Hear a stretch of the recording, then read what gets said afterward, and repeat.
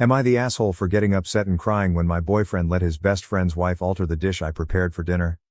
Original post, throwaway account, my boyfriend, 28M, and I, 22F, met at work 2 years ago. Technically I was working part-time during undergrad and he was a customer, but after a couple of months, we started going out. I really love this man and nothing has happened on this scale before, so I'm very confused about it. My BF has a very tight group of friends. I am well acquainted with them, and their girlfriends. One of them, Dave, is married to Ellie. Fake names. Ellie is an excellent cook and often hosts dinners, and everyone brings a dessert to those dinners. I am the youngest in the group, so most times they brush off my requests for contributing or bringing in a dessert. However, the last time I asked Dave and Ellie if they wanted anything extra like wine or some sweet dish for dinner, they said I could bring one of those sweet dishes I make for my boyfriend. I'm Indian.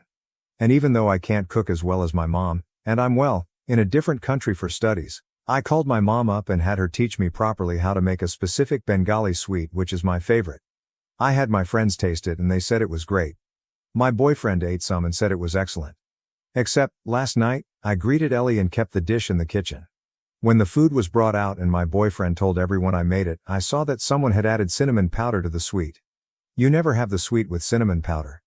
The dessert tasted like cinnamon and I felt horrible.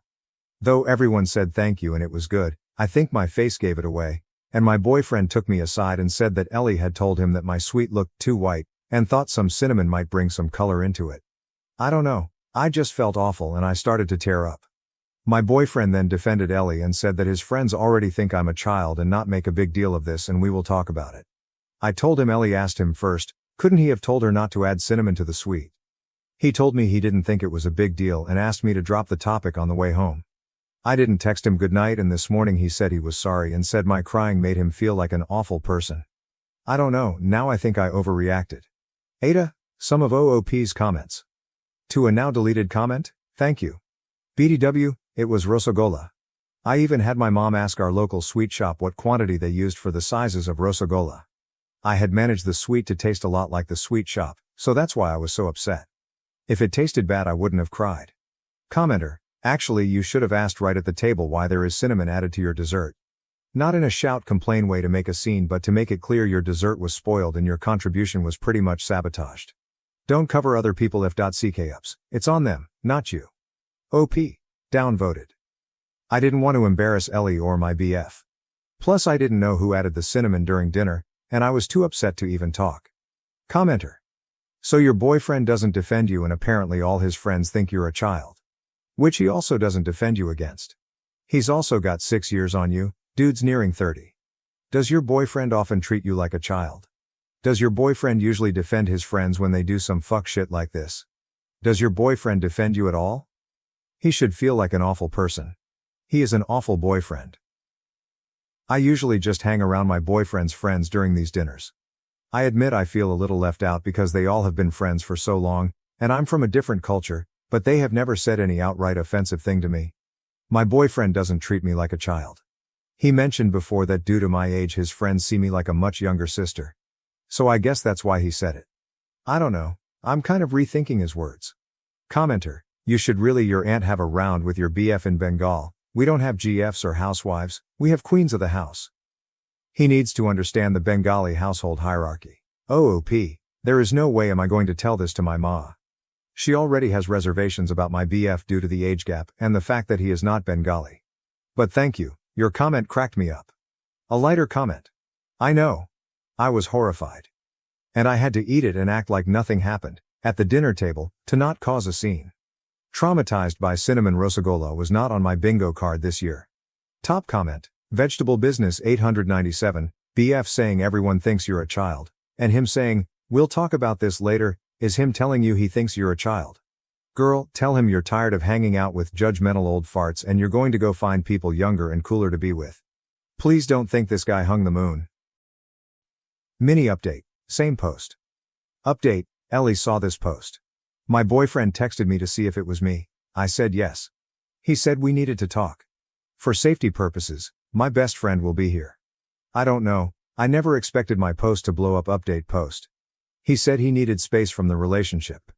I think with the way this post blew up and what happened because of a post, I should clear up some things. I never asked if I should leave my boyfriend for this. I asked if this was an overreaction. My crying.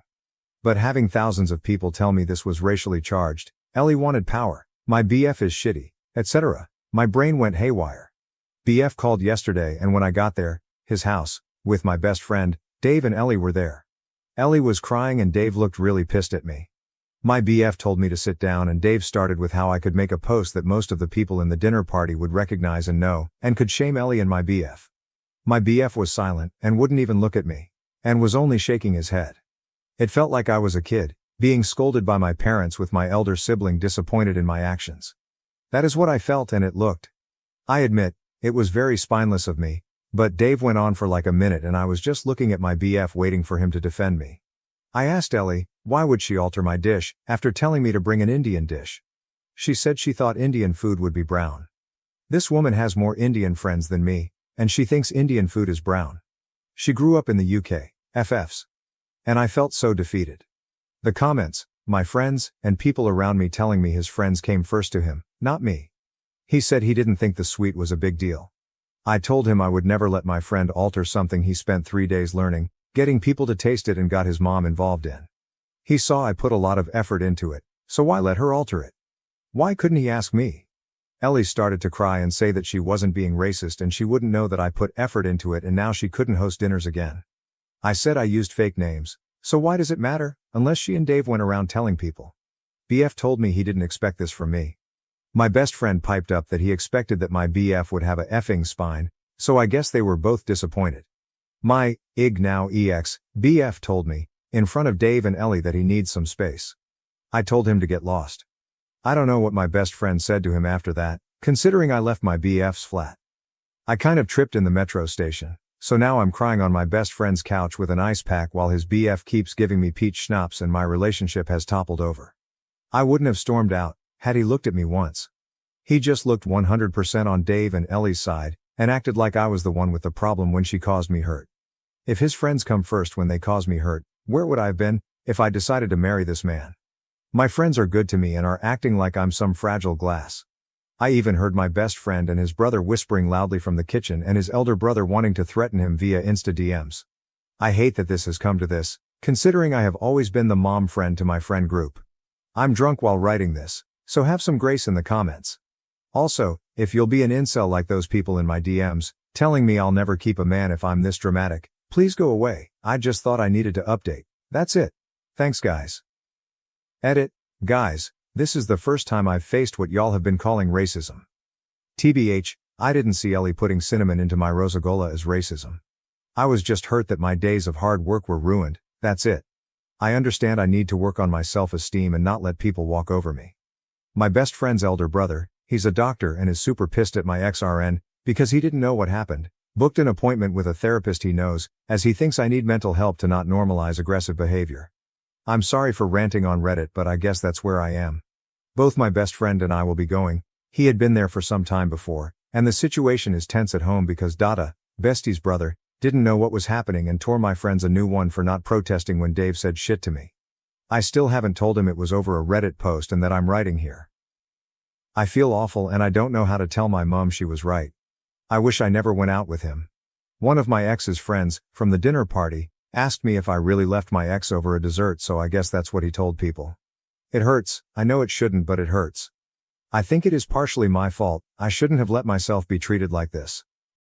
There were signs and I ignored them. And now I think I'll never have another relationship because it feels like a horrible, anxious feeling. Some of OOP's comments. Commenter, the older brother, who is a doctor and is taking the time to make sure that your mental health is okay, sounds like he cares more about you than Dave or anyone at the dinner party.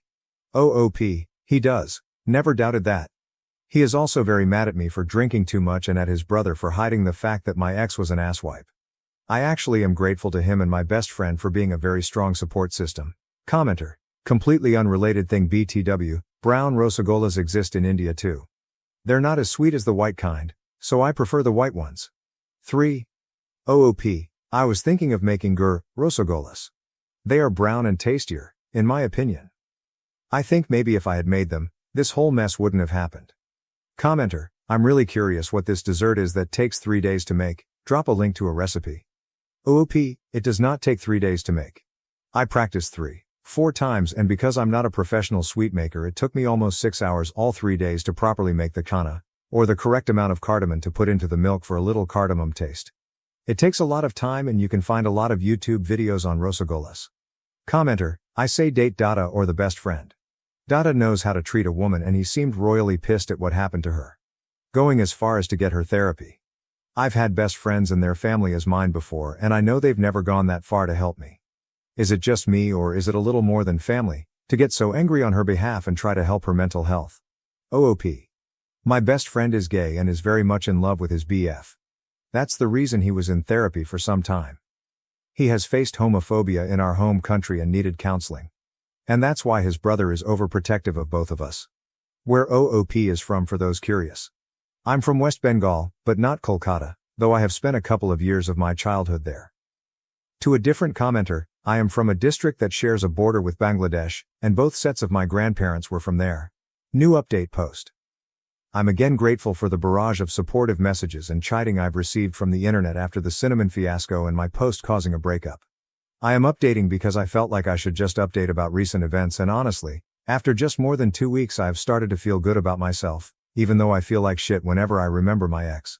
I really hope I can put this whole thing to rest and I don't have to update again, for my sanity. Firstly, my ex called a few times last week. I had blocked him earlier, literally like 2 days after breaking up, and whenever he called my friends they wouldn't pick up either. I wanted to handle this matter gracefully. And unlike what some people commented, no, I did not want my issues all over the internet and did not understand what was happening. I just wanted some advice on how to deal with my emotions and didn't want my friends to be mad at my then BF. Thankfully, the trash took itself out. I still don't know if Ellie was racially motivated or if she just hated me. I don't even care now. I don't want a man who makes his friends scold me and humiliate me. I know I deserve to be at least somebody's first choice. Ex came to my best friend's flat. I don't live there, and from what I heard from my bestie's boyfriend, he said he was very sorry and he now felt like I didn't deserve to be treated like that. He had thought, when he broke up with me, that I was overreacting and it was just a small thing I made a big deal out of. But then a few of his friends explained to Ellie that it definitely was a horrible thing to do and told my ex he was a shit BF. Huh. Who knew he had nice friends too? Ex didn't say anything more after that. He was just sorry and he said he doesn't want more hurt between us. I have decided to not contact him.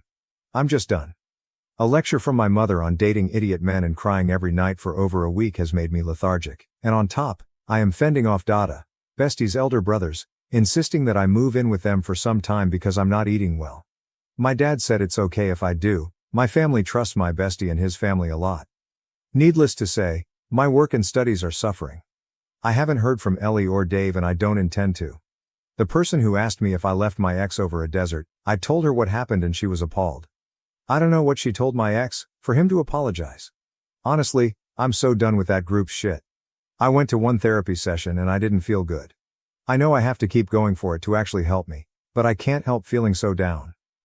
I have never been so emotionally low in my life and I am officially not dating for the foreseeable future.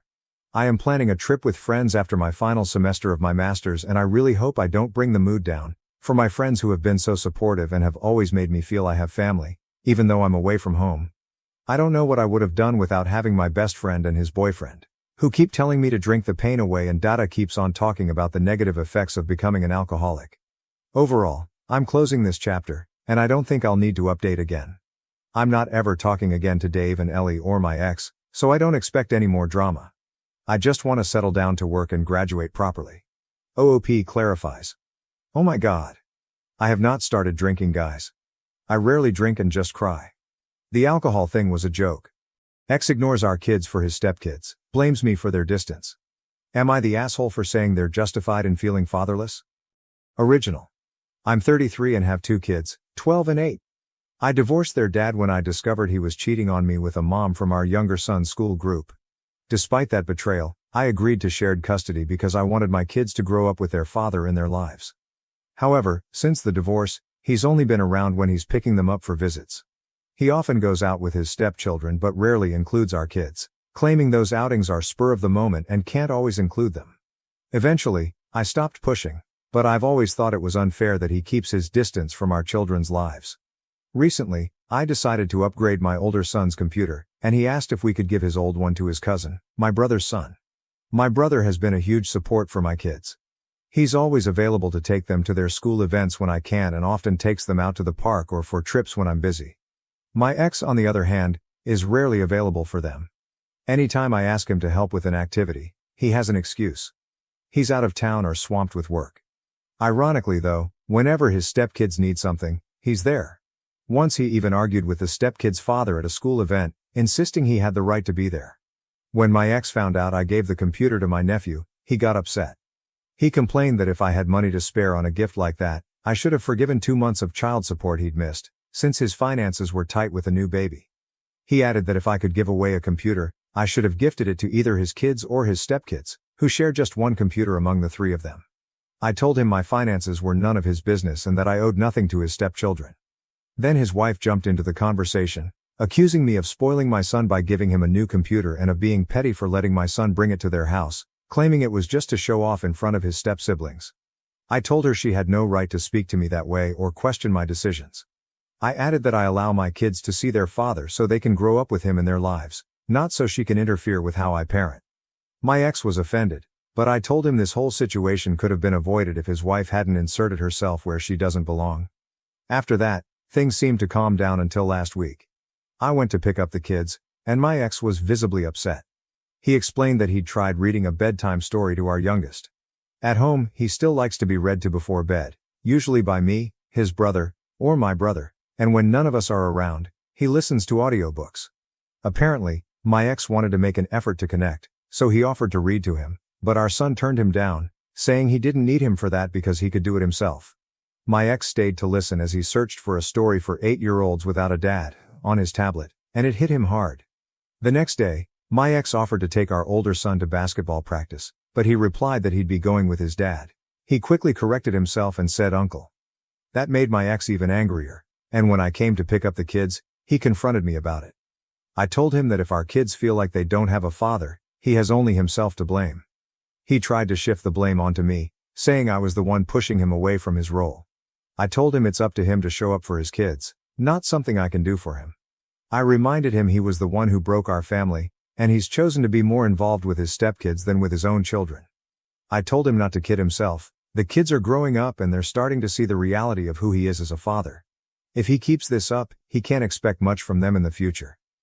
After that exchange, his mom called me. While she's always been polite to me, I felt the need to say that I would have appreciated this same concern from her when she supported her son's affair, knowing her grandchildren were losing their father in the process. She hung up and we haven't spoken since. My brother advised me that I had every right to express how I feel, but he suggested that maybe this discussion shouldn't have happened in front of the kids. Later, my ex texted me saying that if I weren't so difficult, he'd spend more time with them.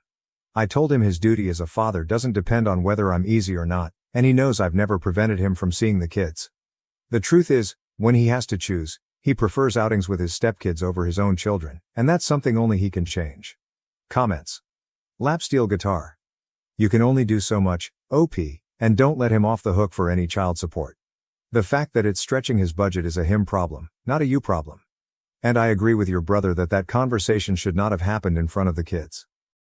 But, if I understand correctly, your ex chose the time and place, not giving you much choice in the matter. NTA Amazing Reserve 9089, I love how if she had extra money, she should forgive child support, but him already knowing money was tight wasn't a reason to not have another kid. Ancient Wishbone 4621, my ex stayed to listen as he searched for a story for 8-year-olds without a dad on his tablet. Pfft, your kid is ruthless. Good for him. NTA Judgment. NTA Update. 11 days later. These past days have been a bit unusual. First, I want to thank all of you. I didn't expect to receive so much advice, and I never thought this app would be so useful. It's not very popular in my country. Now, back to the topic. My ex sent me messages saying he wanted to resolve things, stop arguing and talk to me. I agreed. He came to my house, and we didn't beat around the bush, we went straight to the point. He asked me if I really thought he was a bad father. I replied that, looking back now, I never would have chosen him to be the father of my children. He said it wasn't easy for him, and I answered that it wasn't easy for me either because I take on both his role and mine. He told me he couldn't leave his stepchildren without a father because he had already broken their family, and I replied that he had left his own children without a father. He started crying and told me it was my fault, saying that when the infidelity happened, I refused to forgive him or go to couples therapy. I kept telling him things I'll admit they weren't kind, but none of them were lies. He asked me if, given his current state, I didn't feel sorry for him, and I said no. He told me he didn't think I could be so cruel, and I replied that when I changed jobs, pulled my kids out of school 2 months before the end of the term, moved houses, and watched him disappoint our kids over and over again, any empathy I might have felt turned into apathy. He left after that. His mother called me and said she knew what I had told her son, that he hadn't stopped crying, and that she didn't understand how I could carry so much hatred to hurt her son like that. She said I should just get over it. I answered, with all due respect, what I said wasn't out of hatred but out of truth. If your son is crying, it's because he's finally facing the consequences of his actions. Maybe instead of worrying about how he feels now, you should have taught him to take responsibility and treat people with respect. She said I didn't know what it was like to feel a mother's love and see a child suffer, and I replied that I did understand because I have 2 children who cry over a living father. 2 children who see their dad being a father to other kids when he doesn't have time to be their father. She said he was sorry, and I told her not to put words in his mouth and to stop calling me about anything related to her son. I hung up. I wanted to cry so badly, but I'm a damned mother, and I don't have time for that. I want my kids to feel safe, loved, and strong enough not to need anyone, not even me, to be themselves. Last Thursday, I took my kids to their cousin's birthday party, hosted by my ex-sister-in-law. I still have a good relationship with her. She was the one who told me about the infidelity and that her mother was already encouraging it. My ex showed up alone and irritated. My kids kept their distance from him. They kissed his hand but then ignored him completely. My ex-mother-in-law told the kids they should show more respect to their father, and my eldest replied that he doesn't show respect for me since he and his partner talk badly about me.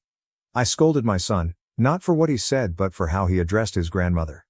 I told him it was wrong to eavesdrop on private conversations and repeat them. Then I asked him to gather his things because we were leaving. My ex-mother-in-law asked me not to leave, saying the kids were having fun and we could resolve this as adults. She asked my ex what he had said and he claimed not to remember. I told her I didn't care and she said we should be good parents. I replied that to be good parents, you need to be good people first. My ex was getting agitated. My ex-mother-in-law asked why we couldn't have a civilized co-parenting relationship. I told her everything I've mentioned here about his free will to see the kids and how the second custody agreement isn't working since he only sees them some weekends. My ex didn't want to discuss it, saying he had too many kids at home. My ex-mother-in-law told him the only kids who should feel comfortable are his, and the comfort of the others should be provided by their biological father. My ex wanted to end the conversation because his mother was scolding him for being a careless father. He also said it was my fault. I asked him to clarify how it was my fault. You can see the kids whenever you want, what more do you want? He started yelling, claiming I was only being petty because I didn't really need the money since I earned more than him and had fewer kids to feed. I told him I wouldn't continue the conversation and that I'd show him what being uncivilized looks like by filing for the overdue child support payments. His mother asked what I meant by overdue payments. I explained that he was 3 months behind. She was furious, slapped him, and demanded to know what he had done with the money for his children.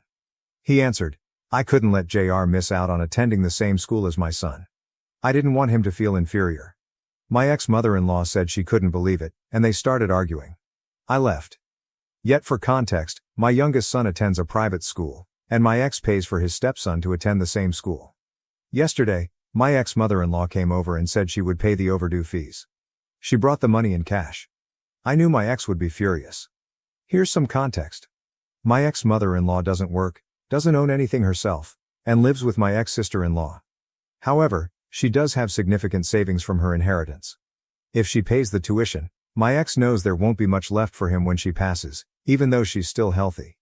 He's been asking her for years to invest some of that money in his business ideas, but she's always refused. My ex's retaliation was not picking up the kids this weekend. Yesterday, my ex-sister-in-law called me. She doesn't know all the details yet, but apparently, my ex's 15-year-old stepson punched him in the mouth. She said she'll let me know exactly what happened once she finds out. And before anyone asks, the new custody agreement will likely take a year to finalize. The court says the overdue payments are the priority, and the rest can wait. We have more urgent cases. Comments Snoo Woofers 496. At least his mama finally got some fucking sense. Her son is a piece of shit. Glassgirl 1021. He obviously fed her a line of bullshit when she was defending him. Welcome 7940.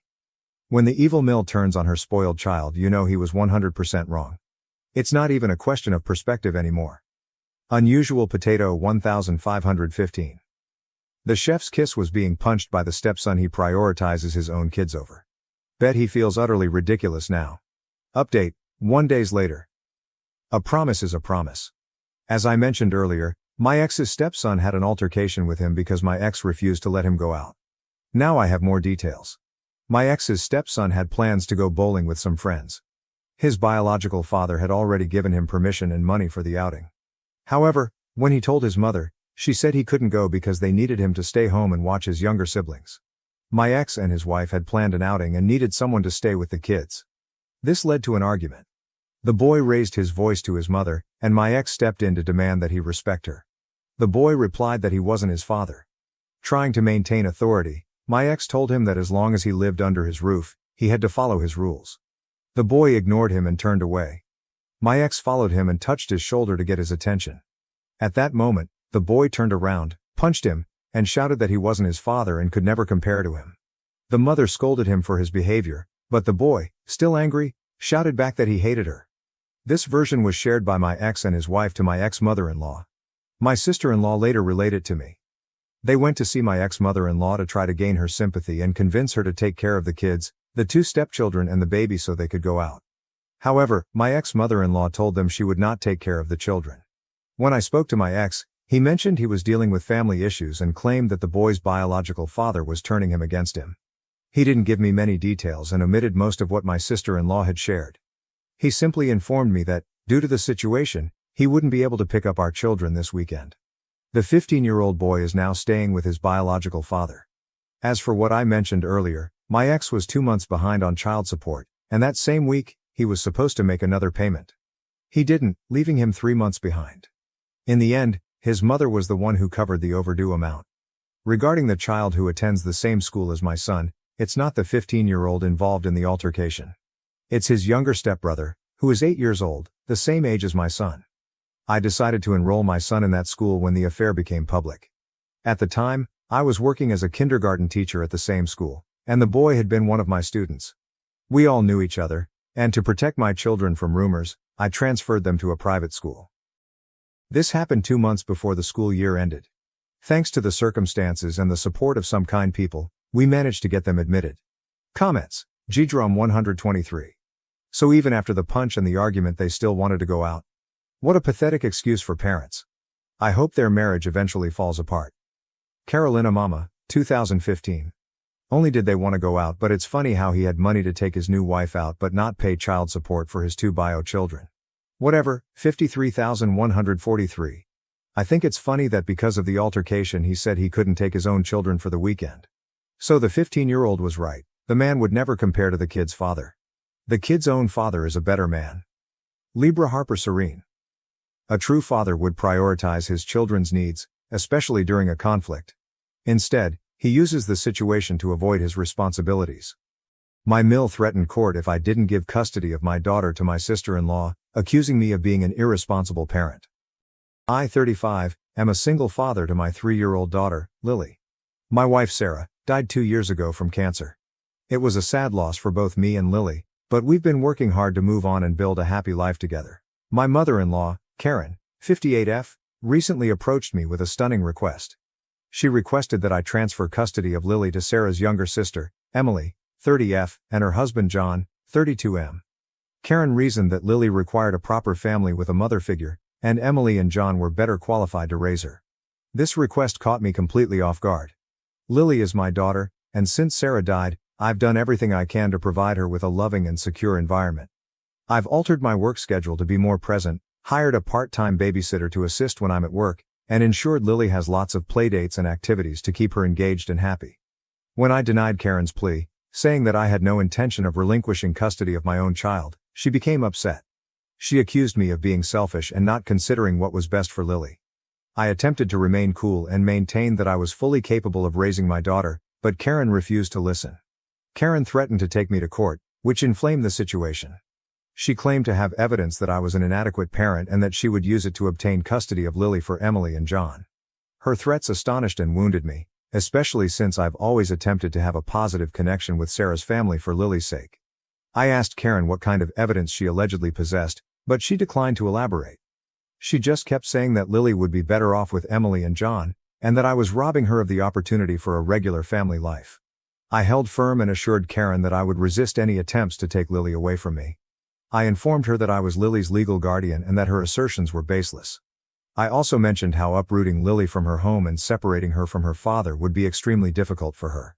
Karen stormed out of my house, claiming that I would hear from her lawyer shortly. I was left feeling angry, hurt, and concerned about what would happen next. Since then, I've documented all of my interactions with Karen and kept meticulous records of Lily's care. I've also contacted a family lawyer to evaluate my choices and prepare for any possible legal battle. I'm convinced that keeping Lily with me is the right decision, but Karen's accusations and threats have unsettled me. I can't help but wonder if I'm selfish for not taking her suggestion more seriously. Emily has been battling with infertility owing to hormonal difficulties. She and John had been trying for a child for several years with no success. I sympathize with their position, but I don't think it justifies taking Lily from me. For Lily's sake, I tried to stick to our regular pattern during the next few days. I took her to the park, told her bedtime tales, and did my best to keep her away from the conflict with her grandmother. However, I couldn't stop feeling anxious, wondering when the other shoe might drop. A week after Karen's first visit, I received a formal letter from a lawyer representing her. The letter made a number of charges against me, including neglect and emotional abuse. I was accused of working too much and abandoning Lily with strangers, alluding to her nanny, who has been with us for over a year, who Lily adores. The letter also implied that I was emotionally unstable as a result of my sadness over Sarah's death and incapable of providing a supportive environment for Lily. Reading these claims felt like a punch in the stomach. Since Sarah's death, I have dedicated my entire life to ensuring Lily's happiness and well-being. My efforts were distorted and used against me, which was both infuriating and devastating. I immediately phoned my attorney and forwarded the letter to her. She informed me that the allegations were unfounded and that we had a good case to keep custody. She suggested I get character references from Lily's pediatrician, preschool instructors, and other family members who could attest to my parenting skills. As I started reaching out to people for recommendations, I was overwhelmed by the response. Lily's teachers applauded her development and social abilities, pointing out how well-adjusted she appeared despite the loss of her mother. Our pediatrician praised Lily's health and my parenting skills. Even Sarah's relatives and aunts expressed their support, stating that they disagreed with Karen's behavior. Despite the outpouring of sympathy, I couldn't shake the sense of betrayal. Karen has been a part of our lives since Lily's birth. She had helped us during Sarah's illness and after her death. I'd always assumed we had a decent connection, even if it was occasionally strained by our shared sadness. It felt like she was tearing away what was left of our family. I tried to grasp Karen's point of view. Perhaps she truly believed that Lily would be better off with Emily and John. Perhaps she was dealing with her own grief and wanted to keep a bit of Sarah close by raising Lily with her other daughter. But no matter how I looked at it, I couldn't rationalize her conduct or the harsh charges she leveled against me. Update 1. Emily and John arrived unannounced at my home yesterday. I was astonished to see them, especially after Emily's previous conversation, in which she apologized for her mother's actions. Lily was napping, so I welcomed them in for a peaceful conversation. Emily began the conversation by stating that they thought it would be best for Lily to live with them. John nodded, appearing uncomfortable but supportive of his wife. I listened patiently and tried to remain cool. When Emily had done, I gently but firmly voiced my position. I explained that while I appreciated their concern, Lily was my kid, and I had no intention of giving up custody. I highlighted Lily's happiness and well-being, and that uprooting her would be terrible. Emily's conduct abruptly changed. Her expression hardened as she accused me of being selfish. She claimed I was damaging Lily's life by denying her motherly care. I was shocked. Emily then accused me of preparing to marry another woman and make her Lily's stepmother, which startled me. This was totally bogus. I hadn't considered dating since Sarah's death, let alone remarry. Emily became even more upset after I denied this. In a bizarre moment, Emily accused me of never actually loving Sarah or Lily. She added that if I truly cared about Lily's well-being, I would let her grow up with a real family. Her remarks were so scathing that they stunned me into stillness. As I struggled to react, John attempted to calm Emily down, but she dismissed him. She jumped up abruptly and announced that they would be meeting with their lawyer again. Emily said they will fight for custody and that I should be ready to lose Lily. They swiftly left after that, leaving me reeling from the experience. I sat quietly for a long time, trying to understand what had just transpired. After I'd collected myself, I called my lawyer to inform her of this new situation. She urged me to chronicle the visit and Emily's threats, assuring me that they had no legal basis to take Lily away from me. That night, as I tucked Lily into bed, I hugged her a little closer than normal. I told her and myself that I'd do everything in my power to protect our small family. The path ahead might be challenging, but I was ready to tackle whatever hurdles came our way. Now I'm left wondering how things got to this point. How did a once supportive family become so fractured? And most crucially, how can I protect Lily from the impending storm while also keeping her bonds with her extended family? Update 2. 2 days after Emily and John's visit, Elizabeth, Sarah's grandma, called me. She's always been the family's voice of reason, so hearing from her was reassuring. However, what she told me astonished and infuriated me. Elizabeth told me she overheard a chat between Karen and Emily. It found out that their sudden interest in obtaining custody of Lily was motivated by more than just relatives or providing a mother figure. There was a considerable financial incentive. Sarah inherited a large quantity of money from her late grandfather. Sarah and I had chosen to place all of the money in a trust fund for Lily's future. Lily could lawfully access the money once she reached 25. Elizabeth added that Karen and Emily assumed that if they got custody of Lily, they would also gain control of her inheritance. They regarded it as a means to alleviate Emily's financial problems and afford costly fertility procedures. I was infuriated. The concept of using Lily as a pawn in their attempt to obtain money that properly belonged to her was beyond comprehension. It explained their abrupt behavior shift and the lengths they were willing to take to obtain custody. I called my lawyer right away after hanging up the phone with Elizabeth. I explained the issue and sought counsel on how to protect Lily and her inheritance. My lawyer instructed me to follow these steps. 1. Document Elizabeth's statement. She suggested that I approach Elizabeth for a written statement about what she overheard. 2. Examine the trust documents. We needed to guarantee that the trust was irreversible and could not be accessed or altered if custody changed. 3. Notify the trustee. My lawyer advised notifying the trustee of the probable custody issue to avoid any unlawful alterations. 4. Consider a restraining order. Given the deteriorating circumstances, she suggested that I pursue a restraining order against Karen and Emily to safeguard Lily. 5. Prepare for court. While we hoped it would not come to this, my lawyer began drafting points to deliver in court if required, with a focus on Lily's best interests and the apparent financial objectives underlying the custody dispute. I spent the next few days acquiring all of the required papers and following my lawyer's instructions. The betrayal I felt was enormous. It was devastating to think that Sarah's own mother and sister would try to manipulate Lily for financial advantage. Despite my wrath, I attempted to remain cool for Lily's sake. She had picked up on the tension and had become more clingy than normal. I spent additional time with her, assuring her of my love and dedication. As I tucked Lily into bed that night, I found myself thinking about Sarah. I wanted her to be here to assist me get through this situation, but I knew she would be proud of how I was safeguarding our kid.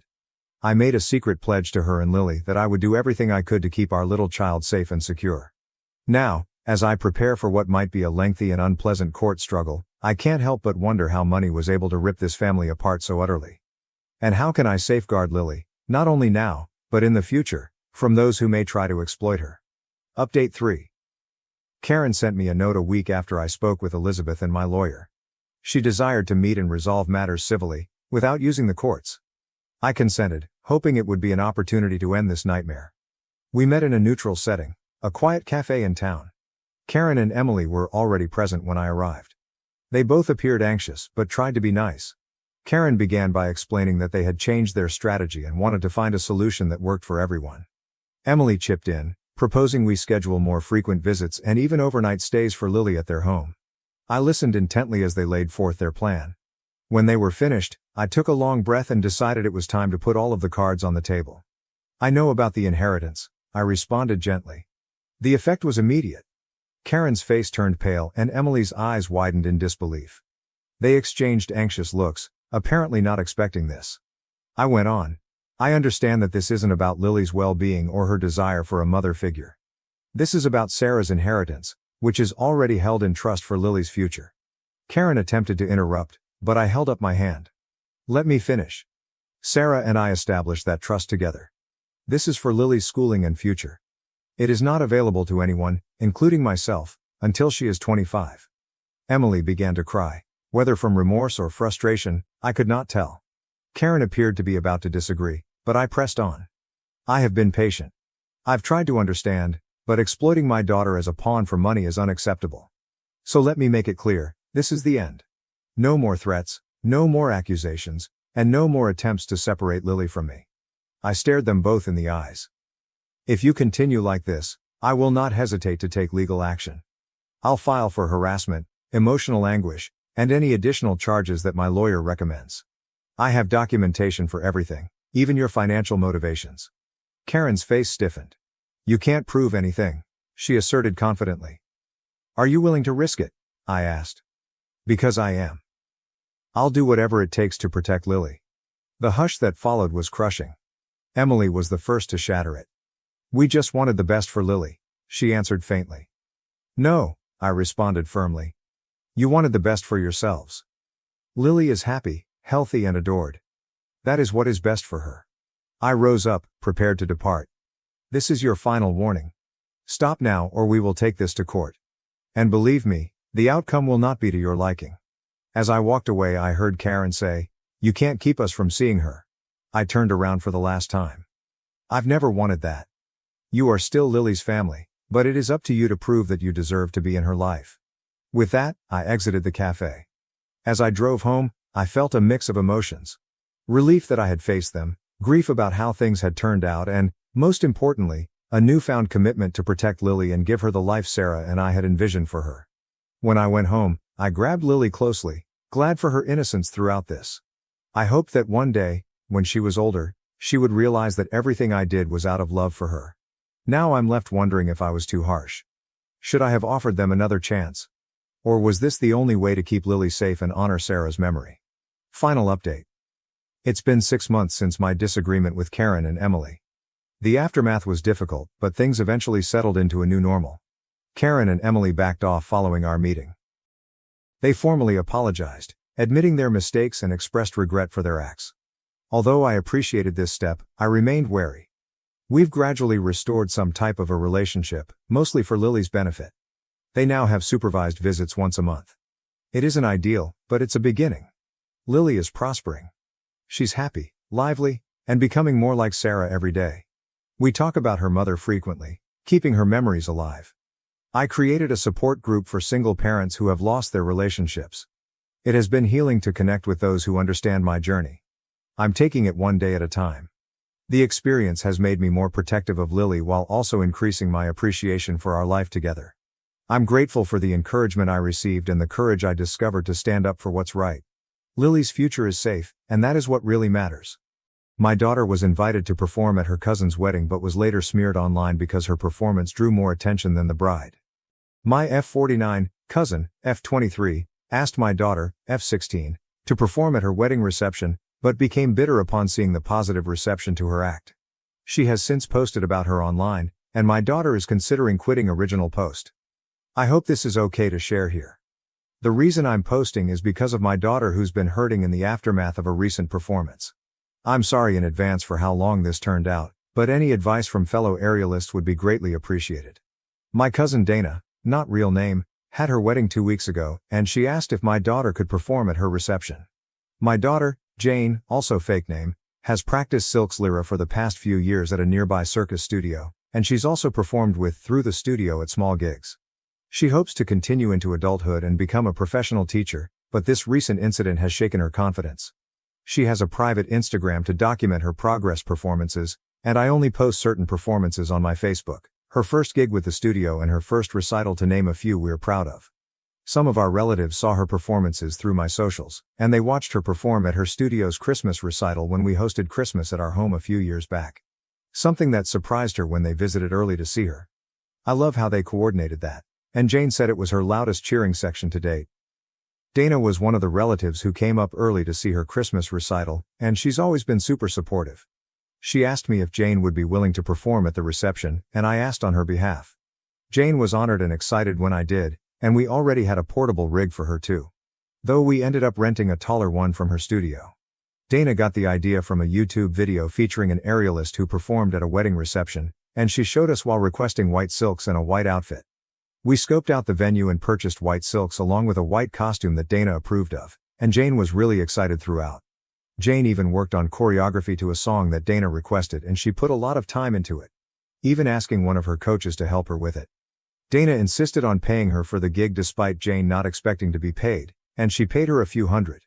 However, Dana's had a change of heart. Jane received a standing ovation after her performance that surprised her, but we didn't know anything was wrong until Dana went on Facebook a few days later.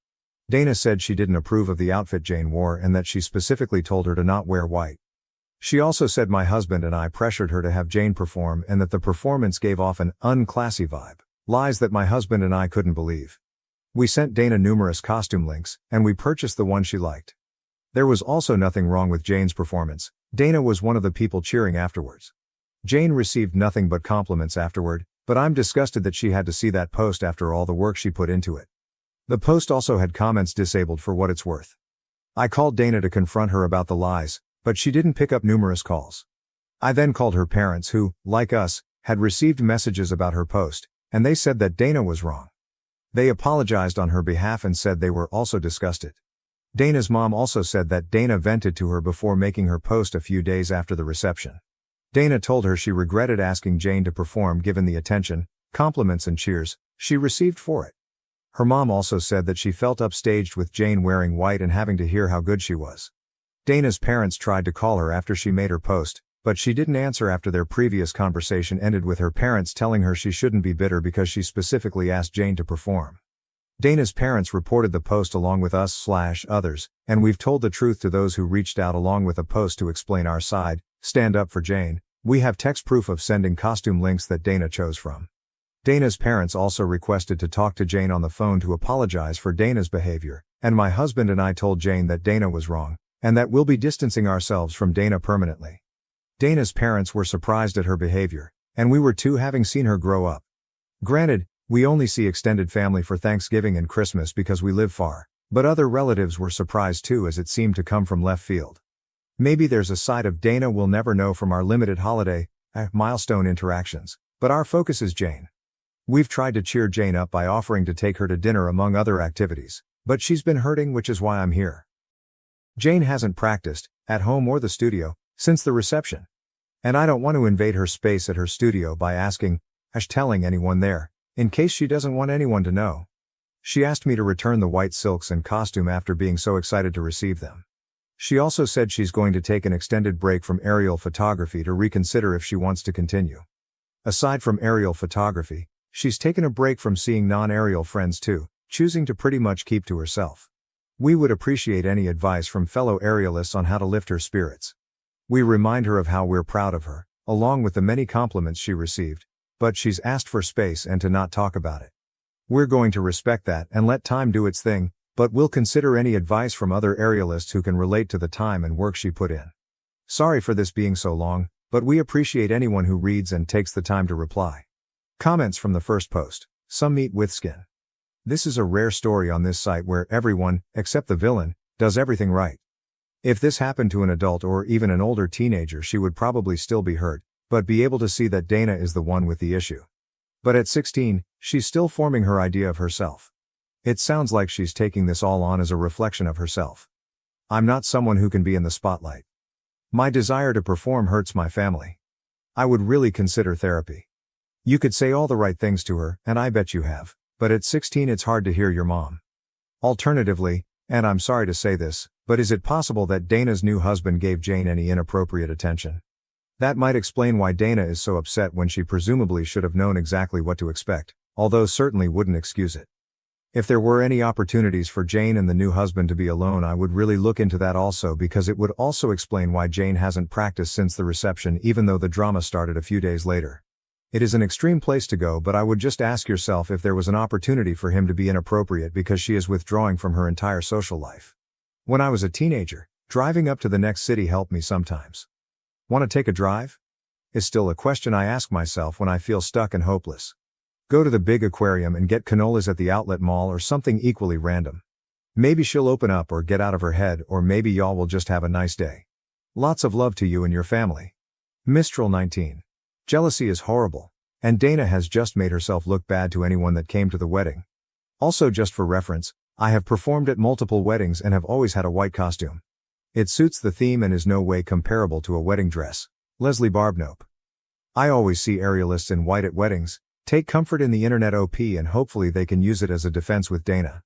If she wants to be that way, just post the receipts of how she asked her what to wear, etc. If she's willing to say that for a 16-year-old. Or let it go, it'll pass because I promise Dana will have some new crazy thing to do very soon. These types always do. Chelsea Sphere 89. The bride is petty, immature and ridiculous. First off, you must see that. Help her see it too if she doesn't already. When people show you who they are, listen. This is a painful, but valuable lesson that your daughter is learning very early in her performance teaching career. Just like any obstacle or difficulty in life standing between us and the things we desire, she has the choice to either let it beat her down, or let it lift her up and make more determined than ever. If she truly wants this and does eventually go on to be an aerial coach and/or performer, she will face even more challenges. This is only serving to prepare her to face those. Making art is vulnerable. Sometimes people won't like it. But that tells you more about them than about you most of the time. We'll love dogs. Dana wanted her wedding to be all about her, which is fair to an extent, but obviously not to this extent, and I think she was happy to have a beautiful performance done for her, but forgot that people will congratulate the performer, rather than the person who hired the performer. Given how extreme the response was, I would be a bit worried what someone else mentioned about the outside chance that Dana's husband said did something inappropriate, but my guess, and hope, is it's just a general attention thing. Regardless, it sounds like you and Dana's parents are handling things as best you can. Defending your daughter but respecting her privacy and boundaries sounds exactly like the right thing to do. Well done you. I would just continue to be there for your daughter in a low-pressure way and make sure she knows she has safe people to talk to whenever she's ready. Maybe see if there are any non-aerial activities any of her friends are down to do with her. Maybe something like rock climbing, which can feel less performance-oriented and attention-grabbing but can still feel fun for an aerialist because there's a fair amount of strength crossover. Hopefully she'll be comfortable with aerial photography again in future, but I think just trying to help her not socially withdraw too much would be good for her well-being for now. So sorry she's going through this. She sounds like a great kid and a very talented aerialist. Update. Before I get into what's happened since my last post, I want to thank everyone who took the time to comment. 2 pieces of advice really stood out, and I'll get to them shortly. Since my original post, Dana's Facebook post is gone. I don't know if she deleted it or enough people reported it for Facebook to remove it, but we're glad it's gone.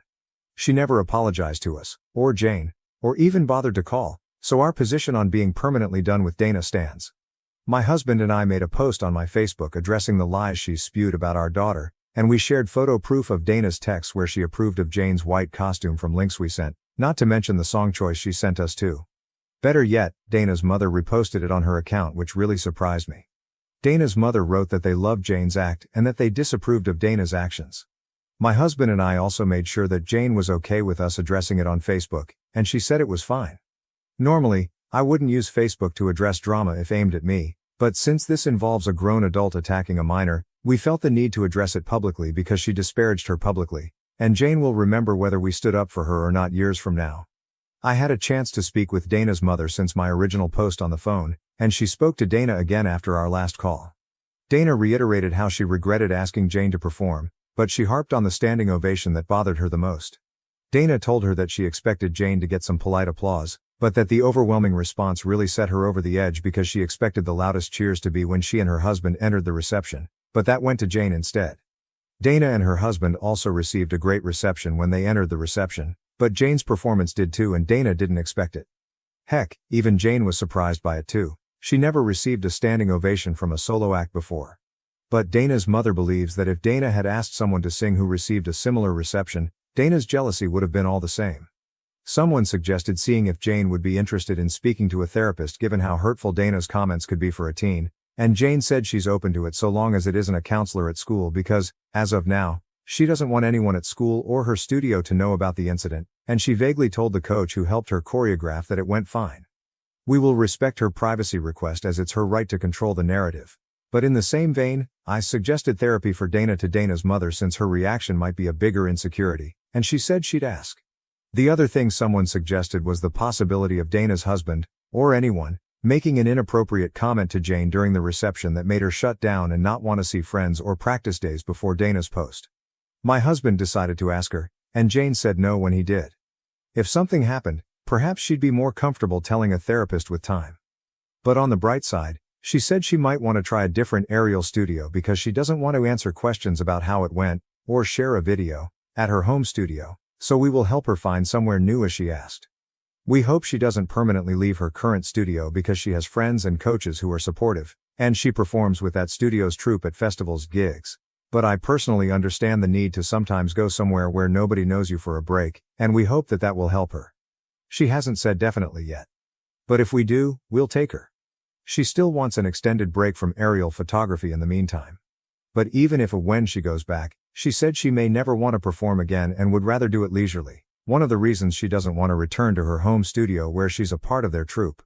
She asked if we'd tell her troupe coach that she won't perform with them anymore if it comes to it. And if that's what she wants down the road, then we will. Hopefully time heals this wound and helps her at least keep the friends she has there, but we can only hope. Comments from the update. Fluffykins_pie. I'm so glad that you and the rest of the family are backing Jane up as much as possible. Hopefully the support you show her now will eventually win out over Dana's hateful behavior.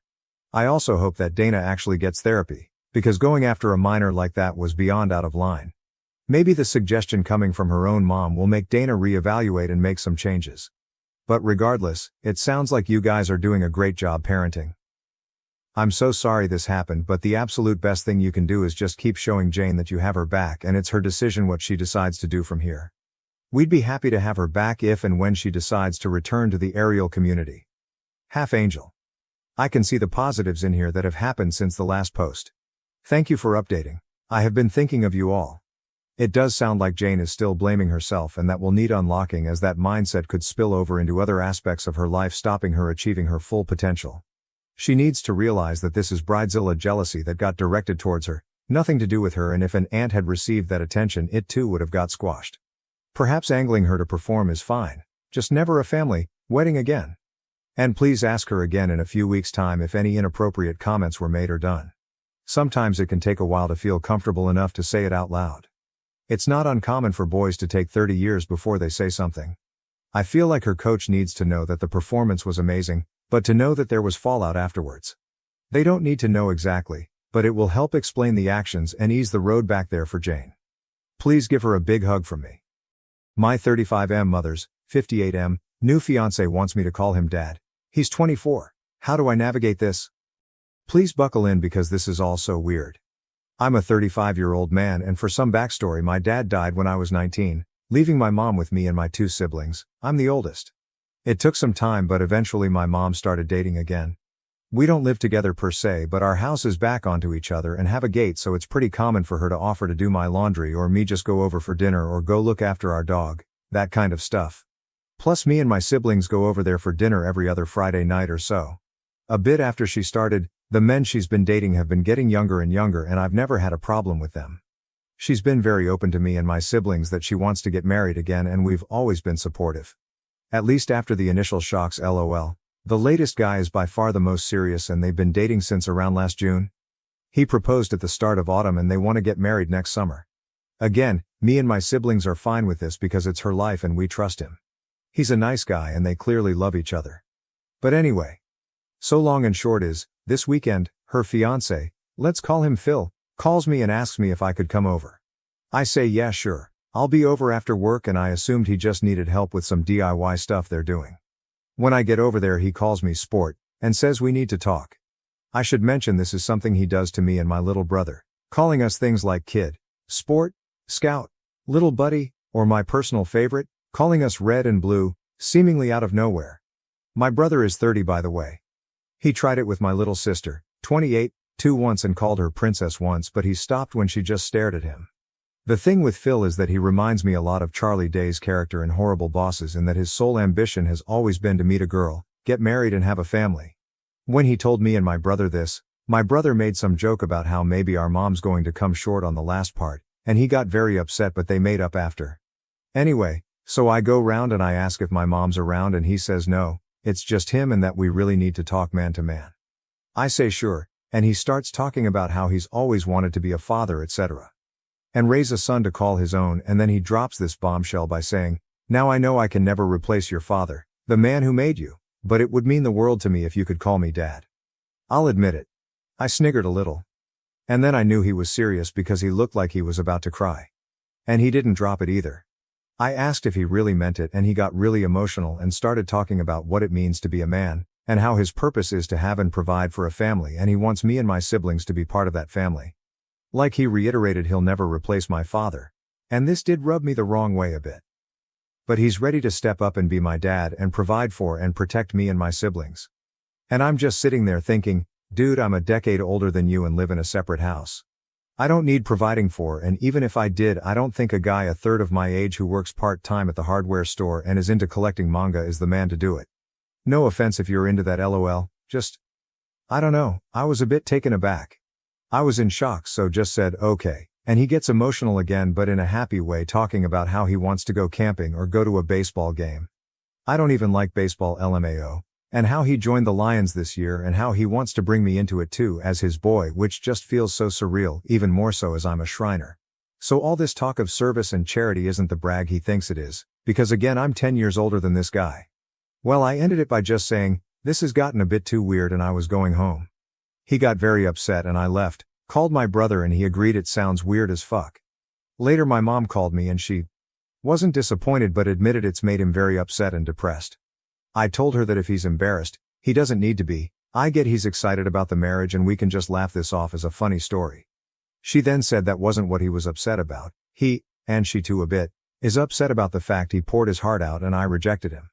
She said yeah, it is a bit kooky, but this is how he proves to himself he's a man, and I guess I was a bit angry and said something like, first off, it's not my job to certify what's between his legs, and second, this doesn't prove he's a man, it just proves he's a nut job.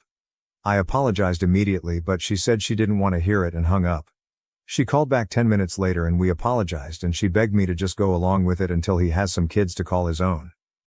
I won't go too much into the details here, but she sort of let slip they plan to try IVF treatment because she's not ready to give up on being a mom just yet. And while I have my own thoughts about whether or not that's a good idea, I'm not here to litigate on that. We finished up fine and I reiterated I'd support her and she agreed that it was definitely a stressful situation for me but begged me to at least think about it. Which leads me here. I did think it over and obviously I'm going to say no. I had a dad and he died, rest in peace dad. And that's the only dad I've ever needed, I've ever wanted, and I'll ever bestow that title on. I'm not asking if someone's unreasonable or what I should do, more so what I should say. This clearly means a lot to him for some reason and I deeply love my mom, so I want to try and minimize the damage. Especially as we're still so involved in each other's lives and they live behind me. How can I make it clear to them, as painlessly as possible, that I think this is weird and borderline offensive? I really don't want to rip the band-aid off because I fear what it might do to the family. Edit. Showed my brother the post and he laughed so hard he started coughing, lol, then said we should call him Dr. Phil, and each other blue and red, so swap the nicknames he gave us around. Thoughts? Edit 2. As people were asking, he has no access to my mom's money or anything like that. She rents the house and it came pre-furnished and otherwise has no real assets. She doesn't make a lot of money anyway, so there's no pecuniary motive we could think of. Relevant comments. Raven Dorcombe. I wonder if he grew up without a dad. He's giving a weird 1950s energy to this whole thing that feels like he only knows about dads from seeing them on the telly. OOP, oh no, his dad's still alive, both his parents are, I've met them.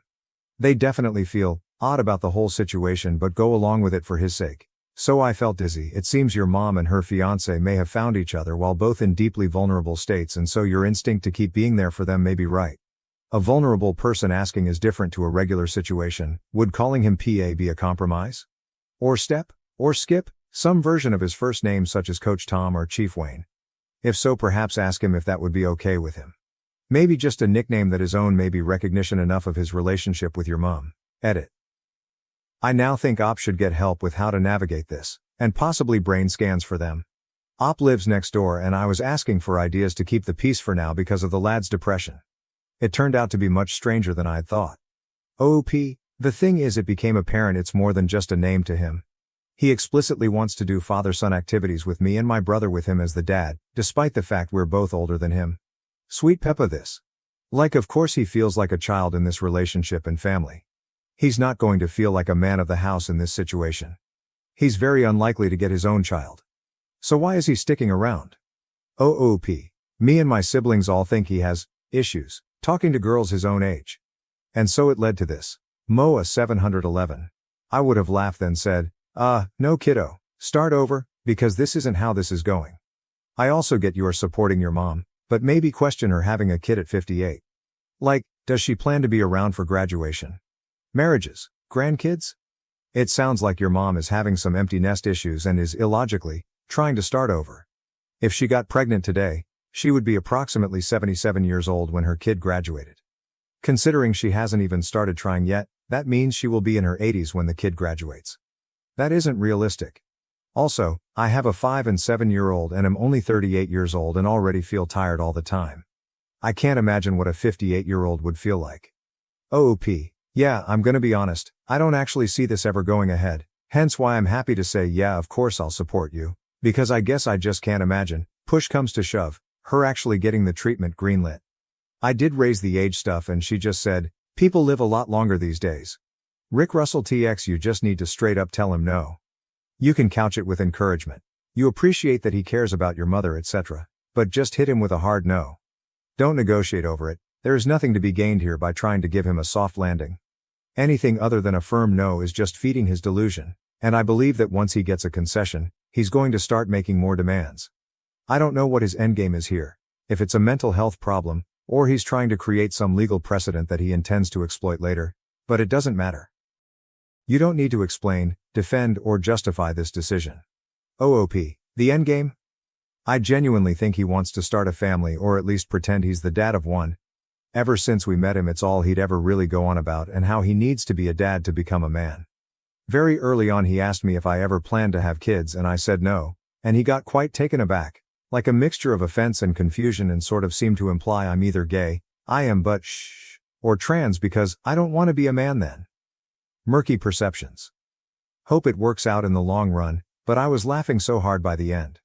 Such a crazy situation. I think you should talk with your mom and maybe hang out with her fiance, but as bros, not some weird dad situation. OOP. I have offered this.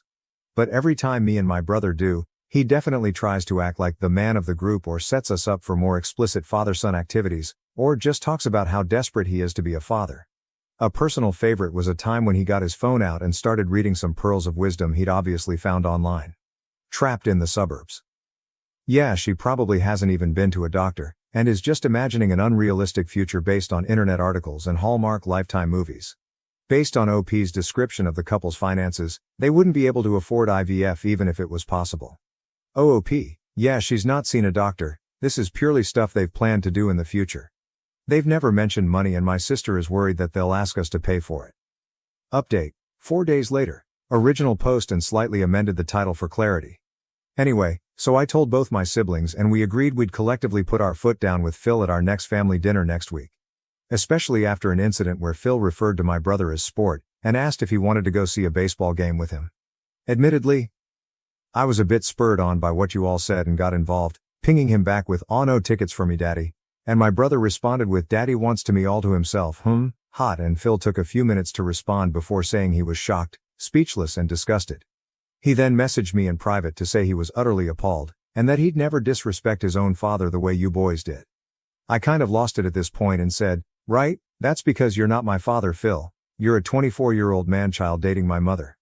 You have no right to my respect, especially not to the respect a father gets." I immediately said sorry but then blocked his number and left the group chat. Apparently he sent a similar thing to my brother, who responded with more daddy stuff, and Phil blocked him.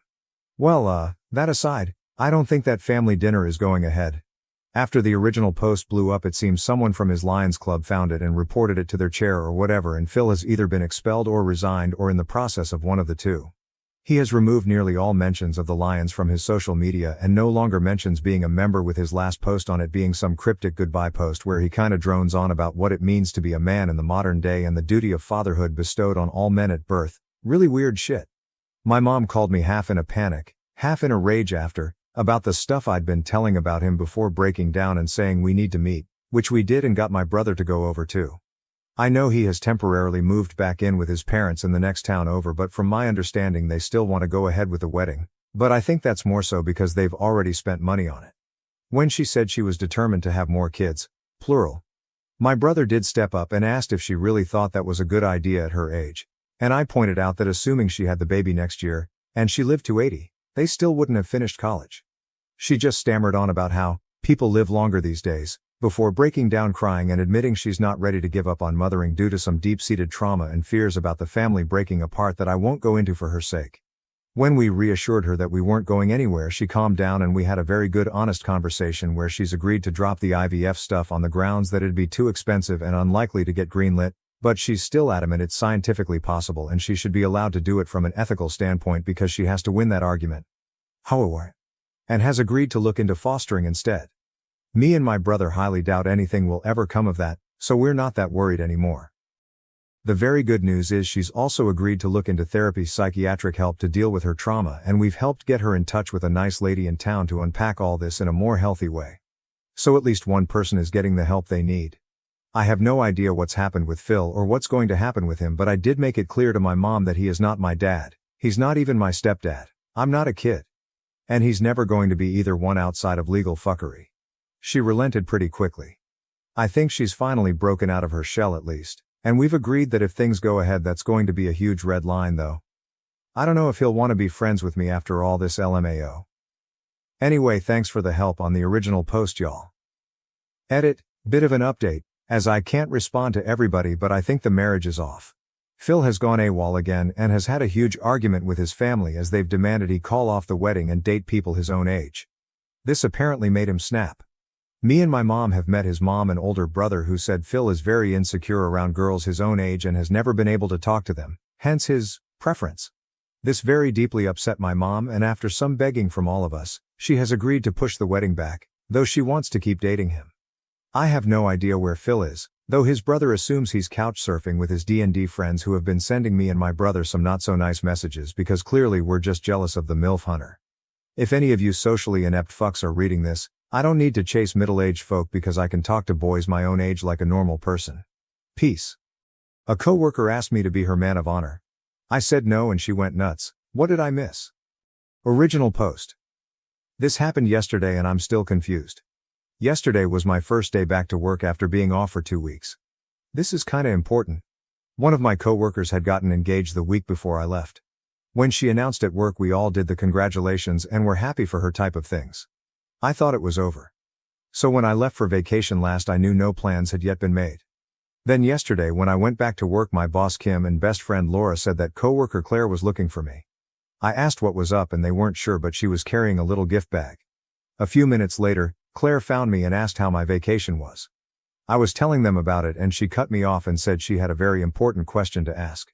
She handed me a little gift bag and asked if I would be her best man of honor for her wedding. I thanked her and told her that typically this would traditionally go to a close female relationship. She responded that there was nothing traditional about her wedding, so it was good. I looked over at Laura and Kim, who were both trying to keep from laughing. I again thanked her and congratulated her and told her that I wasn't interested in being part of her wedding party and that I would be happier being a guest in the audience.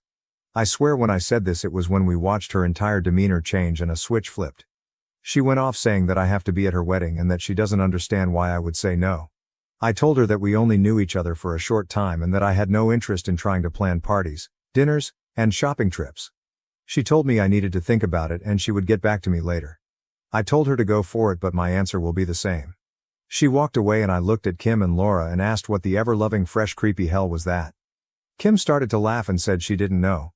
But saying no like I did might have saved me a lot of headaches in the future. Laura made the comment that she went straight to Bridezilla and this was a look into what she was going to be like. Claire came back today, however she went with a different approach and handed me a list of what she wants me to do in her vision of how she sees things. I asked her why she gave me this and she said that as her man of honor these were my responsibilities. I told her again that I was not going to do any of this. She said again that she needs me to do this and how much fun it was going to be. Then she asked, "Haven't you ever wanted to be a part of something special?" I told her I was. I was a nurse. Enter Kim, who could sense that I needed help and told Claire one of her patients needed her help. I told Kim that if this keeps up I might need her help. She said she was already watching it and would intervene if I needed it. What did I miss? We aren't that close. She just transferred down to my unit from a different unit 6 months ago. I had no idea who she was until that point. Laura is saying that she is close in age to me and she might feel that to be enough of a connection. Did I miss something? When we are asked, are we supposed to automatically gush and jump up and down in excitement? Why is saying no a bad thing? Some of OOP's comments. Commenter, it seems Kim is useless here. You really need to go over Kim's head and nip this in the bud right now because Claire isn't taking no for an answer. OOP, Kim will help, I know she will. She is just waiting to see what her next step is. I have had to have her help with a work issue before. If I have problems with her the next time we work together, I'll let Kim loose. Could this be some weird way to flirt? It won't work with me. I like dick. LOL, and I have a boyfriend. LOL commenter. I'm not an expert, but isn't this an HR issue now? I mean, isn't that like harassment? OOP, it becomes an issue if I report it. My boss is seeing all of it so far and has said that she is watching the situation and will intervene if it keeps going. I'm off tomorrow, so I won't see her for a couple of days. Commenter. She wants to show off how different and edgy she is by having a man of honor. She may also admire your organizing skills and get it done demeanor and thinks you'll throw her great wedding-related parties. OOP, I'm a bad gay guy friend. I'm organized when it comes to a lot of things. But planning a wedding is something I have never done and really don't want to learn to do. If I were to ever get married, it's midnight under a full moon at the beach with a few friends and a cookout the next day. LOL commenter. Okay, this is going to sound weird, but since she's advertising that it's a non-traditional wedding, is it possible she's after you for a specific reason? Are you gay or part of a racial minority? It's possible she wants her wedding to look super diverse for Instagram reasons, and maybe she's after you for a specific vibe in the pictures. Regardless of the reason, NTA. OOP. I don't know her background. Yes, I am gay and the entire department knows it because I was dating a former nurse and we broke up. Now I'm dating someone from a different department and it's all known. All she said was it was a less than traditional wedding and it would be okay. Yesterday K&L asked if I was afraid of something about it. Maybe if I had to wear a dress. I said I would fucking rock the dress. I might need a push-up to fill out the front of a dress if it's strapless. LOL, but I just don't want anything to do with it. I have no interest. My life is crazy enough right now. Planning a wedding would go from crazy to insane. Update 1. Hey everyone. First, I apologize. I never thought this was going to go as crazy as it did. I want all of you to know I read all of your responses and responded to as many as I was able to. Thank you all for your amazing insights and comments. Many that made me laugh, which I needed. I have been sick and that really helped to cheer me up. I had to meet with my lawyer today regarding family issues. Editor's note, OOP goes into detail about those issues in other posts on his profile, but they weren't relevant here, so I didn't include them. My neighbor, best friend, co-worker Laura took me. I really felt awful and driving wasn't a good idea. We were talking about this on the way and we both were asking a lot of the same questions that all you were asking. The big one was that we were asking about the circumstances of her transfer. She went from Med-Surg 4W to the ER. That is a huge change. I have to work tomorrow, so we will see what happens. But Laura and I are going to ask him about the transfer and raise a couple of other concerns. After I got home from the meeting with my lawyer, I slept for the rest of the day. Many of you asked about if Claire and I hang out outside of work. The answer is no. I really don't know anything about her. I have helped her a few times with patients and different things, but our relationship is 100% purely work-related. That was why I was so surprised that she asked me to do this. That is why I was so surprised that she asked me about being the man of honor. I have a very small friend base and in all honesty I like to keep it that way. I really have no interest in being a part of this. I'm not a wedding person. After reading so many bridezilla stories and hearing about over-the-top weddings, they have become a huge turnoff to me, spending tens of thousands to hundreds of thousands of dollars with insane unrealistic demands that turn people against each other. Why? I would rather use that money and spend that time planning my next trip or vacation. Many people said that I was being used as a token or prop in a wedding. Or a gay best friend. I never really thought about it. I admit that I'm out and proud, but I'm not going to just pretend to be someone's friend just so they can fulfill some kind of fetish they have for wanting to have a gay best friend or some kind of status she feels the need to fulfill. It takes me a lot to get offended, but if this were actually the case, then I would really be rather offended. I was not put on the face of the earth to be someone's play toy. A lot of people have said that maybe she doesn't have a boyfriend. She does. She has brought him in before. If she has any insecurity, I don't understand it. She is attractive, smart, and knows her stuff. So I'm at a loss as to why she is acting like this. A lot of people say go to HR. I'm starting that process with my boss Kim. She is completely aware of the situation being with us when all this happens. She has told me that she is watching the situation and will jump in if I need her to. I trust her completely. While Kim and HR can control the situation from the hospital, they can't control the situation from a personal level if she were to maybe follow me home or a situation like that. So I think that covers it all. I wish I could say this is over. But most likely there is more to come. Please update me. Comments. Commenter. About that name. OOP's username. You're not just an RN, because there's nothing just about RNs, or other nurses. You folks, regardless of gender, do the medical heavy lifting, and when we can't get a straight, answer from the oh-so-busy MDs, the nurses provide the no-shit information. OOP, my name is kind of an ongoing running inside joke. I'm told at least once a day or so from a patient that I'm just a nurse. One day I heard it 3 times. I don't really take offense to this. And in a joking way I repeated what the patient said and my boss Kim jumped my case about. That's not the case at all. I love my job. It's a huge part of me and who I am. It's a part of my identity. Commenter, I'm curious about her list of demands or responsibilities. Like, did she really think you would change your mind now that you had all this BS work to do and money to spend? OP, it pretty much had me planning the whole thing. She wanted me to plan the bridal shower, the bachelorette party, coordinate dress shopping and fittings, make sure everyone was having fun with the whole thing. Just to name a few. Commenter, OP. What the ever-loving fresh creepy hell is this? LMAO oop. I had no idea what the ever-loving fresh creepy bell was from something. It's just something I have always said. Mini update in comments. Next day. I'll be posting an update in a day or two. Things came to a head today and it was pretty much just as everyone was saying. I need to take some time to understand everything that happened today. I also have a meeting scheduled Monday with the director of nursing at my hospital which should bring closure. I hope so. Update post. This intro is going to be long, but I'm telling you about this for a reason and later in this update, it will make sense. I'm hoping this will be done and that this will be the last of this whole situation. I was born into a family where I was referred to as an issue that needed to be dealt with. I lived in the shadows of my sister who was the child my parents wanted. They wanted one child which was a girl. That way dad had his daddy girl and mom had mommy little princess. Then I came along. Keep in mind that I'm 23, so back then my parents had options but chose to not use any of those options.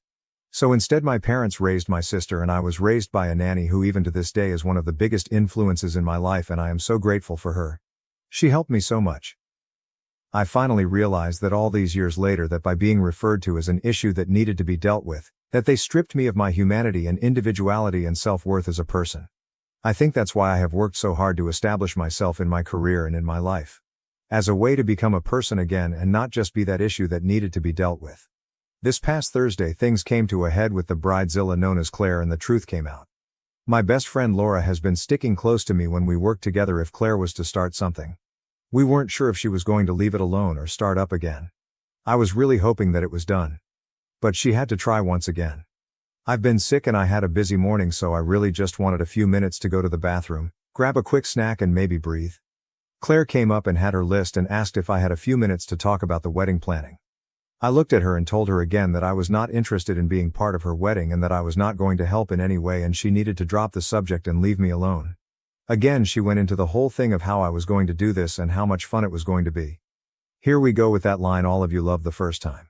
Why in the ever-loving fresh creepy hell is it so important for me to be your man of honor? I'm not interested and I'm not doing it. It is as exactly as pretty much all of you told me it would be. She was just planning on using me as a token or a play toy. She took all of the fucked up gay stereotypes that are out in society and put them into one sentence. What modern liberal woman isn't going to have a gay bestie on her arm for special events? I felt everything in my stomach move and a wave of nausea came over me and I felt like I couldn't get to the bathroom fast enough. This pissed Laura off to no end. Laura is really kinda like the overprotective sister that I wish I would have had and took Claire off to visit our boss Kim and laid it all out. Everything that was said. While I wasn't in on that conversation, Laura and Kim filled me in on what was said. Kim came to check on me and I was still hiding in the bathroom.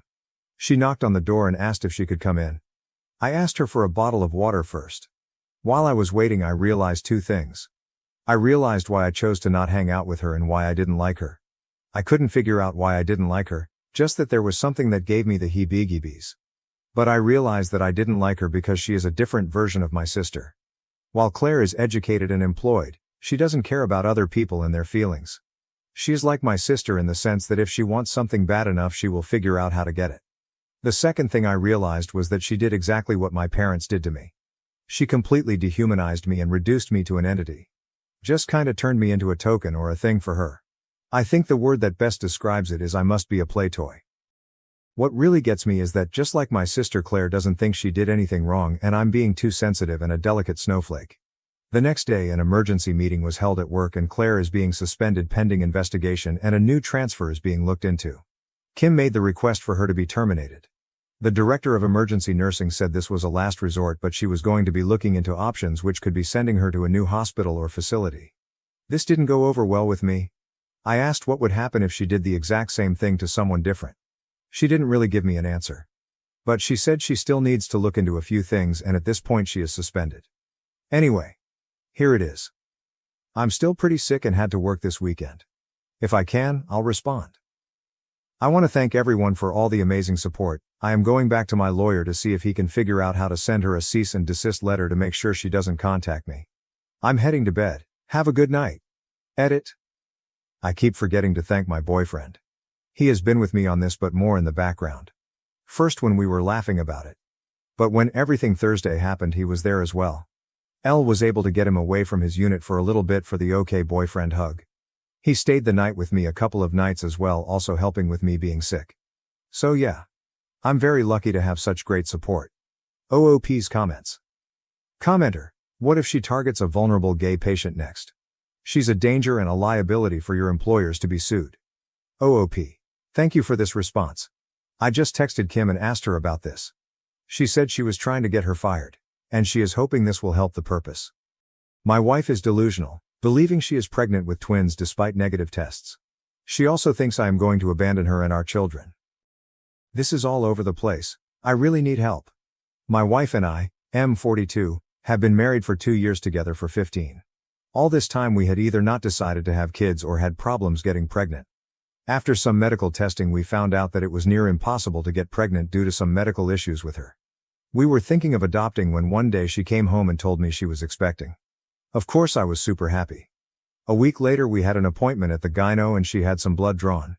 The test came back negative and of course I was devastated but she wasn't. She claimed that she was pregnant and that the doctor was wrong. We took some more store-bought ones and they all came back negative. My wife is in complete denial. Now she claims we are having twins. She is buying them clothes and decorations and is pressuring me to start with the nursery. I am at a loss and don't know what to do. My inaction is making her believe that I want to leave them and that I am going to doom my wife into the life of a single mom. What the F is even happening? I love her but I don't know what to do. Edit, forgot to add. I have tried talking her into therapy but she accuses me of gaslighting her little update, edit. Thank you guys, you really helped me out. Yesterday was a bad day and you helped me get clarity. I've had a chat with our doctor who will now be handling this with us. I would like to thank most of you with useful advice and hopefully I will be able to update good news someday. But a fuck you to those that said I should divorce her because she is crazy, and an extra fuck you to the guy that used this post to push his anti-abortion agenda. Comments deleted. Call the doctor who did the pregnancy tests and leave a message with the emergency number. They will be able to tell you who to contact. She's obviously had some sort of mental break. Just an FYI, at 19 weeks you would have had ultrasound pictures and gender determination and she would have had several OBGYN visits. Is she doing practical things like taking prenatal vitamins and reading books, or is it all delusional and talk? Just wondering how far she is taking this scenario. OOP, I know. Also she isn't showing at all. She is thin as always. Yes, she says that she can't lift heavy things, says she has pregnancy cravings, she buys clothes for the twins. She is even planning to take paid time off from work for when the babies are here. Deleted. This is really frightening. Like those stories of people taking babies from a pregnant woman. You need to get her help ASAP. Was she all of a sudden 19 weeks, or has this been going on a while? What spurred her into thinking she was initially pregnant? Have you seen her have her period at this time so you can point out the obvious? OOP, she claimed she was pregnant about a few weeks ago. But as of Friday she says she entered her 19th week. I really don't know what brought her to think that so-called pizza. Oh dude. She's going through something very, very serious. You need to contact a therapist. Like turn off Reddit right now and contact one. She's having delusional thoughts. Her preoccupation with pregnancy and her sadness have overcome her. This is way beyond Reddit's pay grade. Good luck. OOP. I have tried talking her into therapy and she shuts down 100% and accuses me of gaslighting her panda jinx. This sounds like it could be a pseudo-pregnancy. I learned about this in our OBGYN basic science portion of med school. Never saw it mentioned again outside our textbook, but it's a very real psychological phenomena. It can happen in animals too. Usually an ultrasound to show that the uterus is empty is curative. Devastating but curative. She needs help from an OBGYN and a psychiatrist. You're probably going to need to start with an OBGYN because she'll be in denial about it being a psych issue but would go to an OBGYN for her pregnancy. Give the OBGYN a heads up before the appointment about what you're dealing with and they can help with a plan to put a psych consult in motion. Involuntary if need be, but again, the ultrasound could shake her back. You should know that she'll mourn the loss, likely as if it was a real loss of twins. Good luck OP. Update. 7 days later. I called up our primary doctor and told him about the problem. He seemed very concerned and wanted us to come see him the next morning. He said it was important to be gentle but not feed into her delusions. I sat her down and we talked. All she wanted to talk about is when I would get the nursery started and that we were on a time crunch, and how she has found a perfect color for the room, how she wants me to be more involved in her pregnancy. I tried to be very calm, but I was very perturbed by seeing her that way. I asked her to go to the doctor with me tomorrow. She said yes, that she wanted to check on the babies either way. Now I took some advice and words you gave me about being calm and asking a bit why she thinks she is pregnant without calling her delusional. So I did. She kept changing subjects or saying that a mother just feels it. You wouldn't know how it is. Then I said that I loved her really much, that I would never think of leaving her, but we needed to go to the doctor to confirm her gut feeling. She got very agitated and was crying, telling me that if I wanted to leave her I should simply leave, but I shouldn't call her a liar. Somehow I managed to calm her down enough for her to go to sleep. After she did, I went on her computer. I never snoop on her. But I remembered a commenter pointing out forums about cryptic pregnancy, and so I went for the look. Oh boy. She was in 2 Facebook groups. One was a normal mommy Facebook group and the other was a group about women that believed they were pregnant. In the normal group she would post updates about her symptoms and pictures of her belly, and her story about how she was almost not able to have children, but that's to the grace of God that kissed her tummy, the gift of life was given to her. And how she was compensated for all this years of suffering with twins. In the other group the women were quite literally, and excuse me here, fucking insane. They were feeding into each other's delusions. A woman said that she was almost 2 years pregnant and how sometimes it just takes longer. My wife would post there complaining about doctors that do not take her seriously and about me. So many women were making her fear that I would leave. Saying things like men cannot stick to a woman. Many recounted their stories about how their marriages broke down because their spouses could not handle the pregnancy. I was really fucking scared. I researched phantom pregnancies and I read somewhere that that could also be a sign of schizophrenia. So to say the least, I could not sleep. I was and am still very afraid of losing her. She woke up and I tried to act like nothing was wrong. We were going to the doctor. And it was as if nothing had happened yesterday. She was convinced that we were going to a pregnancy checkup. Things got really bad when we began talking to the doctor. He was really tactful when talking to my wife. He tried to explain to her that it was medically impossible that she was pregnant. We tried to show her tests, the ultrasound we did the day before, but nothing. She got more agitated and began to cry and scream at me for making her look like a crazy person. She began bouncing back and forth and holding her head with both hands. We could not calm her and she went into a full-on panic attack. She could not breathe. The doctor laid her down and tried giving her some medicine for her to relax, but it did not help as he didn't have the necessary tools to treat a panic attack that was that bad. She had to go to the hospital where they took care of her. Did an EKG to exclude that she was suffering a heart attack. At that point I really had no other option than to inquire about involuntary commit. So I could not do it myself. I needed my doctor's statement that she was a danger to herself and others, and he had to initiate the process of an involuntary examination of 72 hours. After that, we will have to submit a written statement to the court to determine whether or not she can stay there against her will. So far I have submitted all her posts in both Facebook groups as well as the test we did with timestamps when possible. My wife is 2 days in the 3 days examination and I have no contact to her. When I last her she was furious with me. She said I was taking away her freedom. I feel horrible, dirty and useless. She is so mad at me. I feel like I'm abandoning her and don't know how she will ever forgive me this. I love her with all my heart. I am afraid of what will happen if the courts decide that I can't commit her. How our life will be affected. I feel like I failed to protect her. At this point I am just rambling. Sorry for the long post, I guess I just need to vent because I have no one else to really turn to that just wants to listen. I feel judged by everyone and pitied. I just hate it. Sorry for spelling mistakes, edit. I will not fucking leave my wife, you unempathetic dickheads. When I gave my vows, I meant through illness and bad times. I am not only on the ride for the good times. If you truly love someone, you will do whatever it takes to see them healthy again. Would you leave your spouse if they went through a severe physical illness? I am here to stay. I will not divorce her. She is not a fucking psycho, she is sick. I hope no one of your loved ones ever has to go through this, because their support net will consist of cowardly dickheads. Sorry for the rant. But if you want to say something in line divorce that nut, don't even bother. I understand people that make the choice to leave if the situation when it begins to mess with their mental health, and I respect that, but I won't do that.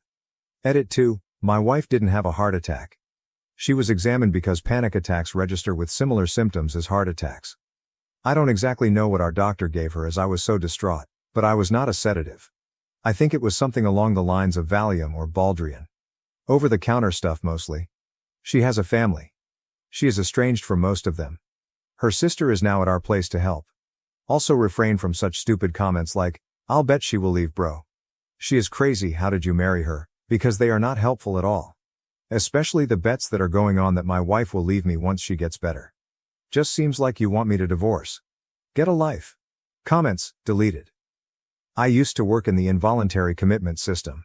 Everyone is upset with their loved ones when they get committed. Everyone. And it's a normal thing for family members and partners to feel a ton of guilt. But your wife needs help. You took the steps to get her that help even though it was scary. You will not regret this. Hoping 1357911 I had to involuntarily commit my husband. He has PTSD, and I got a phone call at work 40 minutes away in a different county saying that he loved me and that I shouldn't feel bad. I had to call 911 bawling my eyes out knowing he was having a bad week, and then call the emergency line for the county he was in. They connect you to the nearest one. When the police broke the door down, he was in the bathroom. He hid the razor before he came out. He was so mad at me. He hated me. He wanted a divorce. He never wanted to see me again. And to be honest, I was pretty angry too, not because of his mental illness but because I felt so helpless. I want to say after a week of the adjusted meds. He called apologizing. He told me how thankful he was that I had called. He was thankful that I didn't budge on him being committed. He was thankful that he had someone who knew him well enough to know that he wasn't manipulating me. He had been pushing me away, which is a sign or being suicidal, and we had been fighting a lot because of it. You did the right thing, OP. You definitely have done the right thing for her well-being, no matter how angry she is now. She'll see it one day. Queen Moogle, dude, what you did is so incredibly fucking hard. But it was the right decision. You tried everything. Doctors, kindness, everything. This is not a normal don't snoop in your partner's stuff circumstance. Your wife is having an actual legitimate health crisis. She cannot act in her own best interest right now, but god damn it, you can, and you did. It may take a long ass time for both of you to see it completely, but she needed immediate and intensive psychiatric treatment. Everything matcha. Yup, we are so proud of you, OP, for doing something so hard for your wife. She may resent you now, but when she gets better she'll understand. She cannot comprehend that what you are doing is saving her. We are all rooting for you and your wife's recovery, OP. Hang in there. Update, 8 months later. Hi guys, it's me again. We have a lot of time on our hands, so I thought why not update the community that helped me. Even if it was just to let me know that I could vent. I don't even know how much time has passed, but I am very happy to say that things are working out. I have my wife's permission to share this with you all, and she is even telling me to greet you. After being in the 72-hour stay, it was determined that she had to stay there. My wife was pissed for the first few weeks. It was a devastating time. But time and therapy heals all wounds. Slowly I was allowed to come visit. And every day I went I saw a bit more of the person I loved. There were setbacks along the way and I had to watch a lot what I said and did. For example, the first few weeks she wouldn't tolerate touch or something like that. Our trust had to be regained slowly. From both parts. We put so much work in. And even now that she is back home, and has been for a while, we sometimes have bad days where it is difficult for my wife to get out of bed or where I am suspicious of her getting back into that state. But at the end of the day I'm happy. We go to counseling together and we are on individual therapy as well. Especially because due to the stress I developed a form of anxiety. But every day it's a bit better. I have discovered new sides of my wife, like the new hobby that she has of making resin jewelry and decorations. Even our quarantine time has been quite peaceful. We still have remote therapy and everything. Things are not normal yet. And adoption is not back on the table as of now. We have given yourself at least a year of therapy before we think about parenting and raising a child. One thing is for certain.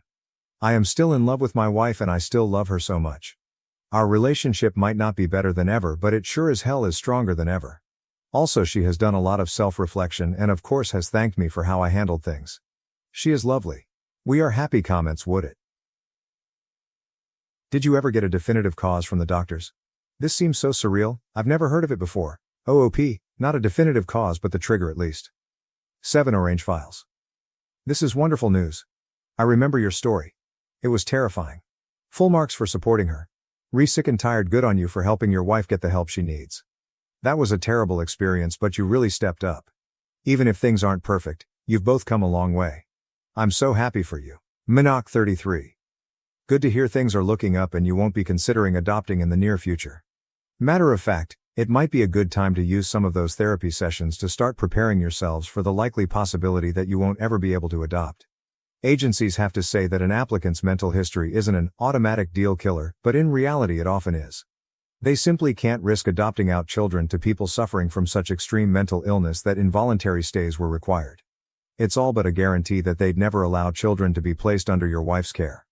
Your mental health history is part of the background check and red flags like involuntary holds will often exclude you from adopting. They'll still have you go through the whole process and pretend like you have a chance, but reality is you probably won't be eligible. They just can't risk putting children in the care of people with a history of mental illnesses. Am I the asshole for banning in-laws from seeing our daughter after they gave her an unauthorized medication, despite our clear objections? Original post. I know how the title sounds, but please bear with me. Throwaway for obvious reasons.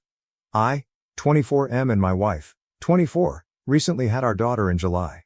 She is the best thing to ever happen to my wife and I, and we couldn't be more thrilled to have our little bundle of joy.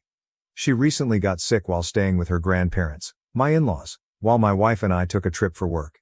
For context, my in-laws are really big into LifeWave X39. It's a patch that supposedly helps regrow stem cells by reflecting light rays back into your body, allowing your body to produce more stem cells to fight off diseases and sickness.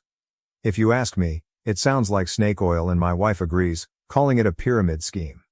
The only way to get said patches is by spending well over $1,000, and then you're tasked with selling the patches yourself. It's essentially some multi-level marketing product, where the more patches you sell, the more money you make. Falling right in line with my wife's comparison to a pyramid scheme, but MLMs are somehow legal.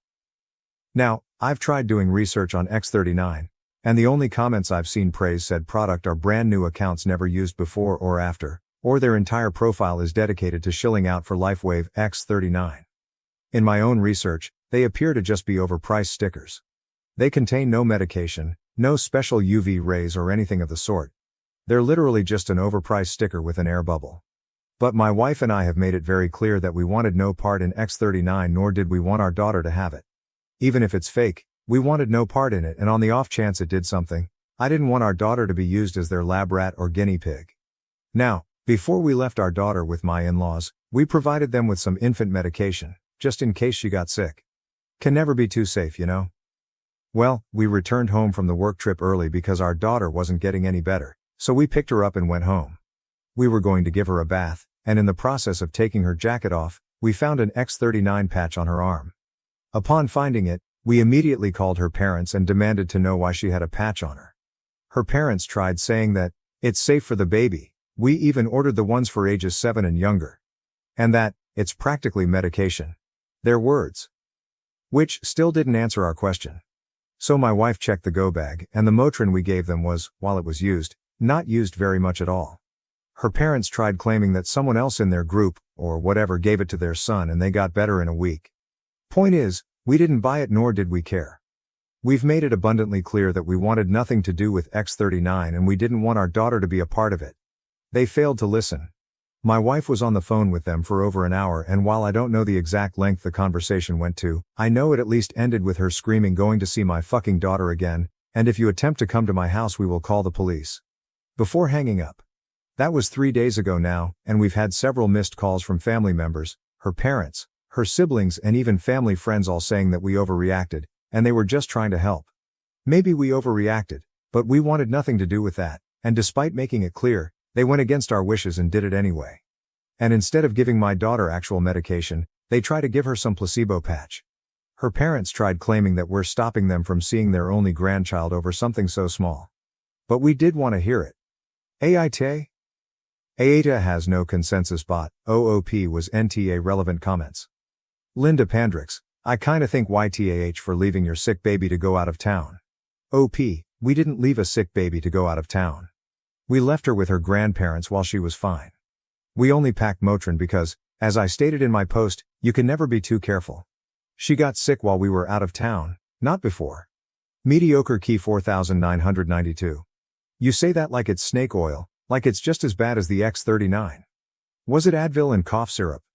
Or just a generic bottle that you wrote infant medication on? You expect us to believe that you gave them medication just in case she got sick and then she immediately got sick? Come on, this sounds like total BS. OP, her grandparents don't exactly have children medication laying around. We packed her Motrin, which I quite literally stated later in the post had you read it, not some generic bottle, or snake oil and just as bad, nor do they have the ability to really go anywhere. They live a good 30-40 minutes outside of any nearby town. The drive to and from her parents is a grand whole hour drive from where we live. And my wife and I quite literally work with sick people all the time. No, I'm not a doctor nor do we have medical expertise. So my wife and I contracting something is usually pretty high, so we pack Motrin or whatever the store brand is that we'll buy, every time we left her with her grandparents for more than a day. Update 1. About a month ago I made this post ranting about my in-laws' weird obsession with a, for lack of a better term, cult regarding stem cell regeneration through patches, which, clearly isn't a real thing. There's been some development on that end, and while I'm confident things will likely end here, I wanted to give a quick update for those who may have been curious. I'm writing this on the toilet at work, so don't mind the rushiness of it all. After my wife essentially cut ties with them and we all received a million phone calls and text messages from family and friends, things quieted down for about a week or two. We started having my sister watch our daughter instead, when we had to work. We haven't had another out of trip town since the initial post, however. Through those couple of weeks we never really heard anything beyond a couple of supposed shit-talking posts on Facebook bitching about us, but I can't seem to find the posts. We thought things were, probably, hopefully, going to end there, but boy were we wrong. And this is quite the jump from the last post. My wife and I were visited by CPS about 2 weeks ago or so, after they received concerning calls about supposed child abuse and negligence within the household. Of course, nothing like that happened and the caseworker was very quick to see that. We had asked who reported her, and while she couldn't say, we had a suspicion it was from her parents. We were completely helpful and cooperative with the caseworker, and after she left that night, my wife called her mom up and asked her if she's the one who called CPS. Surprisingly, her mother took full accountability, but not so surprisingly, tried to spin it around in her favor, claiming that she did it for our own good, because our daughter was sick and she wasn't getting any better, when she was there, so clearly we were doing something awful as parents. Kids get sick, it happens. But they're also extreme anti-vaxxers. Not just COVID, I mean everything. From even something as trivial as the flu shot. Yet, they're willing to shill out thousands of dollars for some supposed stem cell regeneration sticker. The fucking hypocrisy and irony in their bullshit is unmatched. My wife didn't really know how to react to that, so she basically told her mom to go fuck herself, and she wants nothing to do with her again. I know I saw a few comments on the last post saying maybe we shouldn't have cut them out entirely, but now I'm starting to question why we didn't cut them out years ago, before our daughter was even a thought in our heads. About a week after the first audit, my mother-in-law showed up to our house on my day off while my wife was at work, and essentially demanded to see our daughter, forcing her way into our home by pushing past my arm. When I told her to get the hell out of my house, she had no business matching in here like that. She essentially told me that I'm unfit to be a parent because I'm depriving my daughter of help she desperately needed, because she's clearly a very sick child. My daughter is perfectly healthy right now, and in fact, has had no stuffy nose and no high temperature, nothing. I told my MIL straight up that she was batshit insane. I went off on her about how she lied to us, went against our wishes, had the audacity to call and lie to CPS, and then show up at our house unannounced, uninvited, and march herself inside, as well as everything about her X39 LifeWave bullshit. We argued there for a while, before I finally got so fed up. I told her to leave my house before I called the police. She stormed out of the house and in true Karen fashion, said this isn't over. Before slamming my door. I immediately called my wife, who was of course, irate. The following morning, we filed a restraining order at the courthouse from her mom and dad, because they're clearly not in their right mindset. The caseworker had to audit us a few more times as per their guidelines over the past 2 weeks, and yesterday was her last day where she informed us that we're doing good and she's sorry for the trouble they caused. We kept her up to speed on the LifeWave shit, the showing up unannounced and the restraining order, and though she couldn't really take a side, she seemed apologetic. But my wife and I are pretty livid. We started looking at houses in another state to get as far away from her in-laws as possible. Our company has offices out there, so it's entirely possible we could just be transferred. So we're crossing our fingers that all goes well, the restraining order gets filed soon enough, and we'll get a place clear across the country so that this will hopefully be my last update. Update 2. Hello everyone, thank you for being so supportive. I've read some of the comments, though not all, far too many. And I know some of you have asked for updates, and so I wanted to give everyone an update for those still interested. Things aren't going to be as juicy in this post as the last two, but some new things have happened, so I'll just jump right in. After my in-laws called CPS on us for no discernible reasons other than we forbid them from seeing our daughter, things mostly quieted down. Some of you suggested that we should do more than just get a restraining order, so we bought some security cameras and had them installed all around our property, and our neighbors, who are pretty good friends of ours, was in the loop for the most part, and anytime we had to go somewhere, not only did we have video cameras recording every time someone entered our driveway displayed directly on our phones, our neighbors kept us updated too. She stopped coming around for the first few months since she called CPS on us, but just the month before last, as we were preparing to move, my in-laws somehow got word we planned on moving states and attempted to block our driveway as her dad tried blocking the front door. Not sure what their plan was there because we have a back door and an extra side door leading from the kitchen, but I digress. Her mom blocked the driveway, stopping our U-Haul or car from leaving the property, and wouldn't budge, even after we told them we would call the police. They told us they'd move if we told them where we were moving to, but my wife told them that wasn't happening and they had 10 minutes to leave or we'd be calling the police. My neighbor came over during the commotion, but my in-laws still wouldn't budge. My daughter is crying during all of this as my wife is trying to console her, as my neighbor and I are attempting to remove my father-in-law from the doorway, but he wouldn't move. Eventually my wife called the police, and I'm guessing another neighbor called them as well because they responded within mere minutes. My in-laws kept screaming that we were taking their rightful grandchild away, and that we'd all be damned to burn in hell for this, but honestly that just made me laugh. The police kept asking them to leave, but they wouldn't. Eventually they were arrested for refusing to leave, and the police were nice enough to call a tow truck for us to be able to back out of the driveway. Lo and behold, as the police were handcuffing my in-laws, they both had on those X39 patches, and even the police questioned them about it. But whatever, what's done is done. We were able to finally leave and on to new adventures. We've been settled in at our new house for the better part of over a month, and we're enjoying it greatly. No word from her in-laws, and they have no idea where we are. We have them blocked, but we'll eventually get messages from unknown numbers or Facebook accounts asking where we moved, but there's no way they're that foolish to believe we'll actually tell them. Luckily, neither my last state or this one have any grandparents' rights, so we're in the clear there. Thank you everyone. Hopefully this is my last update. Relevant comments, Quicksand 32. Seriously, look into a P.O. box and have all mail routed there. OOP. Hey there. We actually did get our mail routed to a P.O. box. Sofla son. Why were they not arrested for violating a restraining order? OOP. We informed the police they had a restraining order. I just don't think they cared. They were more concerned with getting them off our property as opposed to them violating the restraining order. I think one of their final charges after being arrested was violation of a restraining order, though the police just didn't seem to care at the time, which is unfortunate, to say the least. Final update. Well, this is certainly to be the last update, when I honestly thought the last post I made would be the final one.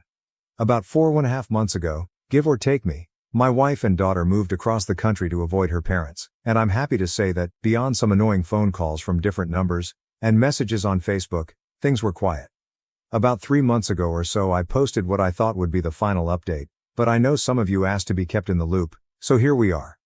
Over a month ago or so, we were informed that her in-laws were shot and killed by the new homeowners of the previous house we lived in. In their infinite wisdom, they for some reason thought we never actually moved after not getting any responses and broke into our previous house to kidnap our daughter. The new homeowners were awake, and after my in-laws broke into what was our daughter's room, which was now the homeowner's child's room, the homeowners shot my father-in-law, killing him almost instantly. My mother-in-law tried to climb out of the window but was shot in the back, and succumbed to it while in the hospital. I don't have all the details, these are just what I was able to piece together from the police report and my old neighbor.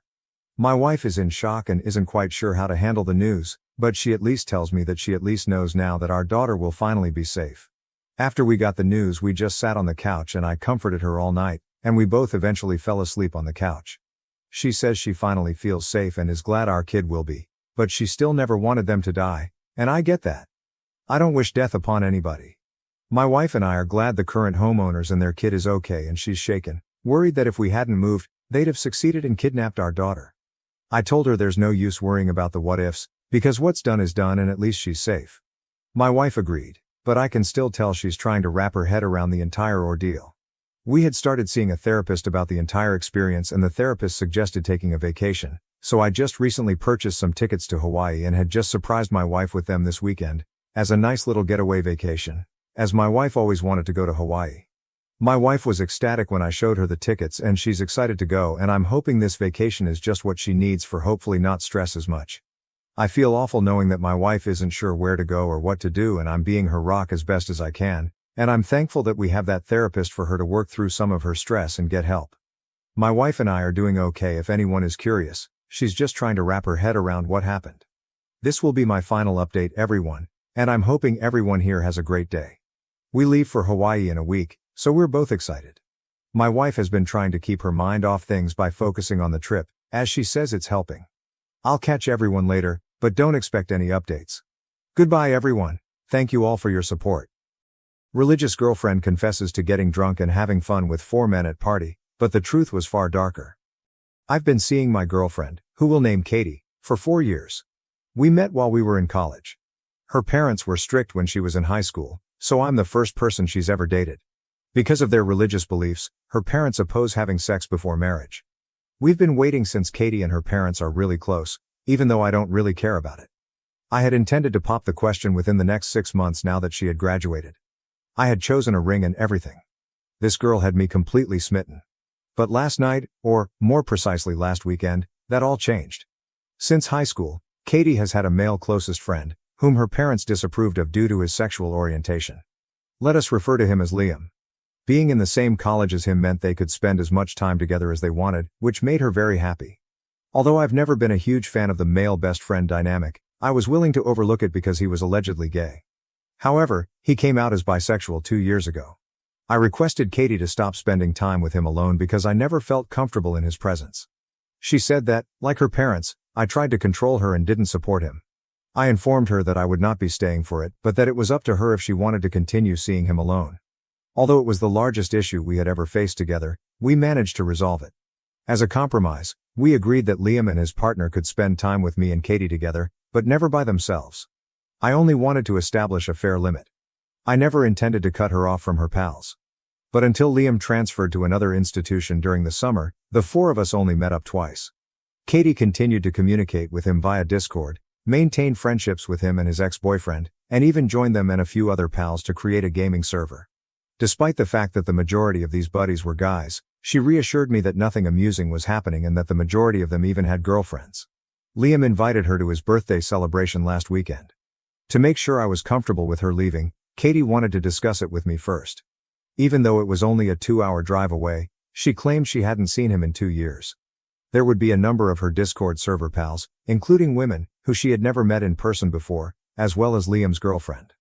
Unfortunately, I couldn't accompany her because I had a weekend excursion scheduled that would take me out on Friday and return on Sunday. However, I assured Katie that I trusted her and that I didn't mind if she went to see her friends. The issue began on Saturday evening. She sent me a text message in the morning while she was heading to the party, another text when she arrived, and a few more messages to check in during the day. Around 9 or 10 p.m., Katie informed me she intended to drive back. However, the messages ceased at that moment. I didn't bother her because I thought she was just enjoying herself and didn't want to come across as domineering. She eventually arrived at approximately 2 in the morning, and I stayed up to keep an eye on her whereabouts to make sure she got home safely. Although it was out of the ordinary, I trusted her and didn't want to assume anything. I assumed she would explain that she simply got caught up in having fun with her pals when I called her in the morning.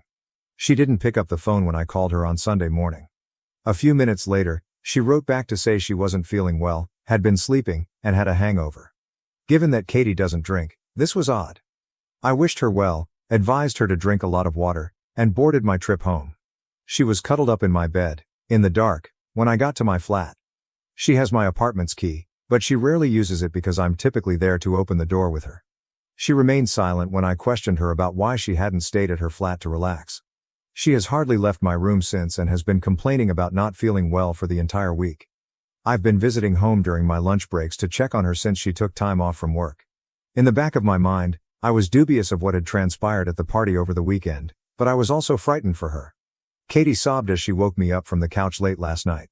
Other than using the restroom, it was the first time Mom had left my room since I returned home. I asked her what was wrong after comforting her until she was able to speak clearly. She told me that she had committed a terrible act. Liam offered to bring her home after she admitted to being incredibly intoxicated, by accident on Saturday night. After leaving Liam off, 3 of her buddies from the Discord gaming server hopped in a second car to follow them and drive her home. They assisted Katie in climbing the stairs and entering her flat once they arrived. Then she had intercourse with them all, she claimed. Each of the 4 men. According to Katie, she was completely out of it and doesn't recall the majority of it. Because she loves me so much and didn't want to upset me, she said she's been unwell ever since and has been trying to figure out how to tell me. She threw away her virginity, which she was ostensibly saving for marriage, to 4 other guys rather than the man who had taken care of her for the previous 4 years, even though she didn't mean to upset me. I found her at my apartment because she said she intended to inform me as soon as I returned, but she couldn't bring herself to do so since she didn't want to lose me. She pleaded with me not to end our relationship. I informed her that I needed some alone time to reflect. After that, she pleaded with me not to force her to return to her apartment. I told her she may return to my room as I didn't want to quarrel. Throughout the night, I could hear her sobbing sporadically. Admittedly, I was moved to tears myself. It's unbelievable that she would ruin our 4 years of relationship over a single party. I was about to pop the question. My faith in her has been betrayed. I haven't been able to concentrate all day at work. If she's still there, a part of me wants to tell her to leave as soon as I get home and that I don't want to see her ever again.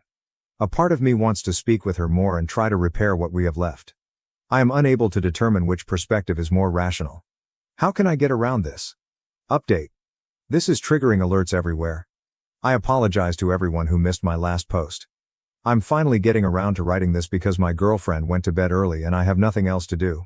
To start, if you don't care, you can go straight to the update. I believe my previous post was removed due to accusations of being fraudulent. I wasn't spending time in the comments refuting every charge, which is one of the main reasons why many appear to believe it was a fake. Since I left work to see how Katie was doing, I hadn't even opened Reddit. At the time, it wasn't even close to my top priority. One moment he says he has her location and the next he's surprised she's at his apartment? Is a simple and quick way to refute this. Just to make sure she made it home safely, I looked up her whereabouts on Saturday night. Since I am not a stalker who follows her everywhere, I did not look up her location after that. I wouldn't have known her precise location unless I had checked our texts between my trip and my arrival home because the iPhone displays your location in the text messages you exchange with that person. Furthermore, not everyone owns an iPhone. My girlfriend and I use an app since I do but she doesn't. I don't need to be a stalker, therefore no, I don't receive notifications from the app. Random excessive details, I apologize.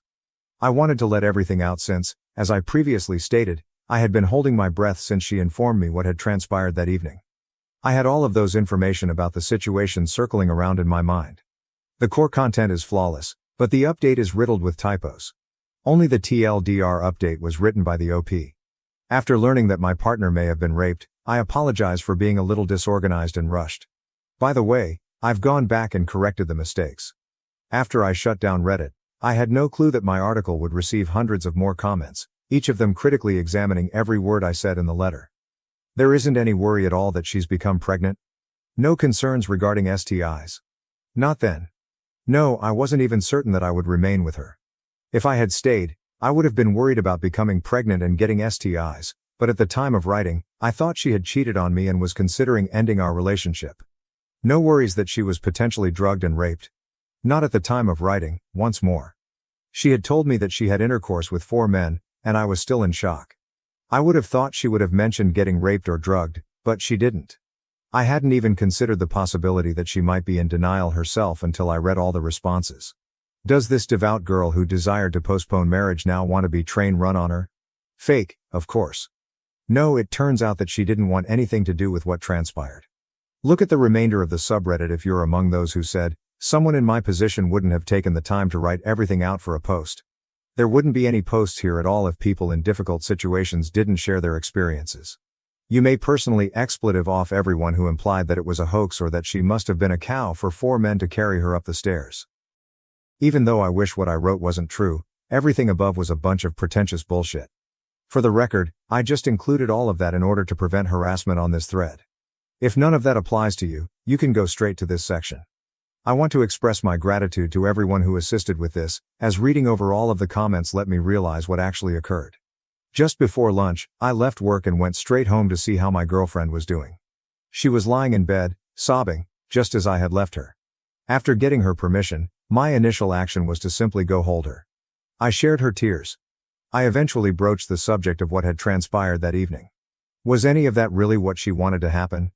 Despite the fact that a lot was said, she did not, as many of you urged. To be clear, the friends she was with at the party were also intimate friends of Liam, her best buddy of 8 years, and not just strangers she met online. They were folks she had spoken to and played games with over the past year, but she had never met them in person. Over her headset, I would frequently hear her conversing with them, and I never noticed anything odd. I was glad she had people to play with as she gamed because she's somewhat shy and introverted. She also claimed that there were 4 or 5 ladies working in the server, so they weren't all men. 3 of the guys and 2 of the ladies were present at the gathering. Liam's girlfriend, a few of other pals, and several of their partners were also there. There were only around 15 people in total, and most of them knew one another. A little get-together of Liam's closest pals at his residence was all that was intended to happen. It wasn't even intended for alcohol to play a significant role. Since they hadn't been able to come together in person for a while, the most of them were just enjoying themselves at the start of the party.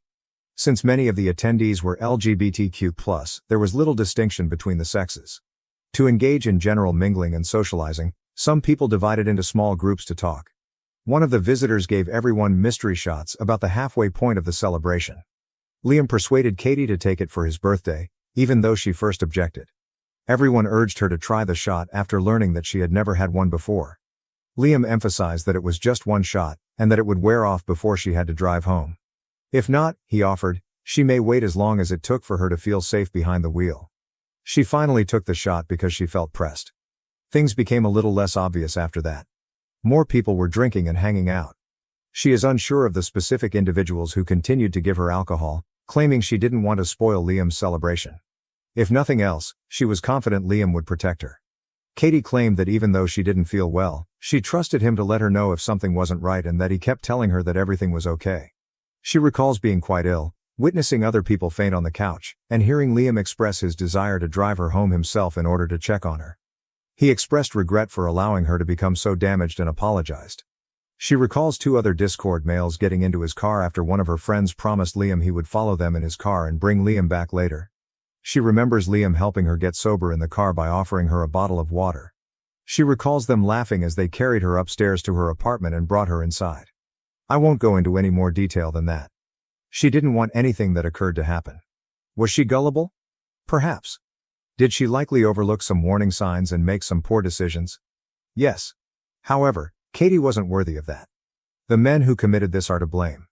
I'm not giving her a deadline, and she doesn't want to disclose anything to the police. I completely support her decision, and I've read a lot about how horrible that process can be. Of course, I'll support her through that as well if she ever decides she does want to submit a report. We're going to visit a physician. Katie claims that she has been in a lot of discomfort, which is one of the reasons she spent the majority of this time curled up in bed. After some persuasion and assurance, she consented even though she really doesn't want to be prodded down there. In addition to seeing her on Monday, we'll also get tested for STI and pregnancy, 2 things we're equally concerned about. We've spoken a lot over the weekend. Both of us have shed many tears. Hugs and consoling one another when necessary have been shared in abundance. At least she gets some sunlight in the bedroom now that I've opened the curtains. I'm not forcing her to return to her apartment, for those who were worried. And to those who suggested it, no, I won't be ratting her out to her parents, nor would I abandon her now or after she recovers in order to find someone who isn't damaged. In order to care for her, attend as many doctor's visits as necessary, schedule therapy and other activities, I will be taking the entire next week off.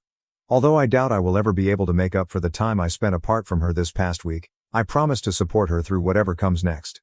Once more, I want to express my gratitude to everyone who left a comment on my initial post and made me understand what a self-centered idiot I was. I hope that everyone who was worried would find this update helpful. Though I hope we can get there, Katie isn't feeling well at the moment. Comments where OP has replied. Commenter, Op, you do what you think is best, but I want to add something to make sure she considers it because these pieces of Yernavran do this to all women, not just herself, as much as I would like to say. Katie won't be the last, she wasn't the first. These rapes are mama bum. She is prepared to allow this to occur repeatedly if she is unwilling to act morally and report the violence. You should also speak with Liam, her friend, and find out why he abandoned her to be raped. This is what he did. He let it occur. He has to deal with this, and he can either support her or oppose her. She must inform her parents. You are sticking with a cheater, therefore please stop updating if she is unwilling to do this, OP. OP. I will not issue an ultimatum to her. She doesn't report, so I won't label her a cheater. Following the re-traumatization that comes with reporting and everything that follows, rape victims have taken their own lives. I gave it a thorough investigation. Have you, or are you assuming, without having first-hand experience, what occurs in our legal system? Warning. All 4 of them would probably walk even if she did report. Nor am I forcing her to tell her overly devout parents so they can try to embarrass her. Man, she is not responsible for this. The men who committed this are the ones who must be prepared to act morally and put an end to foul rape. Fiancé's toxic best friend torments me, my mental health suffers. Is our relationship doomed or can we recover before the wedding? My fiancé has the biggest heart, would literally give you the shirt, pants, and hat off his body if you asked for it. He's a recovering people pleaser, and I get it because I also used to be a people pleaser. We've been together for 5+ years. A few months ago, I started picking up on his best friend making some not so nice comments towards me. I'm trying to be vague, but let's just say this friend is the type to read who in the room would be most affected by being picked on, and then he picks and picks and picks on them until they can't take it anymore. Nobody ever really holds him accountable for this, and unfortunately I have somehow become his favorite target. I tried to put up with these comments, but it started getting really elaborate. The friend would make up lies about me saying things I never said. He once called me in front of all our friends, my fiancé included, just to yell "You're a bad friend" into the phone and then hang up. There's so much to it that I can't share because I'm trying to be somewhat anonymous. It started having an effect on me and my mental health, and I ended up having a full breakdown where I told my fiancé how much this was all starting to hurt me. The first time I broke down over this, he said he would talk to his friend about teasing, messing with me less. He then told me his friend was sorry and that he'd be keeping an ear out for any other comments and he'd jump to my defense if it happened again. A few weeks later I had a second breakdown over all this. The situation itself is hitting a very specific childhood trauma trigger for me, and he admitted that his friend didn't actually apologize. He actually said he was sorry I was too sensitive to understand his humor. At that point I told my fiancé my friendship with this person is over and I want zero contact from here on out, even if it means I have to miss out on events and parties that I'd otherwise love to go to. He agreed with me that all of this is being done with the intention to get a rise out of me, and that even if we tried to get through to this friend he's so diabolical that we could never fully trust him to not treat me at least a little bit shitty. My fiancé kept asking if this meant he had to quit the project they're working on. I told him I would never tell him he had to because I know how much it means to him, but in all honesty, the fact that this person is treating me so poorly that I'm having physical stress reactions isn't enough for him to want to cut this person off does hurt a lot. The fact that it isn't a deal breaker for him is probably always going to sting a little. He's not confrontational at all and I always knew that, but it's not about confrontation. It's about standing in my corner. And I can't spend the rest of my life with someone who isn't in my corner. This friend is getting married to my best friend in a few months and we're both supposed to be in the wedding, but I really have no clue how. I get a literal knot in my stomach anytime his name is even mentioned now. I have seen this friend one time since all of this came to a head and he was so over the top nice to me that it came off as cocky. I had the second breakdown a few days afterwards because I realized I'm possibly going to spend the rest of my life on edge and on guard anytime this person is even somewhat in my vicinity. Even if they aren't actively fucking with me.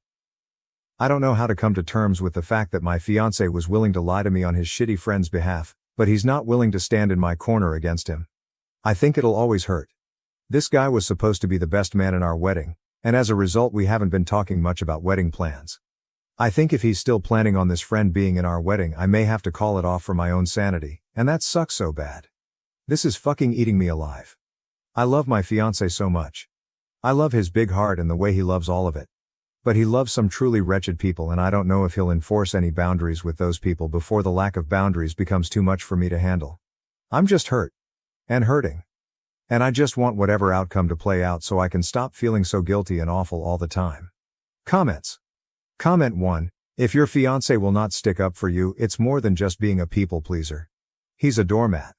Comment 2. And her best friend isn't much of a friend either, considering the problematic friend is marrying her best friend. She should also be telling him to back off too. Update 1. Never thought I'd actually update this account out of sheer fucking embarrassment, but I wanted to share this for those who encouraged me to put myself first. I want you all to know my partner absolutely came through and protected me in this. We spent all this time since my last post up until last week communicating and trying to find a resolution, and walking through how it got this bad. He took a lot of accountability for that. This is not a case of me giving in. He understands fully that this has only got so bad because it's never been handled correctly, and he had a major hand in that. There were so many more layers to this than a Reddit post ever could have conveyed. The bottom line is we are closer than ever, and after a lot of talking, we decided on my partner sending a firm but not unkind message to his friend explaining the behaviors, explaining that they were hurting his partner, and that it needed to stop. He asked to write up the first draft and we could go over it together to try to perfect it. Reddit, please know the first draft my partner wrote was so spot on what I needed to read that it instantly shifted us into us versus the problem mode when we'd been stuck butting heads for weeks. He laid everything out so clearly and in ways that we hadn't discussed, so I know it came from him. We had to tone down a lot of the big emotions.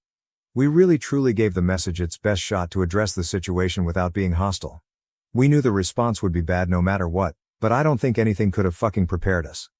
This man went full scorched earth and blew up everything almost immediately. He insulted my partner.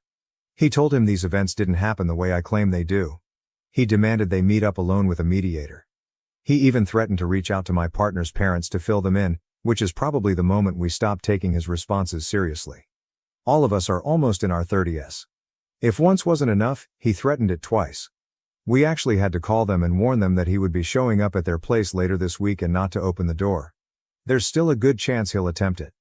We stayed respectful throughout all of this, which I feel good about. We didn't stoop to his level. We didn't insult anyone. We asked for basic human respect and somehow it blew up spectacularly. In the end, we both received a massive wall of text from my now ex-best friend, fully backing up her man and telling her side of the story, which is so insanely far off from what actually happened that all I can do is laugh. We've been shifting from crying to being dumbstruck to just straight up laughing because of the absurdity. I went into this thinking she was brainwashed, but it turns out I was wrong. They're a perfect match. I wish them all the best. I am sending them one last message setting the record straight, which my partner and I decided together was the best approach apart from just ghosting, before moving on from this entirely. I'm going to make it very clear this is done, zero contact indefinitely, and I will never look back. My partner and I both deserve way better friends and we both see that so clearly now. I am so fucking glad I learned my friend's true colors before we dropped $800 on a hotel for their wedding. Thank you to everyone who was kind. Not only did I put myself first in the end, but my partner did too. We're going to take this week in stride and process it all, grieve the friendships we once thought were forever, and at the end of the week we have a conveniently timed vacation to my partner's family cottage. I think we're gonna come out of this stronger, because we already feel it. Again, thank you to those who had something productive to say. And I've made my peace with all the rest. I guess if the guy does something else outlandish, maybe I'll update, but for now, this chapter is closed and I'm so ready for it to start collecting dust. Comments. Comment 1. It sounds like both of your ex-friends were from your people's pleasing days. It's time for a fresh start. And I'm glad you're both going to get it before your wedding so they're not in the photos. Comment 2. Good riddance to bad rubbish. Wishing you both peace. Update 2. Hey all, told myself I wouldn't update again, but there has been a pretty massive development. Not sure if anyone is really that invested in this shit show, but it's actually helped me to type it out the first couple times, so maybe I'll feel a bit better if I do it again. Sorry in advance for how disgustingly long this is gonna be, lol. A few weeks ago the asshole showed his entire hand. He sent my partner a message at 11 a.m. on a Monday and it is the most unhinged shit I've ever read. I'll sum it up for you. The asshole said he believed my partner is in an abusive relationship and he should leave me, for his own happiness. He claimed he has evidence to support this. He admitted this was the big message he would have given had they met in person in the very beginning. He also told him he was worried sending the message would make things even worse for my partner if I saw it. He said I am someone he can never forgive and he will never want to associate with ever again. He ended it by saying he hopes he'll leave me so my partner can apologize for breaking up the band. Yes, it was a band. And they can start to repair their friendship. Obviously a whole lot to digest. I know y'all don't know me, but I'm obviously not abusing my partner Lowell. I shouldn't even have to clarify that, but I will anyway.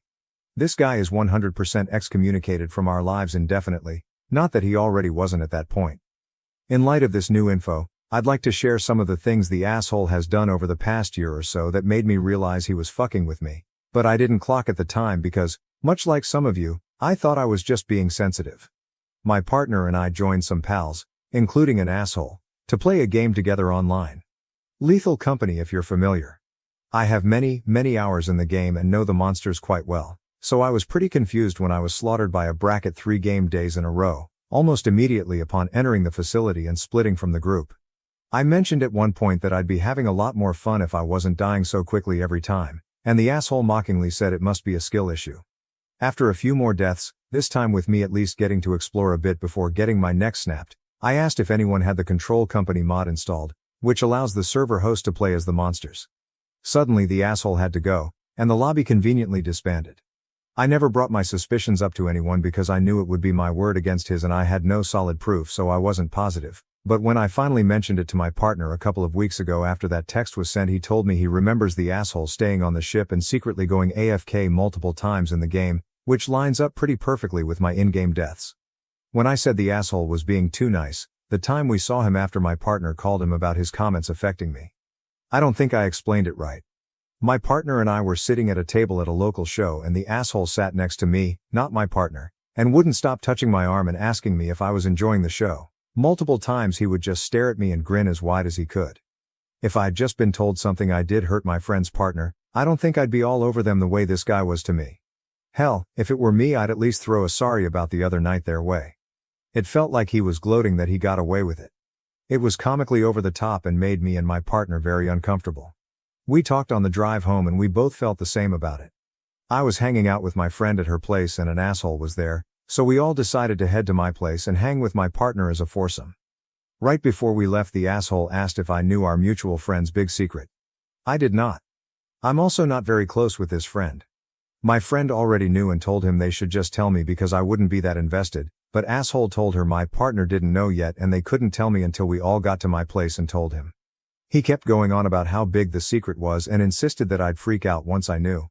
I made a comment about how we were taking different cars and there was a chance my friend would just tell me on the way, so he looked her dead in the face and told her that he'd be genuinely upset with her if she told me before he told my partner.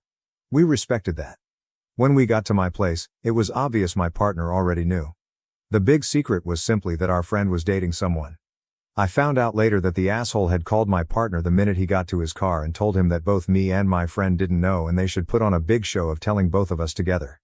My partner had known for weeks and the friend group had openly discussed it a few times, and it hadn't come up with me because, as I said, I'm not very close with this friend. I got baited LOL. Truly exhausting behavior. My partner had no idea what happened until I told him about the conversation at the asshole's place and my friend didn't say a word in my defense.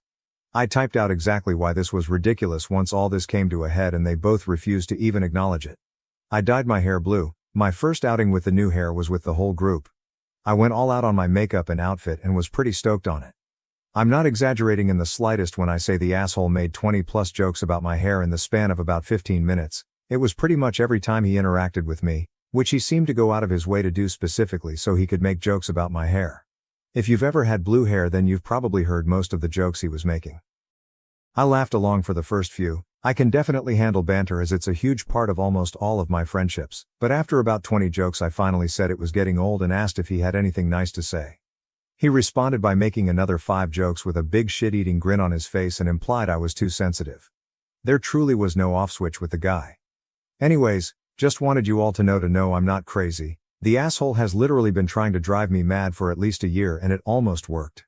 My partner and I have had many conversations about all this, and I know a lot of people had a lot to say about him, but please know this was eating both of us alive. He wanted to make things work so badly, he wanted to at least try to salvage their 20+ year friendship. But he understands now that was never possible, and he knows neither of us deserve to be treated the way the asshole treated us. This was never just about me.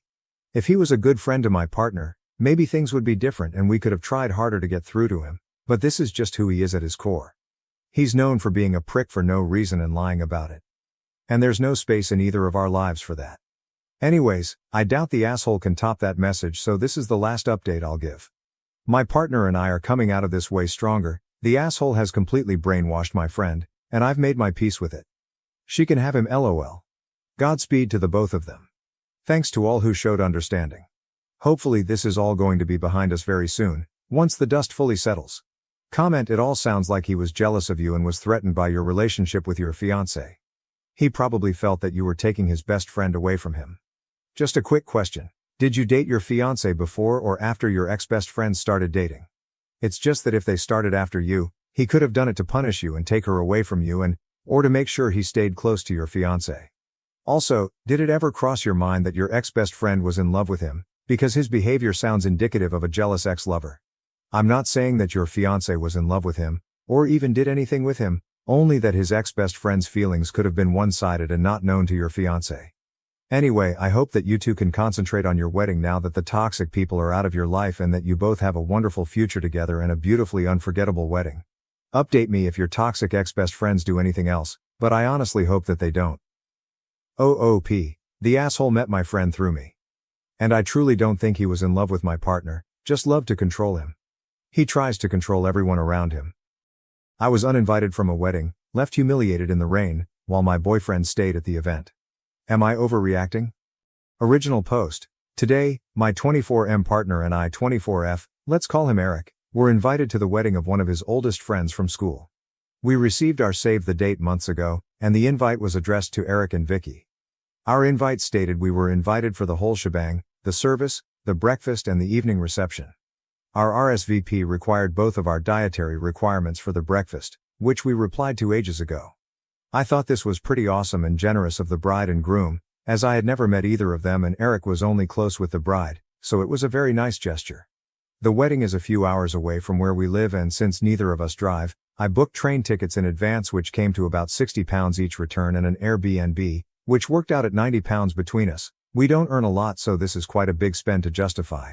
However, since they had invited us to the whole wedding, we thought it would be rude not to go. The bride also specified colors we should wear, so I bought a new outfit since I didn't have anything formal that would be suitable.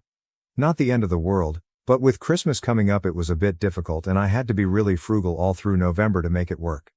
Total spend was probably double what I would spend monthly on fun stuff like going out for dinner or drinks or new clothes. We got to the service and it was beautiful. The bride looked lovely and it was very emotional. I get nervous at weddings, couldn't say why. And so I hadn't eaten beforehand, figuring the 4-course breakfast would fill me up nicely. After the ceremony, we went straight into the venue to have drinks and sit down at tables. We were towards the back of the line into the venue, and so half the congregation had already sat down. We glanced at the seating plan, saw Eric's name and headed over. There was no place setting for me. Eric found his name, but there weren't any free seats at the table. Eric sat down, and I asked an usher whether there was a mistake. He didn't know, so he waved over the bride. She and I had never met before, but she seemed friendly. Until she opened her mouth. "Oh no, you're not part of the breakfast. The invitation was just for the reception and service. You're welcome to come back later." This was in front of most of the guests who had already sat down, in a big venue, probably 140-ish seats. The usher suggested I go to the pub. Eric didn't know what to do but didn't want to cause a scene, so he stayed put and quiet. I quite literally have never felt so embarrassed and humiliated in my life. I left and it was raining heavily. I hadn't brought an umbrella, since it was an indoor wedding. And being in a rural place, I had to walk about 20 minutes to get anywhere else. The usher had suggested a pub where the other guests are, so I just kept walking, but my shoes were literally ruined and soaked through. As well as being pretty damn cold because it's December and I was dressed for a wedding. I got to the pub to find a handful of merrymakers drinking heavily, at 2 p.m., in wedding clothes, introduced myself kind of awkwardly as they were total strangers, and they were luckily really nice. They invited me to sit with them and tell them about the service. All of them had only been invited to the reception. I asked one of them if I could see their invite, and it was crystal clear that they were evening guests. There was no mention of the service or the breakfast, nor their dietary requirements. I apparently was the only person who was invited, and then uninvited, to the whole do. I sat with them and had some food, because I was starving. but they all started leaving to get ready at about 4 p.m. Being a total stranger, I didn't think it best to ask to come with them, but I had never been to this town before, and besides Eric, I didn't know anybody. Since being ejected at 1:30 p.m.-ish, I was expected to just hang until 7:30 p.m. when the reception started. So I left. I felt so unwelcome and unwanted that I just wanted to go home. The evening will start in about half an hour, without me, but I just can't bring myself to attend knowing that half the guests watched me being asked to leave by the bride herself. I traded in my train ticket, which was a return for tomorrow, and now I'm traveling back alone. I texted Eric to tell him, but he didn't respond. I've been holding back tears since I was ejected, 6 hours ago, and I feel completely torn. I don't understand what happened with the invite, whether it was a mistake or whether I was just supposed to know that it was only for Eric, despite being addressed to both of us, despite asking for both of our dietary requirements, despite explicitly stating we were invited to the whole wedding. Part of me feels like I should have gone to the evening reception too, but I'm soaked through, my hair and makeup look awful, my shoes are unwearable. I am barefoot on a really gross floor right now, and I'm freezing. I look like a mess and I feel so stupid. Did I mess up here? I feel like I've just been totally fucked over, and I'm really upset that Eric didn't stand up for me or say anything or leave the breakfast with me, although I think that's less because of malice and more that he's just a bit hopeless when put on the spot. I've never heard of a wedding where you invite a plus one, by name, but then they aren't invited to as much of the wedding as the other half of the couple. Nobody else at the wedding had this happen. I don't see how it can be personal since I've never met any of them before. I'm really upset and can't wrap my head around how weird today has been. If this happened to you, what would you do? TLDR, went to a wedding, got uninvited halfway through. Am I overreacting by being hurt? Edit. So this blew up way more than I expected. Thank you everyone for your words of support, it's really helped and I've gone from a wobbly wet mess to a cackling harpy with my big glass of wine. You guys don't hold back on your opinions and I kinda love it. It's nearly bedtime here, Eric stayed at the party and presumably is still there. I came home and felt a lot better knowing how shitty a situation this was. Karma's a bitch, and when they go low we go high, so I'm going to go to bed and sleep on it and think about next steps in the morning. A lot of people think I should dump Eric, whereas that had never crossed my mind. I was mostly pissed off with the bride and the MOH who may have been involved too, I don't know. Eric will be coming home sometime tomorrow, and we're going to talk. I want to hear his piece because he's been drinking since lunchtime. He might just be a dum-dum rather than a full-blown asshole. Either way, no wind-up sudden decisions right now. I will try to come back and update as and when anything else happens. Thanks everyone. 3 relevant comments. Plain truthiness. The person who messed up was the bride, which is an utter word I don't use but she is, and Eric, who is appalling. I absolutely cannot believe that he didn't walk out with you. What the hell was he thinking? Did he used to date the bride or the bride's sister? Oopie. Funny you say that. The maid of honor is his ex. Although we were not aware until we saw her name in the wedding booklet at the ceremony that she would even be there. However, there is a lot of bad blood between them. If she was going to intervene to remove anybody, it would have been him. Update. Basically, I went to a wedding of my boyfriend's oldest friend from school and got uninvited from the wedding breakfast as it was starting. My boyfriend stayed at the wedding. I hadn't expected the big reaction to my first post, and just want to say thank you to everyone who gave advice and was supportive. I was feeling super shitty when I initially posted, and after an hour of drinking wine and reading your comments I felt a lot more sane and calm.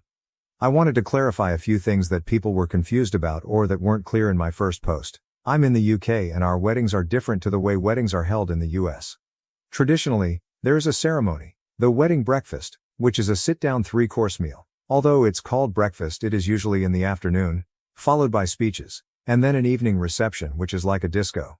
It's not uncommon for people to invite only relatives and close friends to the ceremony and breakfast, then invite lots of evening guests for the reception.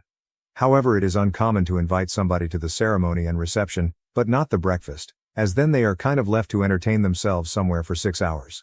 Having talked to friends and coworkers since last weekend, what happened to me was a serious no-no in terms of etiquette. Me and Eric have been together for nearly a year and a half, we live together, and we have a pretty strong relationship. He had no past romantic connections with the bride, I'll call her Marie, which some people were asking about. They went to school together from the age of 4, 10, and remained in touch as pen pals, Facebook friends since then.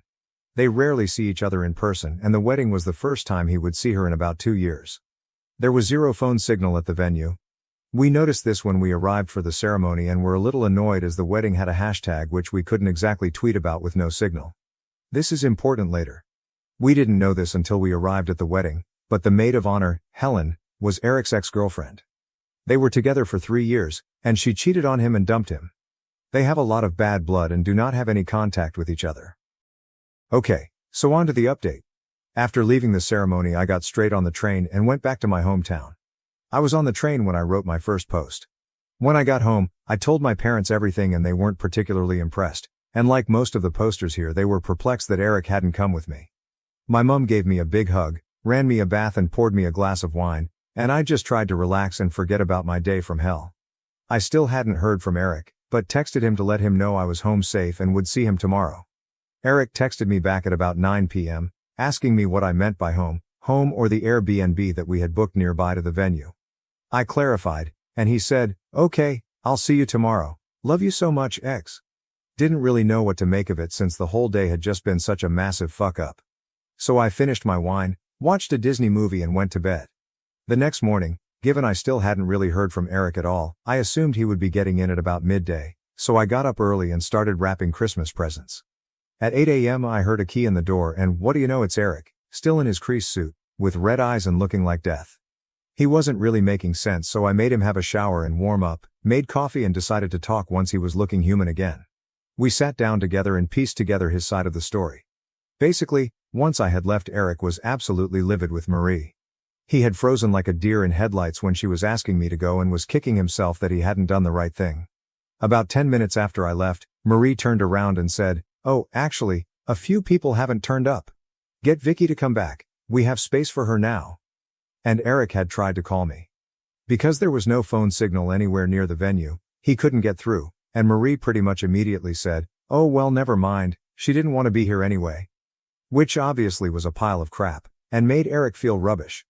The meal was a very formal, sit-down affair, so he just kind of grinned and bore it, assuming I would be coming back in the evening. Eric was the only person mentioned in the speeches, by Marie's father, who wasn't a family member, and apparently it was clear to everyone how disappointed he was that I wasn't there to share it with him. When I texted him at about 6 p.m. to let him know I was going home, he never received it. He was only able to text me at 9 p.m. by hiking down the road for 5 minutes to find a signal. All the while his ex Helen was being sickly sweet, asking where I was, why didn't I want to come and enjoy the party, was I shy? Apparently with quite the evil glint in her eye, like she had got exactly what she'd wanted. Neither of us knew she was the MOH until we got there. And given their bad relationship, Eric was pretty pissed off that Marie had failed to mention she had such a prominent role in the wedding. Whether Helen was behind the seating error, I don't know, but if she was, then Marie was just as bad in enabling it to happen. So Eric stayed at the wedding, miserably, and went back to the Airbnb afterwards alone. He barely slept, feeling angry at Marie and Helen for fucking with us and at himself for not sticking up for me, and left at 4:30 a.m. to get the first train home, hence why he was back at our place so early. He wasn't really apologetic to me at all, he didn't really seem to see how it was shitty for me. He more felt like he had been insulted by the situation and let down by his oldest friend. He is cutting off Marie and doesn't want anything else to do with her. So, yeah. That was Eric's take on the whole thing. To be honest, I was pretty pissed that in all of this, he hadn't really considered how I felt, or what it had been like for me getting thrown out of the wedding. While what he had gone through was pretty crummy, he at least had been warm, dry and well fed. The indignation of your girlfriend being removed from an event you're at isn't really as bad as being the girlfriend, getting soaked in the rain, feeling humiliated and all the rest. So we talked, and I laid out why I wasn't okay with what had happened and why his reaction wasn't okay. He can be a bit of a lemon sometimes, and this feels like one of those times. He didn't step up to the plate, he just let the world wash over him and acted as a bystander. I'm still hurt by his actions and he still hasn't really apologized properly. I don't know if he understands that he did wrong too. But this isn't a deal breaker for me. It's a heavy straw on the camel's back, but the camel is still standing. We have a really lovely Christmas coming up, and after a really long autumn of working hard, all I want is to go back to the happy place we were before this fuck up, and honestly I don't want to think about it. So, I know a lot of you guys are going to drag me over hot coals for this one, but we're still together. I'm not going to break up with him over this, but it's a big dark mark on his record. As far as I'm concerned, he needs to get a lot of extra credit to get a pass this year, to use a terrible analogy, and I expect him to step up and really try to do better from now on. It's not really an ultimatum, But I'm willing to put this behind us if he can prove to me that he's invested and trying harder in this relationship from now on. If he doesn't, then I won't be sticking around. I love him a lot, but he needs to have my back and be empathetic to what I'm going through. I'm sorry that this wasn't the victorious breakup update so many of you wanted, but I want a nice happy Christmas together. I'm not ruling it out as an option if things don't improve. But I want to give him another chance to prove this relationship is worth it. TLDR, Eric came home the next day. We talked, we're still together. Top comment. Throw _ switch. Things to think about. If Marie said only 10 minutes after you left that you could stay, why didn't he come and physically find you after his call didn't go through? If Marie said only 10 minutes after you left that you could stay, why didn't he go and find a signal to call you, 5 minutes away, after his call didn't go through? Why didn't he try and find a signal to call you, again, only 5 minutes away, until 9 p.m.? Relevant comments. It's all mine now. So I know a lot of you guys are going to drag me over hot coals for this one, but we're still together. Yeah, that's the important thing. You haven't lost him. And as for dragging you over coals, you're going to be the one to live with this selfish, conceited carpet, so really there's nothing more I can add that would push the point home more than some more occasions where he just dumps you at the side of the road because he's offended by how they disrespected him by treating you badly. Throw the switches comment makes a good point. He didn't even try to catch you up, go down the road to contact you, or even leave in disgust, because all he could think about was his own hurt feelings. You've got a great life coming. OP. I've set a deadline in my head where I need to see significant improvement in a few areas of the relationship, which I have told him is important if he wants us to stay together, and if that doesn't happen, I'm gone. If he messes up big time before then, I'm gone. Just giving him one last chance to pull himself up by his bootstraps and prove it's worth staying for. Jealous stepsister tried to sabotage my wedding. I exposed her lies to her husband. Now they're divorcing and my parents blame me. Noah, 25M, my fiancé and partner of nearly 7 years, and I, 25F, recently got married. Everyone in my family, including my stepsister Charlotte, 24F, was invited to the wedding. When Charlotte was 8 years old and I was 9, our parents were married. Since we had previously known each other for a few years, we were okay with my mother's marriage to her father at the time. Prior to their marriage, our parents had been together for over 3 years. More precisely, she was 5 and I was 6 when we first met. We got along really well at first. Since I didn't have many kids to play with in my area, I was always excited when Charlotte and her father visited, and we had a blast. We kept up a good friendship as we got older, and up until middle school, I thought of her as a close friend. When we joined high school, things started to shift, and regrettably, a boy named Noah was the reason for it all. During my mother's pregnancy, my father had cheated on her with a friend. After being caught, he signed away his parental rights and decided he didn't want anything to do with us. We never saw him again after he and his girlfriend moved away. My mother didn't seek child support because my grandparents were wealthy and provided for her. I never met my biological father as a result. The first father figure in my life was my stepfather. Due to health issues exacerbated by pregnancy, Charlotte's mother had died when she was quite young. Full custody of her was with her father, and I was with my mother. Charlotte and I spent all of our time together when our parents moved in together after courting. It was great to have someone my own age as a buddy. Up until high school, Charlotte and I had a close relationship. We were in the same grade even though she was a year younger because she started school earlier than usual. We even took many classes together when we first entered high school. Among them was Noah, the new student at the school and a recent arrival to our town. He won my affection almost instantly, and sadly, Charlotte did too. Charlotte and I had dated other boys previously, but this seemed different since Noah was adorable and kind. I chose to speak with Charlotte after realizing that we both liked him. Out of respect for our relationship, we agreed that neither of us would approach him or attempt to date him. We believed that we would be able to get over our infatuation, but that wasn't the case. Because we took the same classes, the three of us became good friends and my affections for Noah deepened as I got to know him better. I maintained our relationship entirely platonic, even though it was obvious he was interested in me. He frequently flirted. Charlotte couldn't be harmed. We didn't talk about Noah at all since we knew it was a delicate subject. As folks were getting ready for prom in their senior year, everything came to a head. When Noah revealed that Charlotte had asked him to prom and acknowledged her affections for him, I was on the verge of accepting another guy's prom offer. That Charlotte would renege on her vow to not pursue Noah astounded me. I was offended, and that was inappropriate. Noah informed me, however, that he had rejected her since he simply considered her a friend. Since he loved me, He acknowledged that he had observed her flirting with him over the years but had never returned the kind. Noah admitted that he needed clarification, which is why he had come to me. I had maintained my distance from him in order to keep my word to Charlotte, even though he was making an attempt to express his affections for me. He wanted to know whether there was a chance for us because our senior year was coming to a conclusion and college was approaching. He begged me to be honest because he would move on and think about asking someone else to prom if I didn't like him. I was confused by that talk.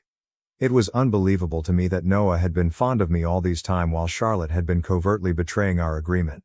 The idea that someone I considered a sister would turn on me was painful. I skipped the remaining classes and went home early after asking Noah for a day to consider my options. After finding out, I couldn't bear to see Charlotte. Charlotte pretended nothing had happened when she got home. She didn't tell Noah about her confession. I couldn't resist and went up to her. I inquired as to whether she had actually confessed her feelings for Noah and asked him to prom. She said it was none of my business right away, getting defensive.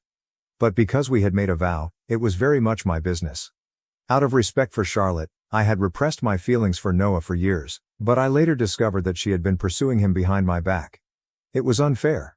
I was in love with Noah by that point, not just smitten. I put Charlotte's sentiments ahead of my own, but she was unable to reciprocate. Our argument turned into a violent altercation.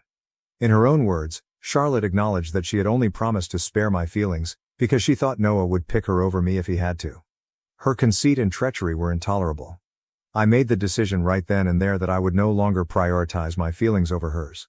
I told Noah everything the following day, including our argument, Charlotte's betrayal, and the commitment we had made. He was sympathetic and offered to wait for me if I required more time. However, I was no longer able to suppress my emotions. We began dating the same day I told him I was in love with him. I have no regrets after 7 wonderful years together. After that day, Charlotte and I ceased communicating. Since we shared a residence, it was more difficult for me to break off our relationship than it was for Noah. I didn't mind that she relocated into the basement rather than a room with me. I never told our parents what had gone wrong, and I don't believe Charlotte did either, despite their repeated requests. We didn't talk to each other after that day. It was challenging at first, but we gradually adapted. Charlotte decided to attend a college across the nation, but Noah and I ended up attending the same one. This implied that I would only have to visit her on special occasions for a few years. Charlotte had begun dating a man from her college and Noah and I were still together after graduation.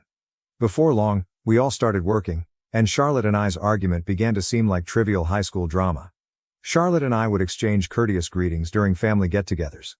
We avoided in-depth discussions and stuck to casual banter, but we never tried to mend our relationship. Things began to change a little as we grew older, at least we could communicate. Charlotte told her college lover she was engaged last year. After I properly congratulated her, she expressed her desire for me to be present at her wedding. It was a bittersweet experience. We had always dreamed of being each other's maid of honor at our weddings since we were little. However, I was simply another visitor at her wedding. It was heartbreaking to know that our relationship would never be the same again, even though I was glad we were getting back on track and acting like grown-ups.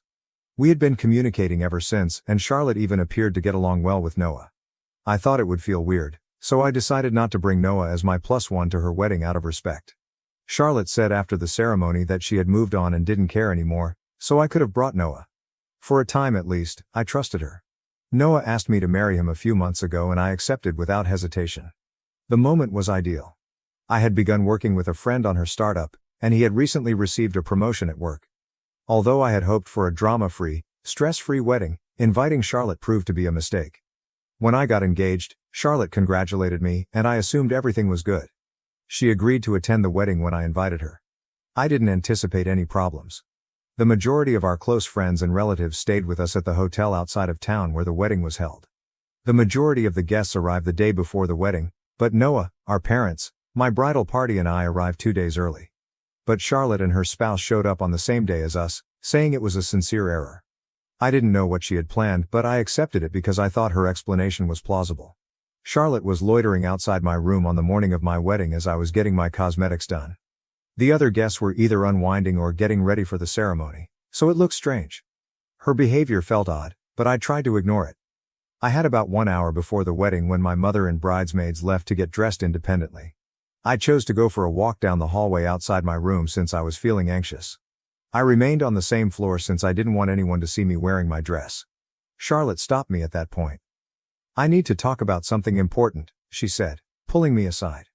I allowed her to speak out of curiosity, even though we hadn't had any private conversations in years. I was stunned by what she said. Charlotte disclosed that she had arrived early on purpose rather than by accident. According to her, Noah asked her to arrive early so he could speak with her privately.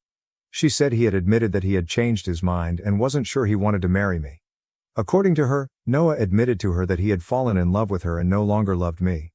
He planned to elope with her, she said, and they had been communicating covertly for weeks. Even if her story was absurd, I was astounded by her sheer boldness. She was obviously attempting to ruin my wedding, but I wasn't going to allow it to happen. Charlotte stated their conversations were purely platonic, but she said she and Noah had been communicating behind my back for a while. She said, however, that Noah had fallen in love with her and begged her to come early so they could flee together. She claimed that ever since she got to the hotel, he had been putting pressure on her. She claimed he lacked the courage to face me head on because he was afraid I would respond wildly and he didn't want to be present. Then she said she had to be honest with me since she couldn't follow through. As usual with Charlotte, she felt that an hour prior to my wedding was the ideal time to come clean. I could tell she was lying right away. I knew Noah would never do such a thing since I had total faith in him. He was honest and would have spoken with me openly about any issues rather than using devious tactics. He found Charlotte's story to be totally out of character, and it was clear that she was attempting to spoil my special day by pretending to be worried about me. Her performance enraged me. She was intentionally attempting to generate drama where none didn't exist while feigning concern for me and our relationship. I made the decision to reverse her. I contacted her spouse and said nothing. I followed him on Instagram and called him using the app even though I didn't have his number. I looked like I might be phoning Noah while I stood in front of Charlotte, acting like I was inconsolable. Charlotte didn't stop me because she probably thought I was going to confront him or end our relationship, which was precisely what she wanted. She had no idea that I was actually phoning her spouse, who was located in another area of the hotel. I was relieved when her husband responded. I asked if any of what Charlotte had told me was real, and reiterated what she had said. Charlotte stayed mute at this point, probably believing that I was speaking to Noah. She was unaware that I had outwitted her. I put the call on speaker so Charlotte could hear her husband's response when he answered. He was so taken aback that he declared he would return to their room right away. Charlotte became alarmed when she noticed I wasn't talking to Noah. She began to yell at me, saying I was attempting to ruin her marriage. Calmly, I explained that I was just giving her a taste of my medicine. After that, I returned to my room and informed my bridesmaids about the situation. I no longer trusted Charlotte, so I told them to make sure she didn't go to the ceremony. I was relieved that Charlotte wouldn't interfere with the ceremony. She was probably too preoccupied with attempting to mend the harm she and her husband had made to show up. Except for our parents, who questioned me about her afterwards, nobody at the wedding seemed to notice her absence. I didn't intend to explain, but I told them I would later. I called the hotel to inquire about Charlotte's room after the celebrations. She and her husband had checked out during the wedding, which pleased me. I was happy that no one mentioned the event during the reception and was grateful that they were gone. As I had hoped, the wedding's aftermath was pleasantly quiet. After I told Noah what had transpired, we laughed heartily. We learned that Charlotte and her husband were divorcing 1 week after the wedding. It was my parents who told me. Charlotte's husband had apparently called them, screaming about how terrible she was and insisting that they come retrieve her from their home. If she didn't go, he threatened to contact the police. They discovered the cause for the split when they picked her up. Charlotte's willful attempt to ruin my wedding had greatly offended her husband. I had told him the whole story, and it seems that her friends had been telling him for a long time how amazing Noah was and how Charlotte should have been the one with him. Putting aside the foolishness of her friends, her husband realized that Charlotte still harbored affections for Noah and had attempted to sabotage my wedding as a result. The last straw for him was that understanding. She was still in love with someone else, despite her denials, so he made the decision to dissolve their marriage. He was unable to accept that. My parents blamed me for Charlotte's divorce for some reason. They maintained that I ought to have avoided her marriage in spite of her behavior. They claimed that I had destroyed her marriage by phoning her spouse. They stopped interacting with me when I refused to apologize to Charlotte. I was unable to comprehend how I was at fault for this. I didn't ask Charlotte to try to ruin my wedding or behave in such a careless manner. I just gave a kind response. My parents and many of our shared acquaintances supported Charlotte, while Noah supported me. It enraged me. Update 1. I became aware of how unjust my parents and some of my friends were after reading encouraging responses on my initial post. I made the decision to break things off. They would keep accusing me and making me feel bad if I didn't. Distancing myself felt like the only course of action since I wasn't going to break down and apologize to Charlotte. Ironically, my parents were getting exactly what they wanted after refusing to talk to me because I refused to apologize. My friends' support for Charlotte demonstrated to me that they were never really friends in the first place. I made the decision to put Noah and my happiness first. Update 2. I went on our honeymoon with Noah. Even though I missed my parents, I wasn't too upset about losing contact with my alleged friends because it had been almost 2 weeks since the wedding. But it was painful not to speak to my parents. I frequently wanted to phone or text my stepdad or mom, but I restrained myself because I knew they had sided with Charlotte. As far as I could tell, Charlotte was living with them and probably spreading false information to make them even more hostile toward me. I could see why my stepdad wanted to help his daughter, but given her history, I couldn't understand why my mother wasn't on my side. My dad had betrayed her by leaving her for a friend. Charlotte had attempted to do the same to me, but my mother did not recognize the similarity. I decided to concentrate on enjoying my honeymoon for the time being. I didn't want to let pessimism destroy this once-in-a-lifetime moment with Noah. Update 3. My mother texted me on the 3rd day of our honeymoon. In an effort to be present and prevent disappointment, I refrained from opening it until we got home. I didn't want anything to ruin the great time Noah and I were enjoying. Update 4. Reading my mother's message was the first thing I did when I got home. She clarified that after allowing Charlotte to stay with them for a few days, she and my stepdad decided it was no longer acceptable. They finally decided enough was enough after Charlotte spent the entire time disparaging me. They chose to exclude Charlotte after seeing she had made a concerted effort to spoil my wedding. My parents expressed regret for their previous actions, acknowledging that they had made bad choices because they were overtaken by Charlotte's divorce. To make things right, they asked Noah and I to join them for dinner. I am quite happy. In the hopes of repairing our relationship, Noah and I accepted their invitation. Everything works out in the end. I only hope that this kind of situation never arises again. After my fiancé's shocking comment about my late wife at family dinner, I'm questioning our engagement to protect my kids. For background, I am 43M and had 2 children, Sam, 21M, and Liz, 16F, with my late wife Kayla. Our children were 10 and 15 when Kayla died. I won't go into details, but she was hit by an intoxicated driver on her way home from work. She was the true love of my life, and our family was devastated by her departure. For the benefit of my children, I made a self-promise to wait at least a few years before dating again. I met Amanda, who is now my fiancée, 3 years after Kayla's death. We took our time, and it wasn't until we had been dating for a year or so that I introduced her to my children. We are now engaged after 3 years of dating. Although they are not particularly close, Amanda and my children get along well and show each other respect. Amanda has never gone too far or attempted to take their mother's place. When we first started dating, Amanda was a little insecure about my being a widower. She frequently asked me if I would still be with Kayla if she hadn't died during those initial months. She finally stopped bringing up the what-ifs when I reminded her that I didn't like to think about them and kept my responses succinct. Let's get to the problem. Recently, my parents celebrated our engagement with a family supper. My parents, my late wife's sister and her husband, my 2 children, Amanda and I were all present.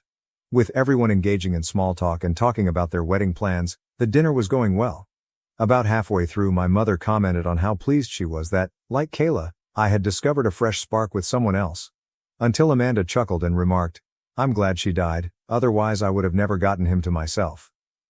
I don't think anyone gave much thought to the sincere remark. The dinner's atmosphere instantly changed. Everyone, especially my children, grew tense. As though it were a joke, Amanda appeared to notice the abrupt change and made an embarrassing attempt to laugh it off. Since that was the first time she had ever said something like that, I was really completely frozen. Liz stood up and walked out to the car while my children stared in horror. I was still in shock, but Sam lingered a little longer, as though he was waiting for me to speak. In other words, the supper was essentially spoiled. We all headed home after I hastily bid farewell to everyone and gathered Amanda. 3 days have passed since my daughter last spoke to Amanda or me. I asked my kid what he felt I should do because I was getting sick of the silence. As an adult, I don't care who another adult marries, but I don't want a woman who talks like that about our mother around my sister, he told me. His remark lingered with me, and I'm now thinking about ending the engagement. Although she has never said anything like this before, I'm concerned that if I ignore it this once, it will happen more often and have an impact on my daughter. I just want to do what's good for my kids, therefore I need some outside input. What if her remark caused me to call off our engagement? Edit. Whoa, after posting this, I never thought I'd receive that much advice so fast. I appreciate all of your comments, including those who referred to me as a bad father. I believe that what you said helped me get my head out of the sand. Before talking to my fiancé tonight, I'll attempt to have a private conversation with my kids. We'll see where it goes from there. However, I believe that my fiancé and I are no longer together. I'll provide an update on the progress of the conversations with everyone later tonight or tomorrow. Again, I want to thank you all for helping me to straighten out. Edit 2. I attempted to amend this post, but it was not accepted. First update. During the dinner party, did my fiancé apologize to anyone? No, she didn't. To be honest, I don't think she even realized, or has realized, that what she said was incorrect. 2. Is social anxiety a problem for my fiancé? I'm not aware of it. She has never displayed symptoms of social anxiety in the time I've known her, and she has no past history of the condition. 3. What was my late wife's age? We were the same age as Kayla, who was 37 when she went away. Amanda is 41 years old now. Many people wanted to know when Amanda and I first met, as well as the timing of Kayla's death. I met Amanda around 3 years after Kayla's death, and she has now been gone for about 6 years. I didn't initially bring up their ages since I didn't think it was important, but I can see why others might be interested. Here's the complete update now that I've answered the most common queries I received. The day after I spoke with my children, I am writing this update. Since my fiancé works evenings most days of the week, she departed for work at approximately 5:30 last night. I called my son and asked if he could come over and chat with his sister and me. He lives in an apartment close to his school and attends a nearby college. He chose to live a few blocks from campus when he started college because he wanted to move out yet still be near us. I called him and his sister into the living room to speak when he got there. After they were both seated, I bluntly informed them that I no longer believed the wedding was going to take place and that Amanda's remark was inappropriate. I apologized to them, as I was advised to do here. I apologized to them for allowing the stress to rise in our home and for not dealing with it sooner. I told my daughter that I understood why she hadn't contacted me and that I was sorry for letting her believe that I approved of anything Amanda said. After we got back from that dinner, I felt quite cowardly and wanted to do everything in my power to mend my relationship with my children. My daughter told me throughout the conversation that she was outraged by Amanda's remark, and I was much more offended when I didn't instantly stand up for her mother. She went on to say that for the 2 years she has known Amanda, she has sensed that she has been attempting to gradually distance herself and Sam from me. Liz used the time my son moved out to begin his sophomore year of college as an example. Amanda was the one who jumped at the chance to move out when he brought it up. Liz claims that the person who encouraged Sam to move out the most was Amanda. To be clear, I never opposed Sam leaving home, but I did let him know that he was free to stay at home while he was in college and even after that until he found a place that suited him. I questioned Sam about if he moved out because he felt pushed out by Amanda. He claimed that before telling everyone he intended to move, he hadn't felt pressured, but after he made the announcement, my fiancé persisted in pressuring him to do so. Every time she mentions college, Amanda keeps pushing her to go out of state, Liz interrupted. Liz has made it clear that she wants to attend the institution Sam is now enrolled in and has no plans to go out of state. According to Liz, Amanda seems to be waiting for her to graduate from high school and enroll in college so that she may move out as well. Many of the comments were correct when they said that Amanda's subtle remarks eventually led to her attempting to drive my children away from me. Liz expressed her concern that too much damage would have been done between us by the time I finally realized how Amanda was acting. I apologized to my children for the delay in my realization and for making them walk on eggshells for so long. I gave them a hug and told them that they are my first concern, not Amanda or anybody else. I made sure to let Sam know that I will always be there for him and his sister, even when they are far into adulthood, because several comments mentioned that my kid still needs his father even though he is grown. About 2 hours passed during the entire chat. It was emotional for all of us, and we covered a lot of terrain. To put it briefly, Amanda and I are finished. I've made it a point to explain to my children that Amanda, as an adult, is accountable for her words and that none of this is their responsibility. Right now, my kids and I are getting along okay, but they haven't completely returned to trusting me, and it's likely that they won't for some time. That's perfectly acceptable to me. All I want is for my children to feel at home. I intend to speak with Amanda tomorrow as she has the day off from work. In addition, I want to give my mom a call to find out why she felt it was acceptable to bring up Kayla at the dinner. My kid is staying with Sam tonight and tomorrow night because I don't want her here when everything goes wrong. I'm not happy with how things turned out with Amanda, but I'd rather have happy, healthy children than a wife again. That's where I am at the moment. I appreciate all of the guidance and even the harsh words. everyone. After I cancel with Amanda, I'll provide another update. Second update. Alright everyone, the long-awaited update is finally here. My kids and I had spoken, made amends, and my daughter was staying with her brother to be clear of the drama surrounding my now ex-fiancé when we last spoke. I called my mom to inform her of the issue before facing the worst portion of the day, breaking it up with Amanda. Many of the comments advised me not to be critical of my mother's remark. After giving it some thought, I understood that my mother's remark about Amanda was meant as a compliment, which was verified when we spoke on the phone. Bless her heart, my mother felt terrible about the whole thing and thought it was all because of her one remark. I reassured her that she had never been held responsible for any of this and that she was not at all to blame for the circumstances. Before I let her go, we continued our conversation.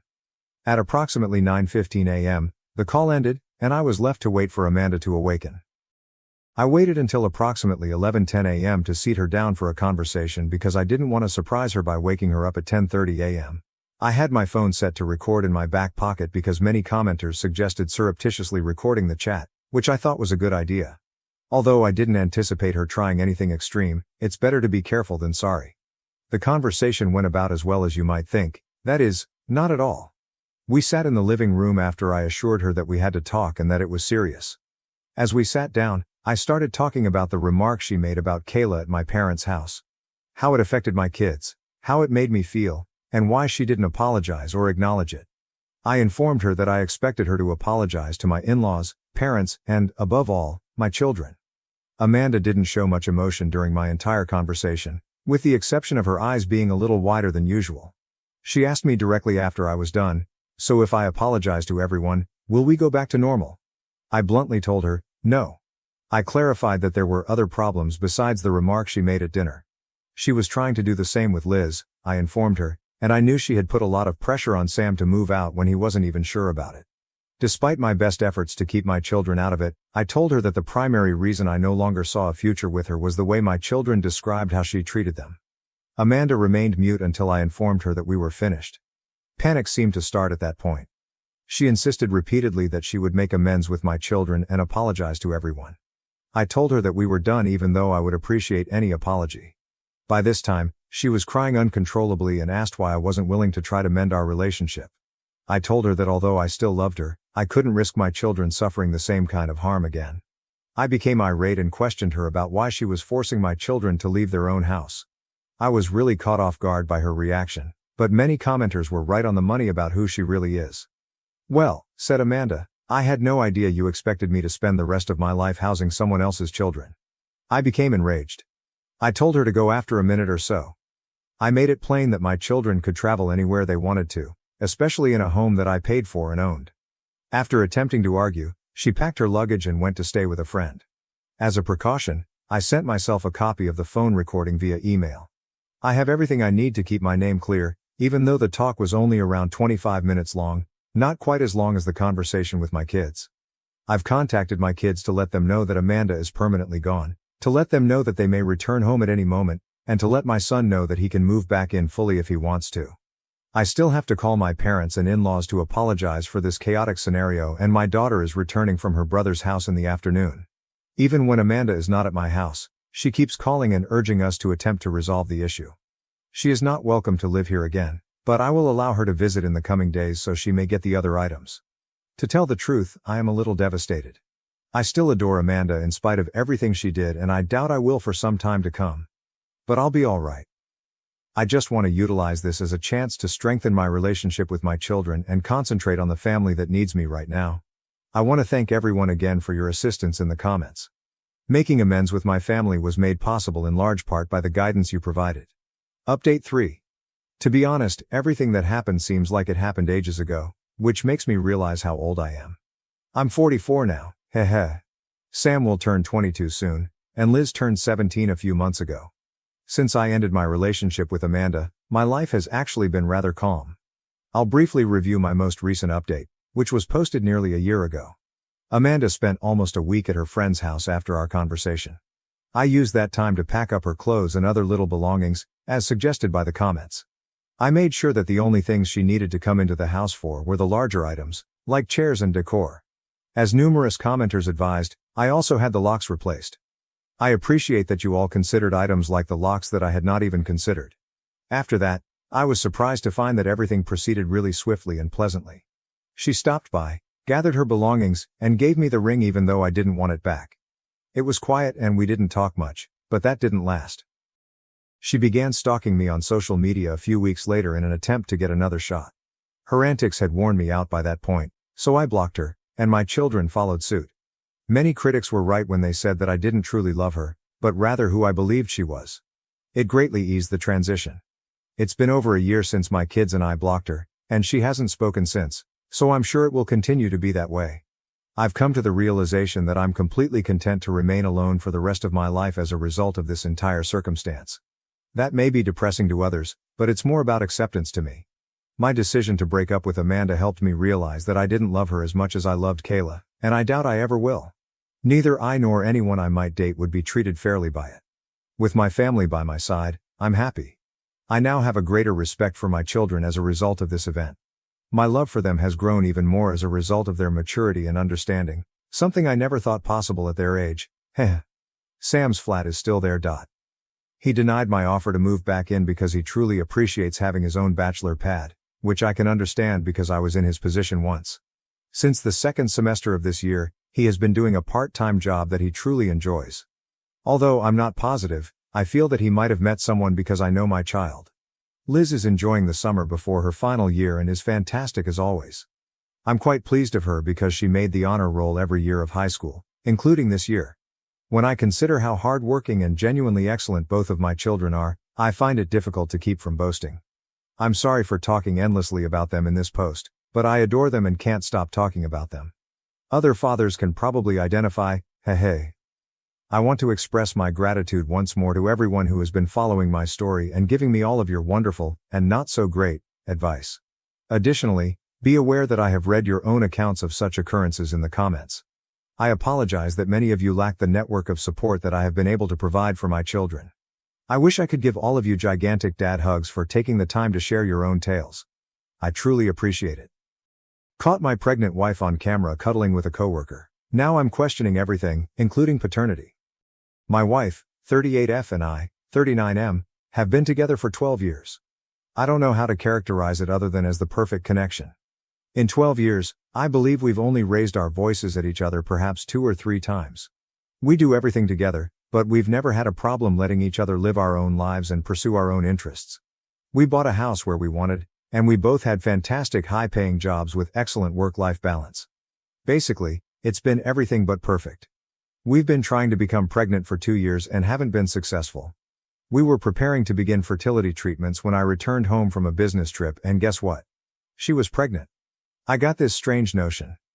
Wait, I thought we didn't try during the week last month because of fertility testing. But I couldn't remember exactly since we were so busy.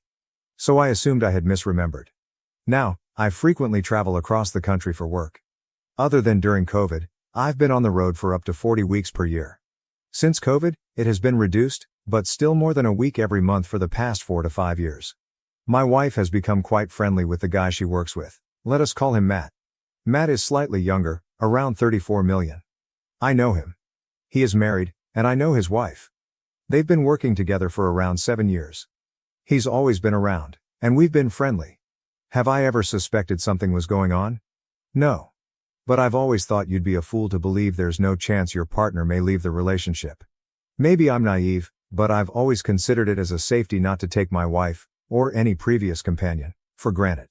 She has never given me cause to believe she would do that, but anything is conceivable. I was out of state for work about a month ago, while she remained at home. I asked her what she had been doing earlier in the day and she replied Matt was coming over for supper. This wasn't unusual. Matt stops by on occasion. Sometimes with his wife, sometimes alone, and occasionally when I'm not around. I didn't think much about it. We installed a security system with cameras inside and outside the house following an unrelated event a few years back. The cameras record footage, which she and I can view live. I frequently use those cameras to check on the dog while I, or both of us are away, because the rest of the system is monitored by a business in case an alert goes out. She knows I check those cams. There's even an installed system that allows me to communicate with them. If any of us is out of town, I'll play pranks on them, and she will do the same. She travels for work, Although far less than I do. The point is, it's known that I check them frequently when I'm not at home. So I switch on the camera and see my 4-month pregnant wife sleeping on her side on the floor, with Matt sitting on her leg and massaging her hips with a foam roller. Okay, what the __ is this? I begin rewinding through the footage and they are eating and talking regularly. But then they get on the couch and share the same blanket. They are now feet to feet, but that couch isn't that huge. Then they move to the floor, and I logged in. Anyway, I text her while I'm still monitoring the cameras. They both appear like deer in headlights, and he swiftly departs. We get into an argument. She isn't angry with me for accusing her, but she is adamant that nothing happened, or ever will happen, and that what I witnessed was innocent. She complained about being in agony from the pregnancy, which I know is real. She is already experiencing back pain and other symptoms. The most significant moment of the conversation was when I questioned her, if I were there, would you two have been comfortable doing any of that in front of me? She hesitantly said, no, probably not. I told her I didn't want to talk after that, but we'd discuss it when I returned home in 3 days. That's when it occurred to me. What if my strange gut feeling about her telling me she was finally pregnant was related to this? What if my 1% chance came true and we did not have this child? It's now eating away at me while I spend 3 days alone in a motel 1,000 miles away. I resolved with myself that I believe it is less likely than more likely that something between them occurred, but my 1% has now increased to 10%, 20%, or possibly more. When I arrive home, she's walking on eggshells and doesn't say it. I wait to see what she will do. 2 days later, she finally brings it up and collapses. She claims nothing happened and that she would never cheat. She doesn't go beyond to prove her innocence, which I viewed as a positive sign. Anyway, we resolve the issue and continue forward, at least for the time being. I'm still coping and figuring out how to trust her after all this time. I'm gradually realizing that they've been pals for a long time. Maybe he has intentions, but I don't think she does. I've spent a lot of time with both of them and have never noticed anything wrong. What is destroying me right now is the concept that if I am wrong and something happens, I will be able to deal with it. What if the child is not mine? I've never mentioned it in our disputes or the few lengthy discussions we've had about the problem, and she hasn't either. Mostly because I don't want to further the situation by crushing her, especially if she's telling the truth, which I mostly believe. The only option I can think of at this point is to wait until the baby is delivered and then order a paternity test in secret. Should I do this? Should I tell her and deal with the situation now? If you were a woman in her circumstances and told the truth, would it ruin you or your opinion of me? If I asked you if you were lying, how would you respond? I don't want to ask such a vague question, but what should I do? Mini update. There are a lot of comments. Thank you everyone. More than I can handle directly, but I'll continue reading. Some have made valid comments about tackling it now rather than later, which I am contemplating more than previously. Thank you to those that concentrated solely on my relationship. I understand, but that is not my main focus right now. We've been discussing it a lot. My wife and I are fairly open with each other. I'm not saying I believe nothing happened, but I'm more concerned with paternity right now. If I need to track or spy on my wife using Life 360, then this relationship is gone. That is not the connection we have, nor is it one that I want or believe anyone should have. We are working to rebuild trust. As I said in this lengthy essay, my 1% suspicion increased to 10% or so. Trust me, I take my relationship seriously, but if the child isn't mine, there's no use in continuing the talk. I have previously addressed this with my lawyer. I don't live in a state where the birth certificate issue would be a problem. If I have documentation proving the child is not mine, divorce will be less of an issue. We are both in independent financial situations, so it will not matter much. I'll keep updating this page as long as possible and offer an update when and if anything is fixed. Update 1, May 10, 2024. She was out of the state on a work trip until late last night. It is Friday, and she is working from home in our kitchen today. I asked to speak and brought it up, requesting a paternity test. She quickly responded yes, without hesitation. She stated unequivocally that she has no reason to be concerned. She has no trouble taking the test right now. The one condition I left was that if it is at all intrusive, according to our doctors, I am fine with waiting till it is low risk.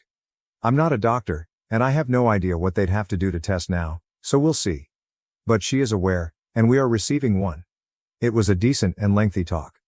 We're currently sitting together for lunch. She has no idea I did this on here, therefore the new account because she is on here somewhere. Thanks to everybody for your assistance and opinions. A lot of you reminded me that we are already very open about everything, and if nothing happened, she wouldn't be concerned about getting a test. I was more concerned about her health and adding an absurd level of stress if there was a problem, given she is in a high-risk pregnancy and it has taken us so long to become pregnant. So again, thank you for your assistance. I suppose I could update whether the child is mine or not, but I'm not sure how long it will take. I am 90 to 95% certain the baby is mine, but this will help us continue the conversation. Update 2. Because it appears to be a more relevant topic in this post than in the other, I do have the film. No, I have not spoken to Matt yet. He's informed her he wants to discuss it, but I've ordered them to wait. My relationship with my wife, as well as the paternity test, are currently the most important things. I will ultimately speak with Matt. No, I am not going to purposefully entangle Matt's wife. I don't see why I would, except to be vindictive. I won't cover for him, of course, but his relationship is his, and mine is mine. I'm not interested in making things worse. Whatever happens between him and his wife is none of my business. We've had a lengthy discussion about why my wife believed she could be intimate with someone else. Nothing is being neglected. I could write an essay about our history, her motivations, and my thoughts about it, but instead I'll simply state that I'm aware of it. She denies any more wrongdoing, but concedes it was not a good appearance. She was not thinking about it at the moment, and that is what we are currently dealing with. When asked if it appeared harmless and if my wife visited Matt's house when his wife was not present, I said that she was 4 months pregnant and I was at home. We've been so busy with work that the days have blended together. Trust me, we are quite open people who are at ease with themselves and one other. I'm not sure if she's been to his place without his wife. I mean, the 3 or 4 of us maybe only hang around once or twice a month, but they work directly together every day and have for years. So, obviously there is some closeness there. They are both in senior executive positions at their organization. I too have long-term female friends with whom I have traveled, had dinner, and hung out in hotel rooms, but I have never crossed any lines since it is not who I am. I'm married, and I adore my wife and life. I see no reason to do anything inappropriate. So yeah, the optics are awful, but I need to determine whether it's just lousy optics or anything else. Matt may have motives, but I'm not sure. That's the thing I need to figure out, if I trust her to handle it. She claims she has never been aware of Matt's intentions. She spends almost the same amount of time with him and his wife as he does with us. She works in a building nearby, while I reside on the coast while my company is headquartered in Chicago, so my coworker buddies are considerably more dispersed. We can't simply grab after-work beverages as others can. Because of this, I frequently attend her work hangouts rather than my own. I'm also acquainted with her CEO, so while it's not ideal, I've always trusted her. I've never had a reason not to, until now. This is the first fracture or ding in our 15-year-old trust. To clarify what happened that day, my wife said something to Matt, who froze. He murmured something I didn't hear and she added, "No, don't worry about it." He put something in the dishwasher and she let him out the front door. He did not jump out the window or anything. I'm not going to include every single nuance or detail in this post because it would take hours to write, and I'm not uploading security tape for strangers to see. I installed the security system after an event involving a stranger on the internet. I'm not suggesting nothing transpired between them, rather I'm not sure. That is what my wife and I talk about practically every day, and what we are going through. The original point of this post was that we had not discussed paternity. I didn't want to place her in a situation where she would lose the child, whether mine or not. Not only was I unable to describe every delicate detail, but I also included incorrect details about our life that had nothing to do with what happened. I used to be a minor public figure and some internet troll came across the country to threaten us with death. It grew to the point where the federal government had to intervene. People here are jumping to conclusions with far less knowledge than I do, and they are ignoring the original premise of the post and the questions I posed. Some inquired if I had informed Matt's wife. No, I have not. She is my wife's friend, but we don't spend much time together. I know her through my wife and I only see her every few months, at a bar after work or when they come over for dinner or to hang out. We are not best buddies. Should I actually go tell her, "Hey, your husband was at my place"? I knew he was there because I observed him apply a foam roller to my wife's hips while sitting on her feet. It's pretty apparent there, and I'm not sure, but she might be carrying his baby. This is not a soap opera. I have nothing to tell her, so why would she believe me based on the scant facts I have? And why or how does that help my situation? If all of this is incorrect, then I've ruined my relationship by acting like a child and inciting drama for what appears to be vindictive reasons. Plus, I would place them in the same scenario as we are now, For something I don't even know is true. I believe you have completely lost the plot here. Update 3, August 21st, 2024. Hello everyone, here's your next update. I also included this in the recent update. This is where we are at. Yes, my wife is still extremely pregnant. She is at the hard to pick things up off the floor stage. She's due in 8 weeks, but it's actually 6 weeks. I simply looked at the calendar. We are currently having weekly ultrasounds. The youngster already weighs approximately 5 pounds and has a large head. Her and I had very lengthy, direct chats about everything. She is convinced that nothing has ever happened and never will. For a long time, she was furious with herself for triggering this and my doubts. I've done my best to correct this, because I need to keep the stress off her as much as possible right now. But it will definitely be reviewed after the birth. As I've stated throughout, my only concern is the child and the successful birth. Okay, mostly. Perhaps not only asterisk. The only thing we still disagree on is that I believe he was getting too close because he had developed feelings or was receiving attention that he wasn't getting elsewhere. She doesn't see it that way, but she has admitted that it is feasible, even if she was unaware of it. When I told her I wanted a paternity test, she readily consented, stating it was no problem at all. My only caveat was that it not be medically risky or stressful, as she is in a high-risk pregnancy. We both discussed it with our doctors, and they basically told us that our only option was to go to court since they wouldn't do one without the law involved, which we both thought was crazy. Her doctor was confused by it, so I didn't press too hard. To be honest, she pretty much demanded the test. I knew there were other alternatives, and I researched them, but I ultimately decided to wait until the birth. I already have a lab set up and ready for the test. I'm 95% confident it's unneeded, but I'm getting one for my own peace of mind and, most importantly, to ensure that nothing comes between me and my child. Thank you to everyone who has sent me supportive messages that I have not responded to. I'm going to go through them tonight before I leave again. For those of you who believe I should be acting like a 17-year-old high school student, either by being aggressive or purposefully cheating on my wife to illustrate a point, or implying other childish behavior, thank you for the entertainment. Stop watching TLC or TikTok. That idiotic drama isn't the way to go, kids. And to the one individual who recommended I provoke an accident with my wife, I hope you wind yourself in prison someday. It's quite unlikely that I'll return here after tonight, at least until I receive the test findings. If you're still interested in the results, check back in 1.5 to 2 months. I've been advised that the findings take roughly 48 hours after submission. I'll give you your moment then. My boyfriend is upset that I'd consider breaking my vegetarianism for a week-long trip to Japan. How should I navigate this? Original post. My boyfriend is upset that I'd consider breaking my vegetarianism during a week-long trip to Japan. I, 34F, have been vegetarian for about 4 years. My boyfriend, 34M, is a meat lover. He is an excellent cook and he loves steak and other types of meat. He's never asked me to start eating meat.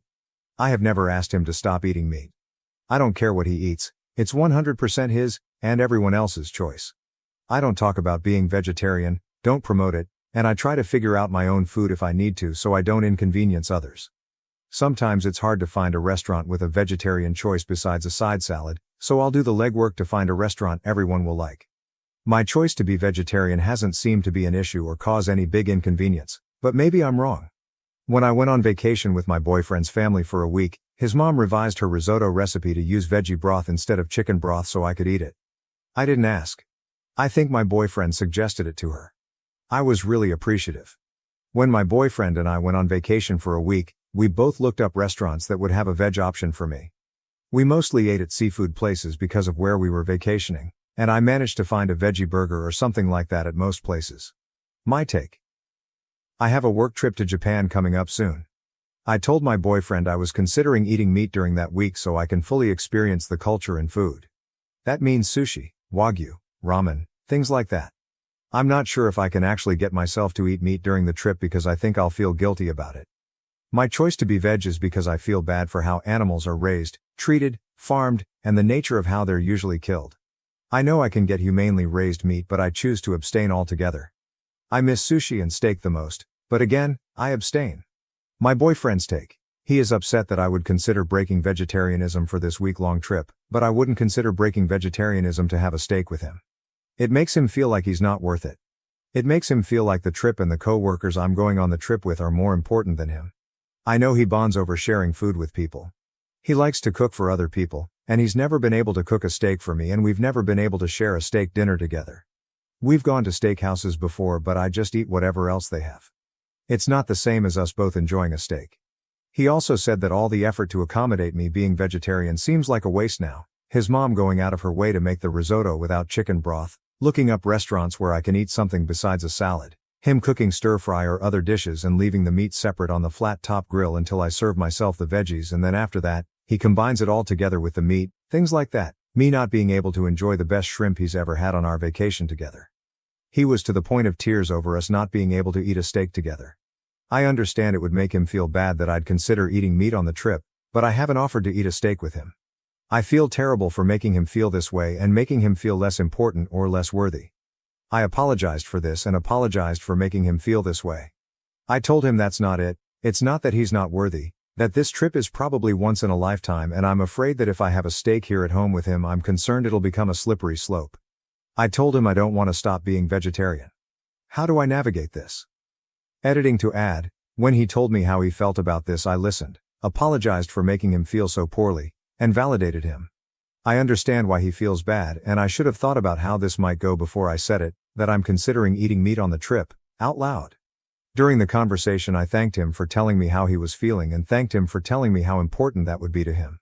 So I offered to have a steak with him, and I also let him know I don't want it to become a regular thing because I prefer to stay vegetarian, or mostly vegetarian I guess, since having steak with him wouldn't be vegetarian. I know sharing meals together is important to him. It's also important to me. What I did not know, however, is that he was so badly wanting to have a steak together where I eat it too. When he cooks meat, I always comment on how good it looks and smells, and he has said before, "I wish you could taste this." In hindsight, that comment from him was probably hinting at him wishing I'd offer to eat a steak with him. He hasn't asked me, "Hey, can you please eat a steak with me tonight?" Or "Would you ever consider eating meat with me or for me?" If he asked me those questions and I said no, and then I said I'm considering eating meat in Japan, that would be a different conversation. I haven't rejected him that way, but I also haven't offered to eat steak with him either until this conversation came up. I didn't know this specific thing was something he wanted so badly. I thought because he eats meat as much as he wants and we eat many meals together that he was satisfied in this area. We've never been to a vegetarian restaurant together. I try to make my vegetarianism as small as possible. I don't want it to be a thing. I bring food to his house. I get a side salad or kids' grilled cheese at restaurants that don't have any other veg options. I don't make it a big deal. I completely understand why he feels bad. That's not what this post is about. I'm just wondering how to best move forward. I also just told him I was considering eating meat on that trip without thinking about it first. I didn't think about how he'd feel slighted. I didn't think about how I'd feel. I'd feel guilty and anxious about the thought of actually going through with eating meat, etc. When we talked about it, I brought up that I'll have to slowly incorporate meat into my diet leading up to us having a steak together or to going to Japan if I choose to eat meat on that trip. I know that's a thing. Considering how anxious I feel about actually thinking more about going through with eating meat, I think it's best for me to just not eat meat on the trip. But now I still have to figure out how to address the topic with my boyfriend because now I know he wants me to eat steak with him, and I offered to do that for him. Thanks for all the feedback, everyone. Update. Here's what happened. This is going to be really long. During the 2 weeks leading up to me leaving for Japan, we got into a couple big arguments, and about 5 days before I left he told me he can't do it anymore. He can't take all the arguing, he's exhausted, I don't take responsibility for the things I'm doing wrong, and all I do is focus on what he's doing wrong. I don't talk enough about the things that I need to fix about myself. I don't talk about my insecurities enough, and I don't take enough responsibility for the ways I communicate poorly and how that makes us fight. A little more context about the arguments. Argument 1. We had a talk one Sunday about how I was feeling. He could tell I was down, and I told him I was feeling lonely. He asked how else I'd been feeling lately, and I shared that I've also been conflicted about some work stuff and some family and friend stuff. We didn't talk about loneliness, just about the other things. He went into solution mode and was emotionless about it. It wasn't what I needed, but I went through that process with him first since he seemed determined to get to the bottom of it. Throughout the discussion, a couple things rubbed me the wrong way. First, he told me he doesn't think I actually feel that way. And second, there was no empathy. When he was done leading that discussion, he asked me how I felt. I told him poorly. The first thing I shared is that it's disheartening when he asks me how I feel. I tell him how I feel, and then he replies with, "I don't think you feel that way." This isn't the first time this happened. Other times when he's asked me how I feel or what I think about something, he's told me, "I don't believe you. I don't think you feel that way. It doesn't make sense to feel that way. I think you feel like that because of XYZ, not because of the reason I gave him." The second thing I shared is that I would have liked him to not only focus on analyzing the situation and to say something empathetic like, "Aw babe, that sucks you feel so lonely. I'm sorry to hear that. What's going on?" I told him I appreciated the solution mode discussion and that helped, and I also needed some empathy. He got quiet and his body language changed. I asked him if he's upset.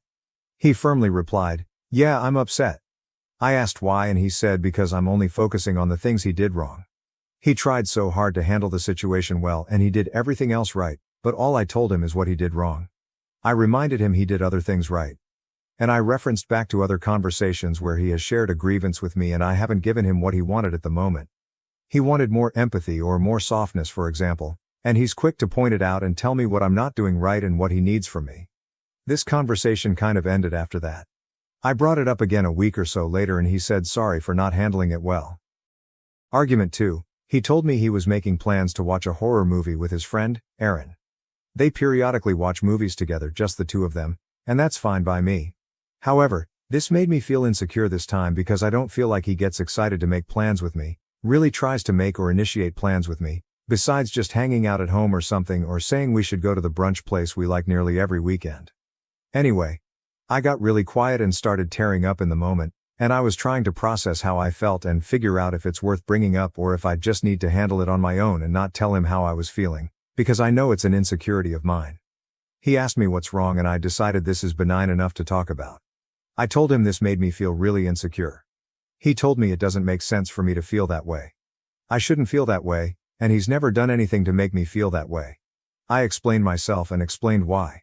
He loves horror movies and I want him to want to share that with me and I feel insecure about it. If the rest of our relationship was healthy, this probably would not have made me feel poorly.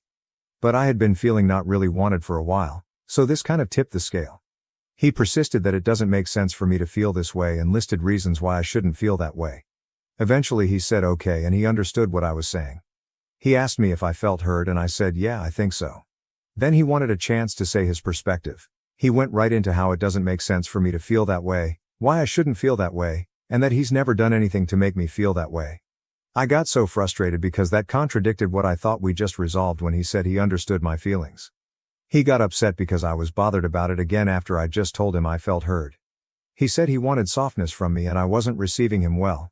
We went back and forth after that, me trying to explain why his responses to me were bothering me, and him insisting the same things again. It never got resolved. Argument 3. I was leaving for Japan on a Friday night. My flight was at like 7 p.m. That same day he was going to drive about an hour away to spend the weekend with his best friend. We talked a few weeks prior and I said I wasn't going to work that day so I could prepare for the trip, and we agreed we'd hang out that day but never firmed up any plans or times. We went out to dinner and I asked him what time he was planning to leave on Friday to drive to his friend's house. It was a genuine question with no feelings or anything attached.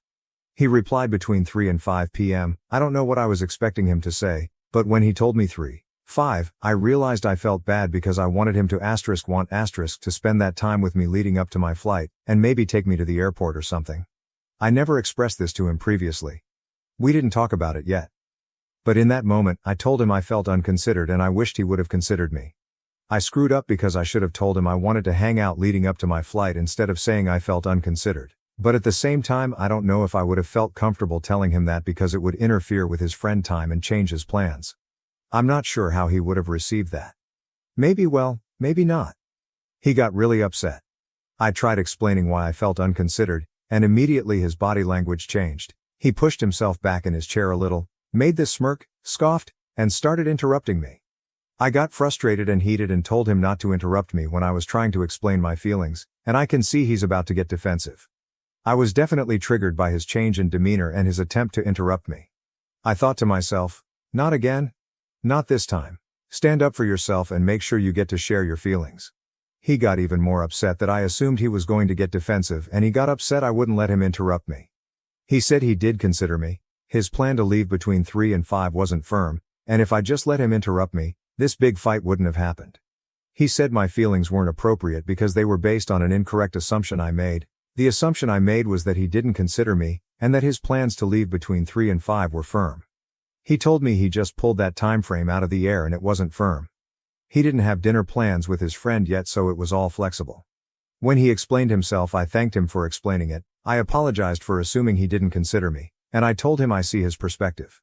He was really upset with me though. So he explained again why what I did wasn't okay. It wasn't okay that, 1, I assumed he didn't consider me, 2, I said, I wish you would have considered me. 3, I called out his body language, and 4, I assumed he was going to get defensive. Side note, me saying I wish you would to him is a no-no because it makes him feel awful, so I have worked hard to not use that phrase with him. I failed this time. I explained that those were my feelings based on the information I had at the time, and even though they were based on wrong information, it's still okay for me to tell him how I feel first, and then he can set the record straight. Then he can say something like, oh, these plans aren't actually firm. Sorry you didn't feel considered. The plans are flexible. And I can say, okay, sorry for assuming that. I'd like to hang out until I go to the airport. That didn't work for him. He insisted that if I just let him interrupt me, none of this would have happened. I ended up reiterating his point and apologizing 3 times. Also, over the summer, something similar happened with the roles reversed. He assumed something incorrect and he was upset about it, and I interrupted him to tell him what the correct information was, and he told me I need to hear him out first before I chime in with the correct information, because his feelings are still his feelings and they should be heard. It's hard to do, but I agreed. So I brought up that conversation as justification for why I should be allowed to tell him how I feel before he interrupts me. He still wanted to interrupt me because my assumption was wrong. Then he got upset that I changed my stance so quickly. When he told me the plans were flexible, I apologized for assuming he didn't consider me, and I told him, okay, I understand. That works for me. He said he feels crazy when this happens. When I feel bad about something, he explains his side, and then I say, okay, I understand, and I let my original feelings go and I side with him. He said that I'm gaslighting him because it seems like a big deal to me, then he gets worked up and then I back down. I tried to explain that it's normal and healthy for someone to be told new information and then take that information into consideration, and change their approach. It's healthy for me to hear him out and say, yeah, I made an assumption and I shouldn't feel bad about this anymore. Anyway, he was really upset with me all night. The whole fight was because of my poor communication. When we woke up the next morning, I thought he was going to apologize to me. Apparently, he thought I was going to apologize to him. That's when he told me it's over. TLDR, he broke up with me. I'm back from the Japan work trip. I didn't eat meat or seafood on the trip. I did have some soups made with fish broth since that was tough to avoid and that made me feel sick, but overall it went very well. I'm struggling now with the breakup. A 28-year-old man is ruining my 18-year-old son's life, and I'm determined to fight back and free him from his influence. Original post. Hello and thank you in advance for your creativity and time. I'm living in hell right now and need ideas. My son just turned 18 and is disabled. He needs and takes multiple medications and needs support at school. He does well in some settings and is on track to graduate and pursue trade school, with support, and we're so proud of him. He's extremely impressionable, a little socially awkward, and desperate for friends. For years we've struggled because he gives his possessions away, gets in bad situations, someone offering to sell him rocks at a park, him thinking they are collectible polished gemstones, so he asks to see them, and then freaks out when he realizes they're drugs. And is easily bullied. He will do anything to be liked. Which breaks my heart. And we're working on it in therapy, with trusted adults, etc. The grown man. This guy is 28 years old. Let's call him Quentin. He's frequently homeless, often sleeping in a tent in parks. Or he'll get a voucher from our city to stay in a motel. He has 2 pit bulls, not spayed or neutered, that he will leave in the tent or motel room when he works at a fast food job. I actually have compassion for him and his animals, if he had nothing to do with my son. It started with him asking my son to watch his dogs in the park while he worked. My son is so thrilled to have a friend, and be helping. And he does love animals. So he will spend 8+ hours a day or night, alone in a park, watching these dogs. He would ask if he took dog food, toys, and blankets from our house for Quentin's dogs. He does it whether we say yes or no. Months ago, we would say yes because I appreciate that my son wants to help these dogs. Starting a few months ago, when my son turned 18, Quentin told him he didn't have to stay with us and could stay with him. For weeks, our son was sleeping in the tent with the dogs or rough in the park. Quentin gives him beer and weed. Our son will watch the dogs for entire shifts while he works. Quentin tells him he will help him get a tent and vouchers too. The police are sympathetic, especially because my son has disabilities and also some medical issues. But he is 18. School is supportive, but he's almost to graduation, and again, he's 18. We had not ever pursued medical conservatorship or anything like that because before now lots of things were going right and we don't take that lightly, removing civil liberties from another young adult. In the past week, Quentin got another room at the motel. He messaged my son to come stay with him, and he did. My son sat in the room and watched his dogs while he worked, and I imagine they smoked and hung out when Quentin was not working. My son would respond to text messages from us but asserted he is an adult and can go where he wants. He missed a week of medication, school, part of his part-time job, and another important appointment. Being Quentin's friend is more important than all of these things, and he feels good helping his friend and says Quentin is like a brother to me. He's the best brother I've ever had. Quentin's own family has kicked him out. They are nearby. No idea who watches the dogs when my son is not available.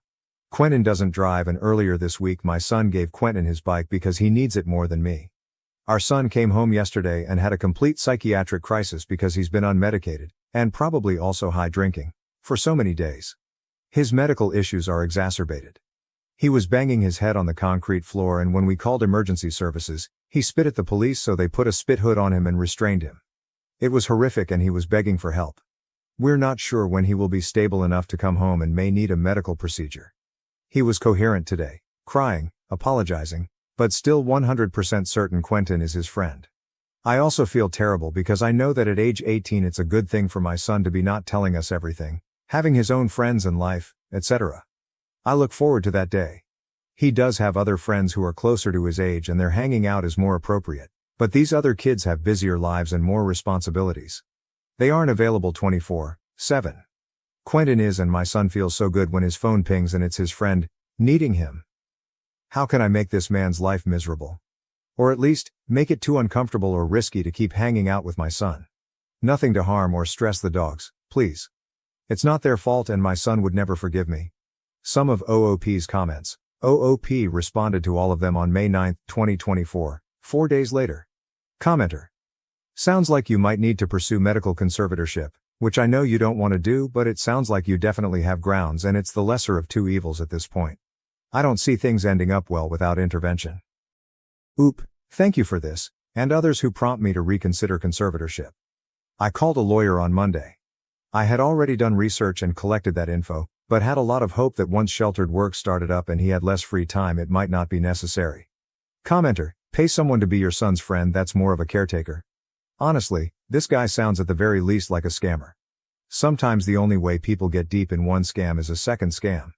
It's sad, but there's literally a bot on our scams for recovery scams. Basically, people promise to recover your loss for some fee. It's not great, but if you could afford someone to offer better friendship and then point out that his old friend is lame, it'll be like positive peer pressure. Maybe help the person could help them join appropriate opportunities for new friendship, then phase out. OOP. This is another great idea and I appreciated the comments below it here in the thread. I have reached out to some young adults older than him that might serve as mentors or fitness coaches. Hang out with him, work out, play basketball. Build positive connections with people who don't wish him ill. Thank you for this. I have a few possibilities here in our area. Commenter. If it was my son, there's nothing I wouldn't do to ensure his safety and well-being. My advice would be to just make this man's life miserable. Contact his work and make complaints against him. Tell them he's selling weed or is abusive to customers. If he has a room, report him for dealing drugs and threats of violence. If he stays in the park, phone the police and claim his dogs are attacking people in the park. All anonymously, of course. Maybe nip down to the park late at night and set off a shitload of fireworks near to his tent. Do this over and over again. Make it your life's mission to ruin him. He'll move on when it all gets too much. My son is autistic too, and him being taken advantage of is a great worry for me. I hope it all works out for you. OOP. Thank you for this. I did contact his employer because my son isn't the only teen in the neighborhood Quentin is giving alcohol to. I also contacted management at his motel where he occasionally stays to let them know this person was letting a vulnerable teen stay there, and miss school and meds, and that it was surely against their policy. Quentin was not happy. I contacted his work in the motel. I felt really empowered by so many of the comments here to engage around this and make his life more difficult. Get son a dog. Yes. And great insight to others who mentioned maybe getting my son a dog. He actually has a medical alert service dog and other pet dogs, and cat, and fish, so animals are truly a special interest of his. Heartbreakingly, he will leave the service dog with us because the dog is safe and we love them, but Quentin's dogs need him. But yes, we lean on the gifts he has with animals to build other areas of his life. Talk to the police again. I just spoke to the local police again tonight. Sometimes they lean heavily on he's 18, he's an adult, but some of them, when they get to know him a bit, realize he's vulnerable and are more willing to help. Keeping him busy. Yes. Son has an interview tomorrow at an animal adoption center. This is the type of setting that would keep him busy, help him feel like he's doing something important, and give him better adults to be around. Commenter, get rid of the dogs. Go on Facebook and post how they are being abused, and an intervention must take place. Get rid of the tent. Is he camping illegally? Call the cops. Get rid of Quentin. He's not good for anyone right now, not even himself. A major intervention is 100% necessary for all parties involved, for the police, for you, and for your son. There is so much to lose with inaction. OOP. I did part of this evening. Son got home from the hospital last night, back on meds, stable, goes to his special interest class at school, does great. Going for a bike ride. Lo and behold, he's back out with Quentin and the dogs. It's after 10 p.m. so the park is closed. Quentin is pitching the tent. I called the non-emergency line to let the police know a homeless man with 2 pit bulls was sleeping in that park near the playground. Police went and moved him, and sent Son back to us. I will keep doing this. I might also flyer homes near the park to let them know there's a homeless man with 2 pit bulls who provides alcohol and weed to teens in the park near their home, to help make it less comfortable for him to be there. Thank you for this advice. Commenter, you could see if Quentin would accept cash and a bus ticket to leave town. It would be the least messy way to disentangle him from your son. Or if you can round up a group of scary people in a van, a different kind of ride out. I appreciate and applaud the autonomy you've given your son, but it's time for his own sake. OOP, thank you for this. I did go find Quentin after seeing this advice and offer him cash to leave my son alone and stop taking his calls. He refused and promptly told Son that I had offered. He also told my son I'm too attached to him. Block the number on Son's phone, thank you for these. Yes, we've blocked his number in the past, and given Son an old flip phone when smartphones were too much to manage healthily, but Quentin doesn't even always have a phone. They video chat on Instagram. They also can borrow anyone's phone, log into Insta, and communicate. Go with him to every hangout. I love this advice to crash every hangout. I started doing that tonight. Quentin was so mad, he told me I'm harassing him. He finally walked off and told my son not to follow him. Son is mad at me and parroting that Quentin says I'm too attached. Fine with me, I can do this every day. Great advice. Update post. A few months ago I came here asking for tips to help get a man named Quentin out of my son's life. I'm super grateful for all of the ideas and many kind words. As of today, and for the last 3 months, my son is happy and healthy.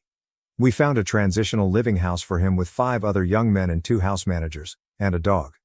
He's learning to be an adult, learning to cook, clean, and get a job. It includes therapy, gym every day, yoga, skateboarding, truly a dream come true. The house is about 40 minutes away from where Quentin lives and my son feels he has friends, is purposeful and feels adult and is learning and busy. They will also do job training. Before this happened, I took as much of your advice as was possible.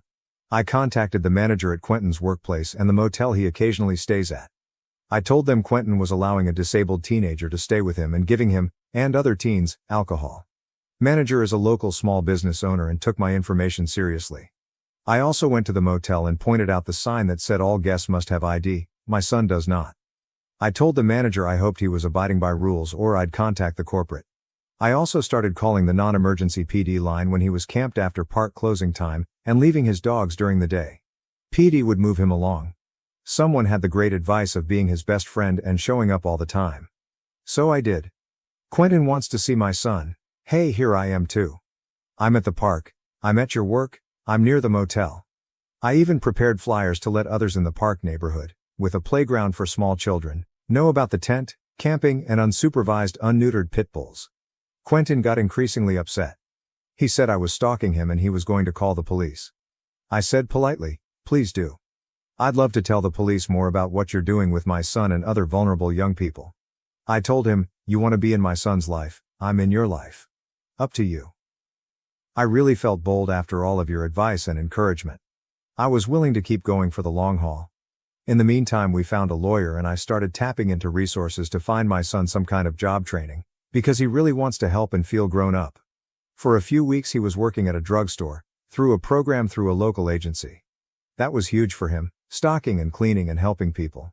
It also kept him busy for about a month and kind of removed Quentin slightly.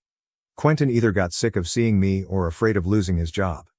The location of the motel he had been staying at occasionally stopped letting him, so he had to start using another location much farther away. Farther to walk to work and harder to deal with. I think he realized my son wasn't worth the trouble I was causing, and just stopped contacting him. Thank you so much for all of your ideas. I was so focused on trying to fix it from my son's end as his mom, I had no idea how to actually deal with Q. You all were fantastic. Huge thanks from the mom of a happy, healthy, busy and purposeful young adult son. Some comments. Commenter, glad things in your situation are going in a positive direction, but wondering why you have to mention unneutered pit bulls in such a negative context. I'm 100% about spay and neutering all animals right now cause this country is in a crisis with the homeless pet population, but I feel like your statement wasn't mentioned because of the same reason. OOP, absolutely. Thank you for naming that. I'm also worried about the animals. One reason I struggled at first with what to do is if my son weren't a factor, I would feel drawn to helping Q and his animals, or at least pointing him to resources for that. I have colleagues who work for organizations who help those without homes to stay with their pets, often their family. Since I wrote the first post, one of these dogs has had puppies. I also tried to help my son realize that he wasn't responsible for the dogs and it was a hard life for all of them. Until it became clear how in danger my son was. I guess I mention it as another example of how the adult in the situation was not being responsible, and how the untended dogs were not safe for themselves or other unfixed animals who might come into the park. For me, the state of the animals is also sad and one reason my son was so compelled to help. Which is a negative. I feel for them and never wanted to harm or scare them. Traditional Plan 7423. For anybody in Houston TX that may see this. I work for a nonprofit, SER Jobs. We offer training and licensure to youth, young adults, and veterans. Financial literacy assistance for everybody. Our goal is long-term financial stability through training and job placement and financial education. We are completely funded by federal, state, city, and private donors. All classes, certifications, and licensure are completely at no cost to you, the member. Please look us up. Please donate if you find it something that you support and help us to continue our mission. SER Jobs for Progress in Houston, Texas. Find us at serjobs.org and on Facebook, Instagram, TikTok, and any other platform I missed. We have community events that you can participate in and help us continue to serve anybody who wishes for a brighter future. ETA, sorry if it may sound like taking attention from OP, but our services are helping many in this situation. And we will do anything it takes to see our members succeed. I may just be admin in accounting, but I wholeheartedly believe in our organization and mission. OP, thank you, amazing. Yes, an org like yours is helping us immensely and I'm so grateful others can help my son and I can be his mom. Thank you for your time and work. I discovered my ex-wife was feeding our kids turpentine daily and had to fight to protect them, gain custody and help them heal from the trauma. May 1st, 2021 on r/relationship_advice. I found this out, like I do most things about life with their mother, through the kids, M7 and F5, as communication has been pretty much non-existent between the ex and I since our split 6 years ago. Before anyone jumps to conclusions, no, I don't ever press my kids for information. I've worked very hard to establish an uninhibited, open, no topic is off limits type of relationship with my kids. Even though I've only got them every other weekend, I want them to feel comfortable enough to fully express themselves and speak their mind freely around me. This has led to several discoveries about certain aspects of their life that their mother has asked them not to reveal to me, something I'm very much against. I don't believe any child should have to hold secrets between their parents. It isn't their responsibility and is something I would never ask of them. That being said, they've come out with nuggets of wisdom such as we shouldn't be drinking tap water because the government puts chemicals in there that makes us docile and obedient. Santa isn't real. But Jesus is and the Bible is 100% fact. Controversial topic, I understand. And most recently that the government says turpentine is poisonous but it is actually good for you. What the hell do I do here? If I speak to my ex about this, or even let slip that I know it's going on, she isn't going to have an honest conversation about it with me, and I fear that she'll just press the kids even harder to keep things from me.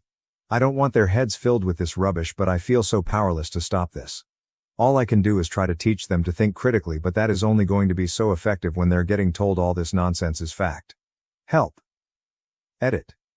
I spoke to my children about it and recorded the conversation to ensure there was no confusion about what was being said. They were being fed a spoonful of turpentine every day by their nana for the past 4 weeks while they were all away on holidays, but there is zero chance my ex wasn't aware this was happening. Definitely turpentine. 100% pure gum turpentine. My boy said the bottle read. The distilled stuff, he said. They even started singing that Mary Poppins song, "A spoonful of sugar helps the turpentine go down." Feel like I'm in an alternate timeline. Thank you everyone for being so helpful. I appreciate it so much. Edit. The talk screen won't be happening until we get a referral. Poisons Hotline has no literature on hand for chronic exposure to turpentine, let alone in children, but the kids don't seem symptomatic. We will be visiting either a GP or the hospital first thing tomorrow for a full checkup, and a report will be made separately to that of the medical mandatory report. I don't really see a scenario playing out where CPS isn't getting involved here, and I can't not have my kids medically assessed knowing that this has been going on. Currently preparing for the shitstorm that's bound to ensue. Comments. Deleted user. Sorry, but you found out your ex-wife is poisoning your kids and your response is to get on Reddit instead of taking your kids to the hospital and contacting authorities. Hopefully this is as fake as it seems. OOP. Ex-wife. The kids seemed asymptomatic. Had I not been made aware of this, I probably would never have known anything was up. That being said, my mother is a nurse and we did have the kids looked at. Yes, I came to Reddit as one source among several for guidance because I had no f*** clue what to do about this or even what my options were. I try not to act rash or emotionally impulsive when it comes to my children. I try to weigh up my options. My father has a muddy history, so even though he's not the same person he was 15 years ago, a CPS investigation has potential to forcefully alienate my children from their grandparents. That's just one example of what factors into this. I wish this were fake. Deleted user. What the fuck? Asymptomatic? Dude, they've told you she's poisoning them. You should have immediately taken them to the hospital, regardless of whether you can see symptoms.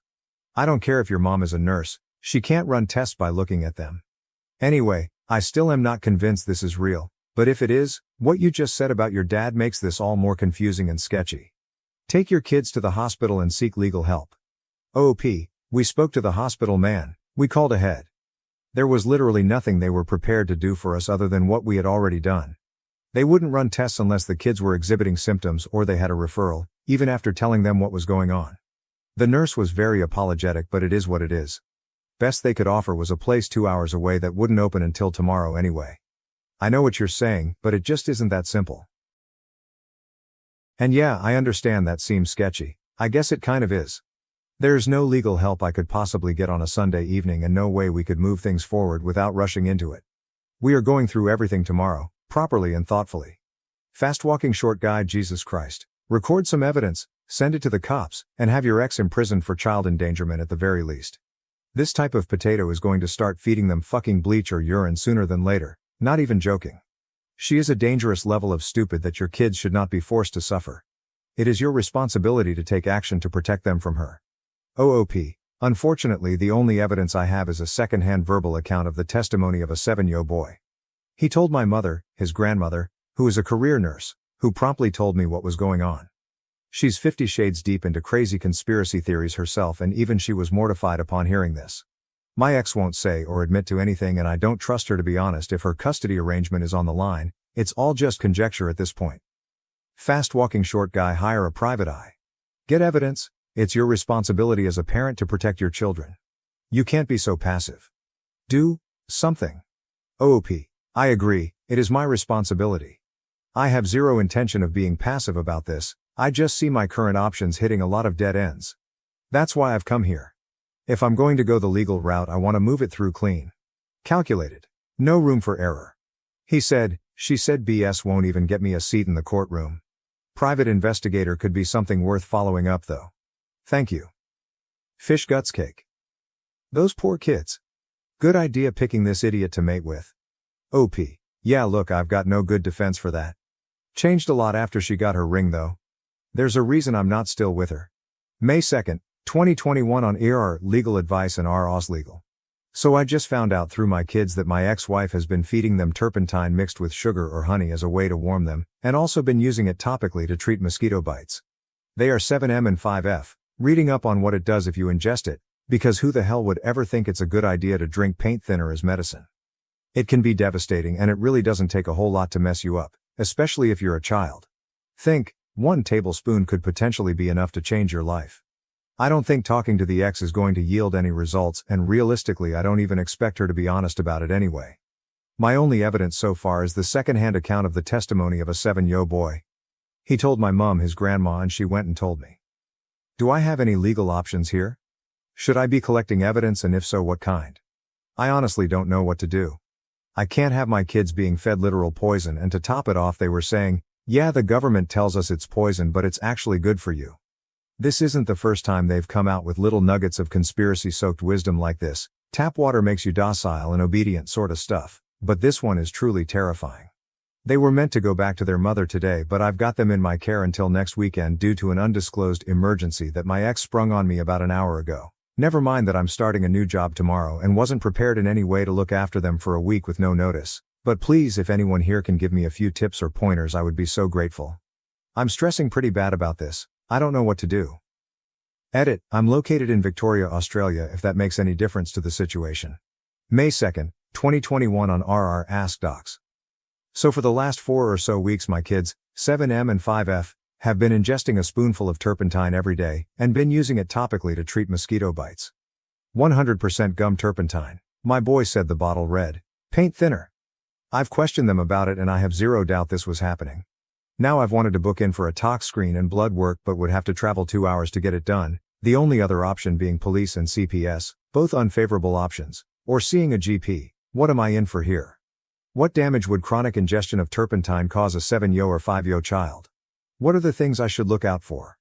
Would terps even show up in a screen in such a small volume? And if there's anyone here from Victoria, Australia, would a GP be able to help initiate a tox screen? May 2nd, 2021 on AITA Toxicology. The contents of this post were not able to be recovered. However, this comment was deemed relevant, as it has information about turpentine therapy. Solomon Gilbert, MOD. I'm sorry to hear of this happening. Usually, we wouldn't allow medical advice requests, but this is an exception.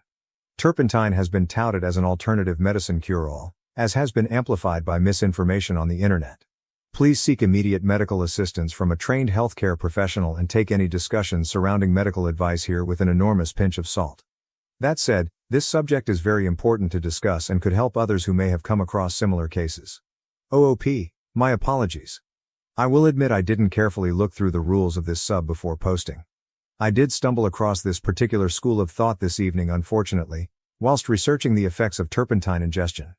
It saddens me to learn of its existence, but honestly I'm not as surprised nor shocked as I feel I should be. Understandably, advice from strangers on the internet will never be a credible substitute for a trained professional opinion. Sorry guys. But I do appreciate your concern and the willingness of those who helped. Thank you. May 3rd, 2021 in a comment on the Ask Docs post. Update on the situation.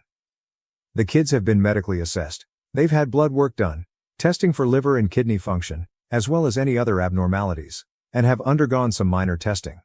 Thankfully, everything has come back clear and they seem to be happy and in good health, apart from my daughter being a little upset about being jabbed with needles. There were, however, some very concerning statements made by my kids to the doctors who screened them, both with and without any family present. Everything said has been transcribed and documented in their discharge papers. CPS has since been informed of the situation. The situation has been reported to the police and a medical release statement has been filed with them. They told me they would remain in contact with CPS and wait for their lead. The kids are legally staying within the care of myself and my family until further notice from Child Services.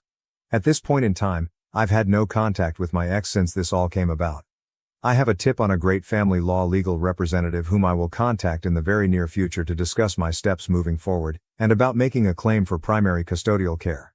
My family fully supports this decision and we are all still incredibly shocked about this whole scenario. I am on the verge of having an absolute meltdown, but things actually seem okay for now. My kids are safe, I couldn't be more grateful for how supportive my family and friends have been over the last couple of days. Thank you to everyone who gave me their advice and support. I appreciate every one of you. Please do not feed your children turpentine. UDG.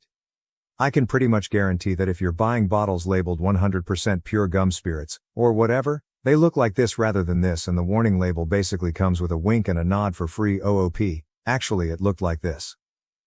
Literally has poison impressed down the side of the plastic bottle, complete with all the expected warning labels. Straight from the paint section at Bunnings. Update as of September 2023, September 22, 2023 on his profile, 2 years after the original posts, 2 days after the Boru post. Just an update on things since everything went down and maybe provide a little clarity on a few key details.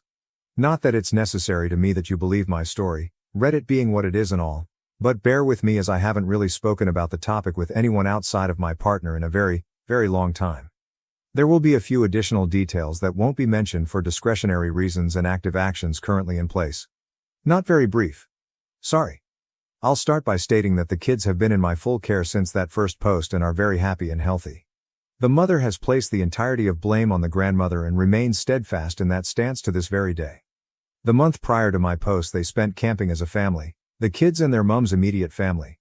They spent that entire time in her care and there is no way she wasn't privy to what was happening. Every goddamn day. The kids had a fucking song to sing about it. All substantiated in statements taken from them.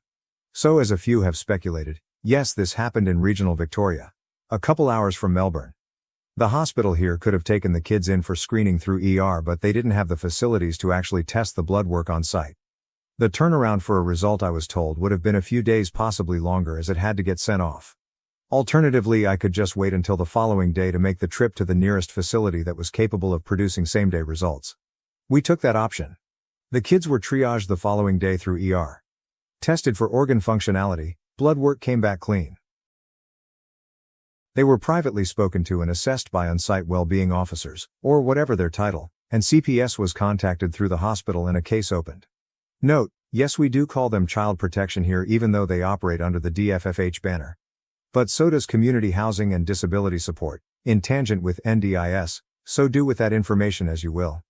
It's a broad department. We left with the medical reports, which included statements given by the children, and holy fuck were they were being fed some wild facts about the world. That night I made an informal statement at the local police station stating what the situation was and the actions taken, just so they had it on record. For those tracking the chronology of all this, we are roughly 30 HRS into the timeline from me first finding out. CPS conducted several interviews over the next month with all parties involved, as well as a house call to my residence. Not sure how extensively they interviewed the mum. They concluded the children unfit to be in the mother's care but were comfortable in closing their case should they remain with me full time. Surprisingly, there was no legal order put in place. Apparently they are happy to move on from a situation once comfortable with the results. Found a good law firm and started the legal process, which has been very slow due to a, unsurprising, lack of cooperation. Essentially though, we have restricted the mother's access to supervised visitation and removed her parental right as a legal actor regarding medical decisions. She has only seen them a handful of times in the 2 years following, despite constant efforts to facilitate visitation. The kids have had therapy and I've spent many hours talking to them over the last 2 years, helping them navigate their way through this. They'll have a lot of questions they'll expect answers for when they're older, I'm sure. Currently, we have managed to secure scheduled visitation with the mother through a professional contact center which facilitates supervised visits. It has been a fucking wild ride, but we are incredibly lucky and happy to have the strong family unit we currently do, including my partner and her daughter who have been next to us through most of this process. Please teach your kids it's safe to be honest and open with you. My parents pressured me to forgive my cheating fiancé, so I exposed my dad's affair, leading my mom to leave him after 30 years. In July, I was to get married. When I returned home from a business trip 2 months ago, I discovered my ex-fiancé having an affair with the sister of my closest friend. I threw him out, called off the wedding, and threatened to throw away his belongings if he didn't show up to pick them all up. A few weeks later, I pawned the ring, sold or donated everything he gave me, and placed everything he left on the curb with a free sign. I blocked him everywhere. I called the police on him when he came hammering at my door after I'd taken away his belongings. I contacted them once again after he showed up at my place of employment and made a scene. I also called the police on his family when they gathered in large numbers to argue his case. I didn't go all out for my ex or the sister of my former best buddy. I told her spouse that I had seen her having an affair with my former partner. The last I heard, she had returned to living with her parents after being evicted from the residence. My former best friend made an effort to persuade me to give them both an opportunity to clarify. What? No. She then accused me of being cold-hearted and petty, accusing me of destroying her sister's relationship. Therefore, I also kicked her out. I don't want to be around dishonest people who don't care about betrayal. Without a doubt, this incident festered inside of me until I let go of my parents. Perhaps that's why I was so hard on them when it persisted. I brought a date to supper with my parents last week in the hopes that his presence would prevent them from bringing up my failed engagement. I had been under pressure from my parents to reconcile with my ex. He's really sorry. Give him 5 minutes to explain himself. You owe him that. He didn't care about her. He was wrong. You're being unkind by excluding him in this way. How could you report him to the police?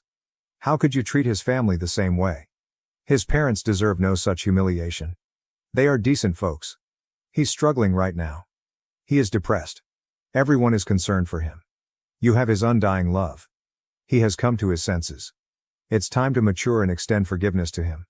No, they continued to bring it up despite my date's presence. When my ex jammed his dick into anything that moves, as he does, I lost my temper and asked my father if he expected me to put up with it. I questioned my mother about her experience of ignoring her husband's adultery. How does she maintain her composure when dining with women who have had sexual relations with her husband for years?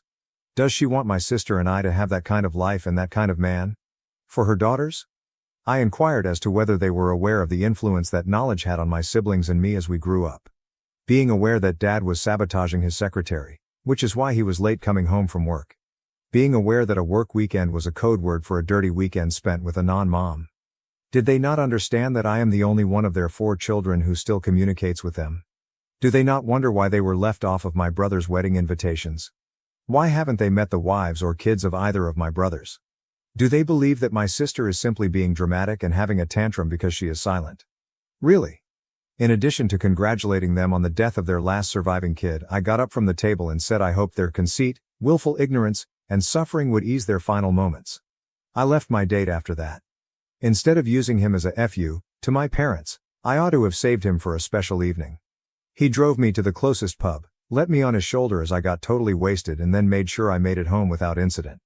He messaged me the next day to check on me and even delivered over a large Sprite, large fries, and a double cheeseburger via DoorDash.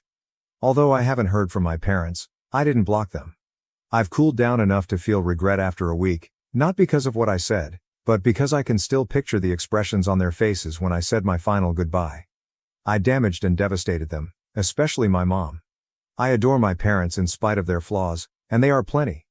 I feel a lot of remorse about hurting them and I don't like knowing it. Edit 1. Although I haven't read every remark yet, I believe that some information has to be made clear. My date was aware that we would be dining with my folks. When he invited me out that morning, I told him what I had planned for the evening and asked him if he wanted to go. I was surprised when he said yes. When he did, I told him that I wasn't being serious and that it would likely make him feel a bit uneasy. He simply chuckled and offered to pay bail if necessary. There you have it, he knew there would be drama in that restaurant. Edit 2. I have other folks in my life besides the ones I named in my post. My siblings are with me. They didn't interrupt me. Just a few days after I found out about the adultery, my sister flew in to be with me. I also had amazing friends who helped me move my ex's belongings to the curb, pack up my belongings, and even find me a person who paid a reasonable amount for the engagement ring. I only brought up my ex-best friend, etc. because of their actions and words, which helped all those long suppressed emotions to surface when and how they did. Responses from the OP in the comments. Ex's parents. Being on the outskirts of my parents' social circle, my ex's parents are undoubtedly aware of my father's numerous infidelity scandals. They must have expected me to endure the same level of contempt my mother has shown me over the years. Commenter. You dislike your parents' choices, even though you love them. Considering what you've told us about your early years and their current actions, it makes perfect sense. How can they continue to be a non-toxic part of your life? Consider that. What do you want them to accomplish? What would be the absolute minimum and what would be ideal? OP. Although it would be ideal, my mother will never abandon my father and take him for granted. My father using discretion is another thing that will never occur. Knowing that their needs and wants would always come before everyone else's, do they really care about the humiliation they've inflicted on us? I don't think I should hold my breath for it, but I would be content with an acknowledgement of the hurt we've experienced over the majority of our lives. Commenter. Is it possible that your ex believed there would be no repercussions for him either, given that your mother finds nothing wrong with her partner cheating? OP. I understand why people could believe that. My sister was the only person I discussed it with. When it came up, we were both intoxicated and high. Naturally, people would assume that I was okay with things the way they were. How could they be supposed to know that I wasn't comfortable with it when no one asked? I can appreciate that viewpoint. As of September 29, 2024. I haven't been here for a minute. Work and life have been hectic, so I haven't had time to update Reddit. We apologize to everyone who kept contacting us to request an update. Better late than never, I reason. In summary, when my parents pushed me to forgive and make amends with my unfaithful ex, I became angry with them. At that moment, I told them some really tough and painful facts. Then I felt a great deal of shame. The remorse began to consume me. I want to start by saying thank you to everyone who left a comment on my post. Even though I didn't publish for approval, getting comments from the majority of you did ease the burden a little. I made an effort to read every comment. Even though my timing was poor, I was able to recognize that what I said was extremely vital, even though it didn't remove the guilt I carried. We also appreciate everyone who chose to send private messages instead of posting on the main thread. Speaking with you and reading your personal accounts of comparable upbringings made it clearer to me that my adolescence and childhood had been painful and left scars that I hadn't yet healed.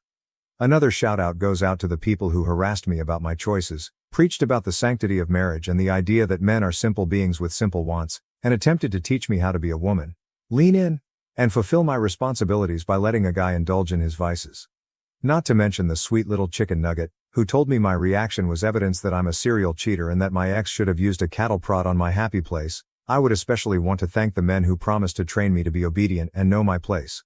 When your wives went, it must have been difficult for you all. Bravo to those women for joining you and fleeing a life of pain. Now, for the subsequent events. Shortly after my posting, perhaps a few weeks later, my mother left my father. One evening, she brought her bags to my apartment. She looked so broken and pathetic that I cannot describe it. My heart ached for her as I carried her inside and held her. It dawned on me then that she had no one to turn to, no one at all. No friends, no family. I can't help but wonder if Mom had been alone during her entire marriage and whether she would have had the guts to leave my father at that point if one of us had spoken up sooner. My mother is typically very calm and elegant, so I had never seen her look so shattered. I was astonished to see her like that. I forced her to share my bed with me that night because I was so anxious. My siblings all arrived to offer their love and support within days after I phoned them. Before long, my sister, mother and I were all sleeping in my bed. She was glad to see that her kids still cared because we did love her and we cared. My siblings had distanced themselves from the problem. My mother initially stayed with me. She was struggling because she was carrying the burden of years of shame, guilt and humiliation. I didn't want to leave her alone and was concerned about her mental health. I brought her to a shelter and we got her a dog because I couldn't take time off work to spend all of my time with her. I reasoned that if she had something to do, it would divert her attention from her melancholy. She fell in love with a 5-year-old mixed breed, and he fell in love with her again. I had hoped for an active puppy to keep her occupied. He is an idiot. He managed to push his entire head between the spindles on the stairs, and we woke up to his howling one night. To get him out, we had to contact the fire department. My mother, who now calls him her baby, obviously didn't believe he was at blame. He loves her, and she loves him back. After making some adjustments, my eldest brother relocated her across the nation to live with him and his family. He believed that she would be better off living somewhere she wouldn't have to worry about running into her father or any of his numerous women. It appears to be helping that he was able to find her a therapist. According to all sources, she is an indulgent grandma who loves her role. She sees the grandchildren every day because she has a separate in-law suite. According to my brother, the children are typically located at grandma's when they go missing. My dad, on the other hand, is still my dad. He has plenty of company. He invited me to supper to introduce me to the new woman in his life shortly after my mother moved. Since she had always referred to my mother as her best friend, I reminded them both that I knew exactly who she was. Another awkward dinner is about to happen. My dad made an effort to make it as amiable as possible, but every time she talked to me I would recall an instance from my early years when she was around our family and inquire as to whether or not she was having an affair with my father at the time. He contacted me the following day to express his disappointment in me. It only seemed right that I disclose my own disappointments. He attempted to minimize what he had done over the years and even played the victim of his own acts during our little argument. I ended up barring him and ending the chat abruptly. He arrived at my door a little more than a month ago. He must have been a little alarmed when I refused to let him in. He expressed his desire to keep me around. Whatever you think of him, he is my father, and I love him and don't want to lose him. He assured me that he would not have me engage with any of his women. We have had a few enjoyable and successful adventures thus far, and I'm cautiously optimistic that we can stay in each other's lives. As for me, I'm in treatment because I followed the advice several of you provided me. Realizing that you're not as good as you may believe is a humble moment. Going through all that history and therapy has been nearly intolerable. After certain sessions, my only wish is to go to the closest bar and drink till I lose all memory of what I've just experienced. I'm using therapy to figure out where it all began and why I am who I am. One of the hardest things I've ever done, in my opinion, is therapy. I'm not sure why some of you do it so voluntarily, or how you've done it for as long as you have. It is helping, even though I feel like a crazy nutter, for listening to all of you nutters in the first place. The majority of you have been waiting for this update. The number of messages I've received from folks who want to know more about him is incalculable. You all seem to be saying, "Girl, just tell us about the date. We don't care about whatever crisis you're going through in your life." Since my piece was not about him, I have not responded to any of those questions. In a roundabout manner though, I feel like I owe you all something because you all contributed to our current situation. I will mention a few things, but I won't go into detail about everything that has transpired between us. After watching a podcast on YouTube, he got in touch with me and emailed me a link along with the question, "Is this you?" It would be an understatement to say that I was mortified. I was too embarrassed to respond to him. I didn't even read the messages he sent me over the following few weeks because I was so overcome with embarrassment. A ton of screenshots of people's remarks were there when I eventually got around to reading them. I doubt I need to explain what those comments said to you. After a while, I responded to him. As I previously stated, I have had a hectic personal and professional life, so it was challenging for us to find time to visit one another. He has a life and a job too. I didn't think we could develop a friendship, much less anything more, because we could only get together for coffee a few times. Since then, however, I've discovered that he is as relentless and tenacious as a hound with a bone. He persisted until we managed to schedule another date. After that successful date, there were others. He finally introduced me to his grandparents, who were the two most significant individuals in his life. I currently own a little flock of wooden birds that his grandfather carved. His grandmother feeds me whenever I visit her and typically brings food home with me because she believes I'm too thin. He is friendly with my brother and sister, and he even accompanied me to my mother's birthday celebration, where he got to know them all. He treated her with great grace. I had him stored in my phone as Cheeseburger, for a time. When he objected, stating, "I bought you a double cheeseburger," I began referring to him as Double Cheese, which I ultimately abbreviated to DC. My phone still has him saved as Cheeseburger. I'm not sure how to handle the fact that he is an undercover Swiftie. I don't dislike Taylor Swift, but I didn't think he would like her. I'm okay with his using me as a front for his Swiftie inclinations, just as he did with his younger sister and niece. Reactions from the OP in the comments. Remarker, this was an update now. I hope the best for you. Request a duck to accompany the birds. Haha. I hope you have a happy life. OP. He handed me a goose when I asked for an owl. LOL. Remarker, hearing that you're seeing the cheeseburger makes me very happy. I'm hoping. Commenter, that you're seeing the cheeseburger makes me very happy. I hope that continues to go smoothly. I was expecting some news about the cheating ex, such as the fact that he's homeless and unemployed, LOL. Subject, he's not even a blip on my radar. Questioner, why do you even still love your dad? Ash, are you in contact with him? OP, I cherish my father.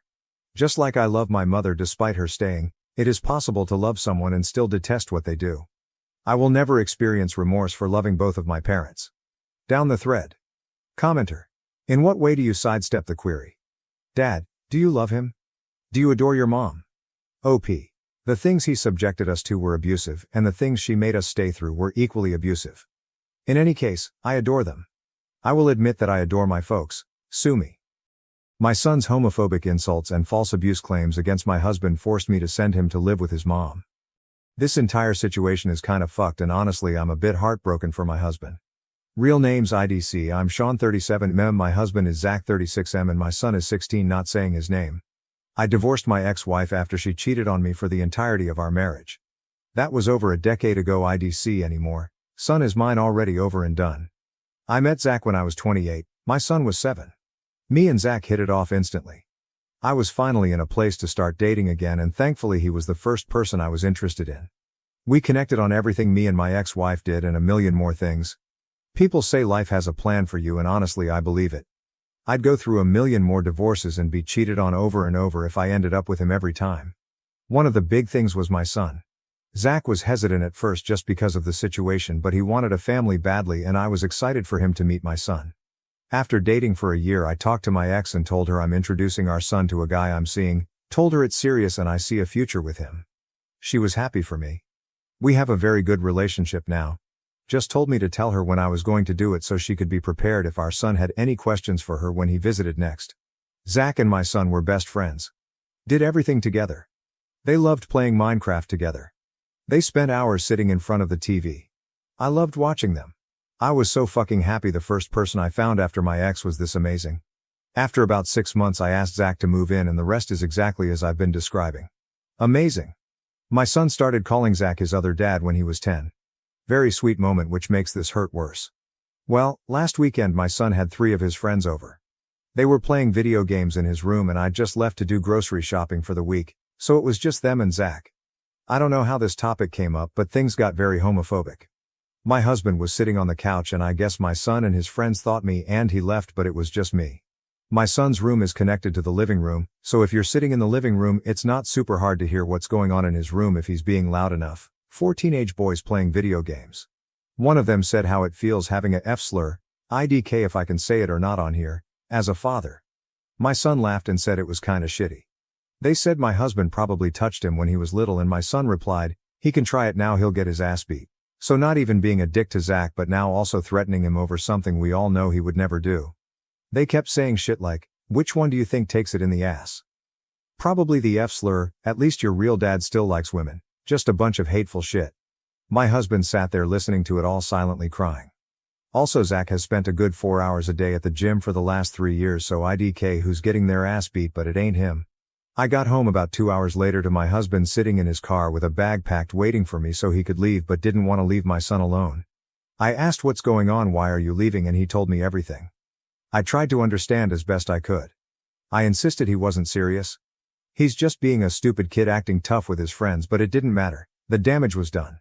Zach left and I went inside and went off on my son. His friends left and I spent a good 3 hours going back and forth with my son. At first he was very unapologetic and kind of agreed with his friends. I asked if he actually thought my husband sexually abused him when he was younger and he said no, but kids block those kinds of memories out, so really who knows. I told him to pack his shit, he's living with his mother. Info: his mom lives 3 hours away, which means new school, new friends if at all, less private space as he'd have to share a room with his stepbrother, etc. Just everything that you'd expect going from a single kid in a house to one of 4. My son instantly changed his attitude. He was crying, begging me not to send him away. He didn't mean it, he was just lying to seem cool to his friends.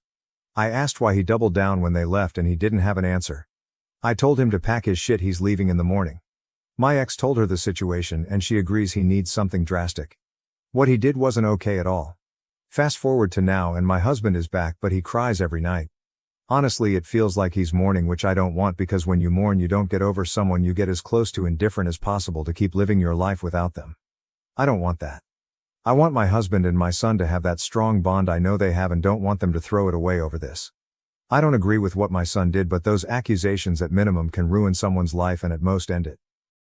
I'm disgusted with my son. He calls me every day and tells me he misses me and Zach and wants to come home. I stay strong on the phone, but after I break down and my husband tries to console me. Tell me my son can come back and he will leave, but no, I'm not doing that. I just don't know what to do. I miss my son. I miss coming home and seeing them spending time together. I've thought about therapy for him, but he said no. You can't force therapy on someone. They'll just sit there for an hour and piss away $400. I need advice. Comments.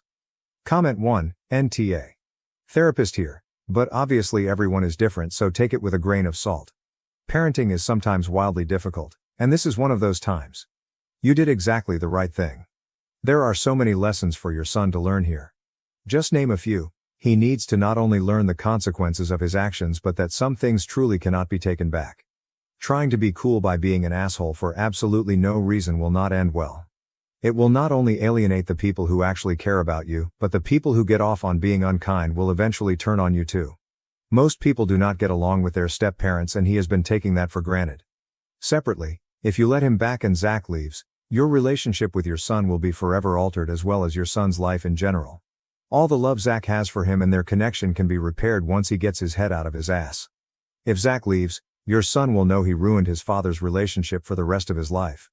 The guilt and resentment from that can cause huge problems later on in life. This can be worked on. It can be resolved. I strongly suggest making family therapy a requirement for moving back into the house with an LGBTQIA+ friendly therapist who can get down to the root of how harmful this was and make him understand that. Individual therapy is also a great idea, but family dynamic stuff needs to take priority. Comment 2. This is great advice, but considering the man alleged he was possibly a pedophile, OP's husband clearly isn't going to risk his future on someone who is capable of being that callous. I wouldn't either. This is fixable, but it doesn't mean it will be. It's not any different if a blended family comes together, and the daughter accuses her stepdad of touching her. There was literally a post 2 months ago about this exactly. He moved out, divorced the mom, and refused to stop the divorce once she confessed her bio dad put her up to it so he could fuck with the mom. Kid thought dad would come back if it happened. Newsflash, he didn't. That said, everyone told him that his future wasn't worth risking it. Just because he didn't get a full-on accusation and a police investigation doesn't mean he should be asked to risk it. I'm saying the same here. Zach said he would move out if the son came back. I think we are likely beyond counseling, at least for a while, certainly not while he's a minor. There is hope in the future though, and this is the way. Comment 3. Yep, I wouldn't risk it, and neither should Zach. Some things cannot be taken back. Some harms cannot be undone. Comment 4. I tell my kids this when we talk about choosing our words. Words are like toothpaste. Once you squeeze it out of the tube, it's almost impossible to put it back. Update. 2 days later. This will be long. Sorry. Not going to lie, the entire OG post was basically a disaster. I expected a few replies with only one actually being helpful, and then the post died. Didn't happen that way. So much back and forth and so much hate towards me being gay. I expected some, but holy shit. I was done with that post when someone suggested that me and my husband both abuse my son sexually just now. Disaster. I thought living in bumfuck Montana was bad with the homophobic shit I deal with. As for the update, I spent the day yesterday with my son. A lot of people accused me of not taking his claim seriously. I did. The first 30 minutes of our initial talk when this all happened was about if he actually was abused. He said no. I asked again when I got here. I made sure to let him know there is no one I'd believe over him. He won't be punished for saying the truth if he was abused for not, but I needed to know. Again, he said no, he was never touched or raped by my husband. On to the questions and his answers. Why would you say something so dangerous? My son said he was feeling rejected by my husband since as of late he hasn't been spending nearly as much time with him. Which is true. A large part of my husband's life is my son. Zach tutors him, he coaches him in his sport, basketball, he goes on morning runs with my son, he used to drive him to and from school before my son got his car. They both share a lot of interests, and as a kid-step-parent dynamic they spend a lot of time together. Towards the end of last year's summer when my son was still with his mother's, my husband talked to me. He said he wanted to start spending more time apart, but not that kind of apart. He wanted to have more of a social life. He wanted to be able to do things away from us but not like separate, if that makes sense. He realized my son would be leaving for college in 2-ish years, and my son was such a large part of his life he didn't want to become depressed after he left with nothing to do. I agreed and said it was a good idea, and he had my full support as long as he still came home every night at a reasonable time and didn't let his relationship with my son suffer or anything. As of now, yes, it is different. My son doesn't need rides to school, he doesn't need tutoring, he doesn't do basketball anymore. Their hobbies are still the same, but my husband has been spending less time at home. It's not like he's gone all hours of the day and comes back at 3 a.m., but he has a healthy social life. IDK, how to explain it? Do you realize how dangerous it is to say something like that if it isn't true? He said yes, and he didn't think anyone was listening. He was just going along with his friend's shit. That didn't make sense to me, so I asked why he stood by his statement after I sent his friends home. He said he thought he shouldn't back down from something he says. Kind of like a ride or die IDK. I told him that's fucking stupid and never do that. Especially if he regrets what he said and it wasn't true in the first place. He said he knows he realized that when it happened, but he just couldn't stop himself from keeping it up. It didn't hit him that it was serious until I told him he's going to stay with his mother. Why do you want to be friends with people that talk so much shit about your parents? He doesn't want to, but the kids bully the shit out of everyone they don't like and he feels like he's in too deep to back out now. I do understand, I had kids in my school like that. Bully everyone. They were cool to me though until they found out I was gay, then they fucked my last few years of high school up. I told him I get it to some degree, but he doesn't have to add into what they're saying. Small chuckle and a fuck you is usually enough to get people to move on from something. I also asked about them bullying him because they kind of were. He said yeah, but they're not that bad with it. They just rip into him every so often about having gay dads, and I guess over time it made my son feel poorly towards my husband. The distance my husband was setting with my son mixed with his friends saying the shut they did just added up to that. I told him I understood. I want to make it clear, I don't support what he said. I understand the emotions behind it though. Why didn't you talk to us about how you were feeling? He said he didn't want to start anything. My husband and he are still close. He didn't know how he felt and was more confused than anything. So why say something that would cause a fight if he didn't even know if he felt that way? I also understood this. At this point I think this is just one miscommunication after another. Open dialogue would have prevented all of this from happening. There were a lot more questions, but me and my ex ended with, do you actually feel remorseful for what you said, or are you just tired of sleeping in the same room as a 7-year-old? He's actually remorseful. Told me even if he was staying there all year he would still feel terrible over what he said about Zach. Reassuring him again, if anything did happen, now is the time to speak and I will believe him again. He said no. He started crying saying he just missed us. Emotional moment. We hugged, told him I loved him and that would never change. Asked him to leave the room so me and his mother could talk. We decided on a month-to-month assessment to see when he would get privileges back. Ending with him coming home. There were conditions to all of this, like family therapy, solo therapy, cutting his friends off completely, which I would help with. He was against the solo therapy but came around. He asked if Zach was here. I said no, but would ask him if he wanted to come next time, which my son smiled at. I still agree sending my son to my ex-wife's was the right move. A lot of people aggressively disagree. Which is fine. My parenting style isn't for everyone. One of you told me I should beat the kids up though, so like, do I really care if some of you disagree with how I patent IDK? Not really. Situation still sucks. IDK, what to say? I miss my son. He isn't coming home right now and I wish I was leaving her house with him. As it stands right now, son is living with his mother and her family.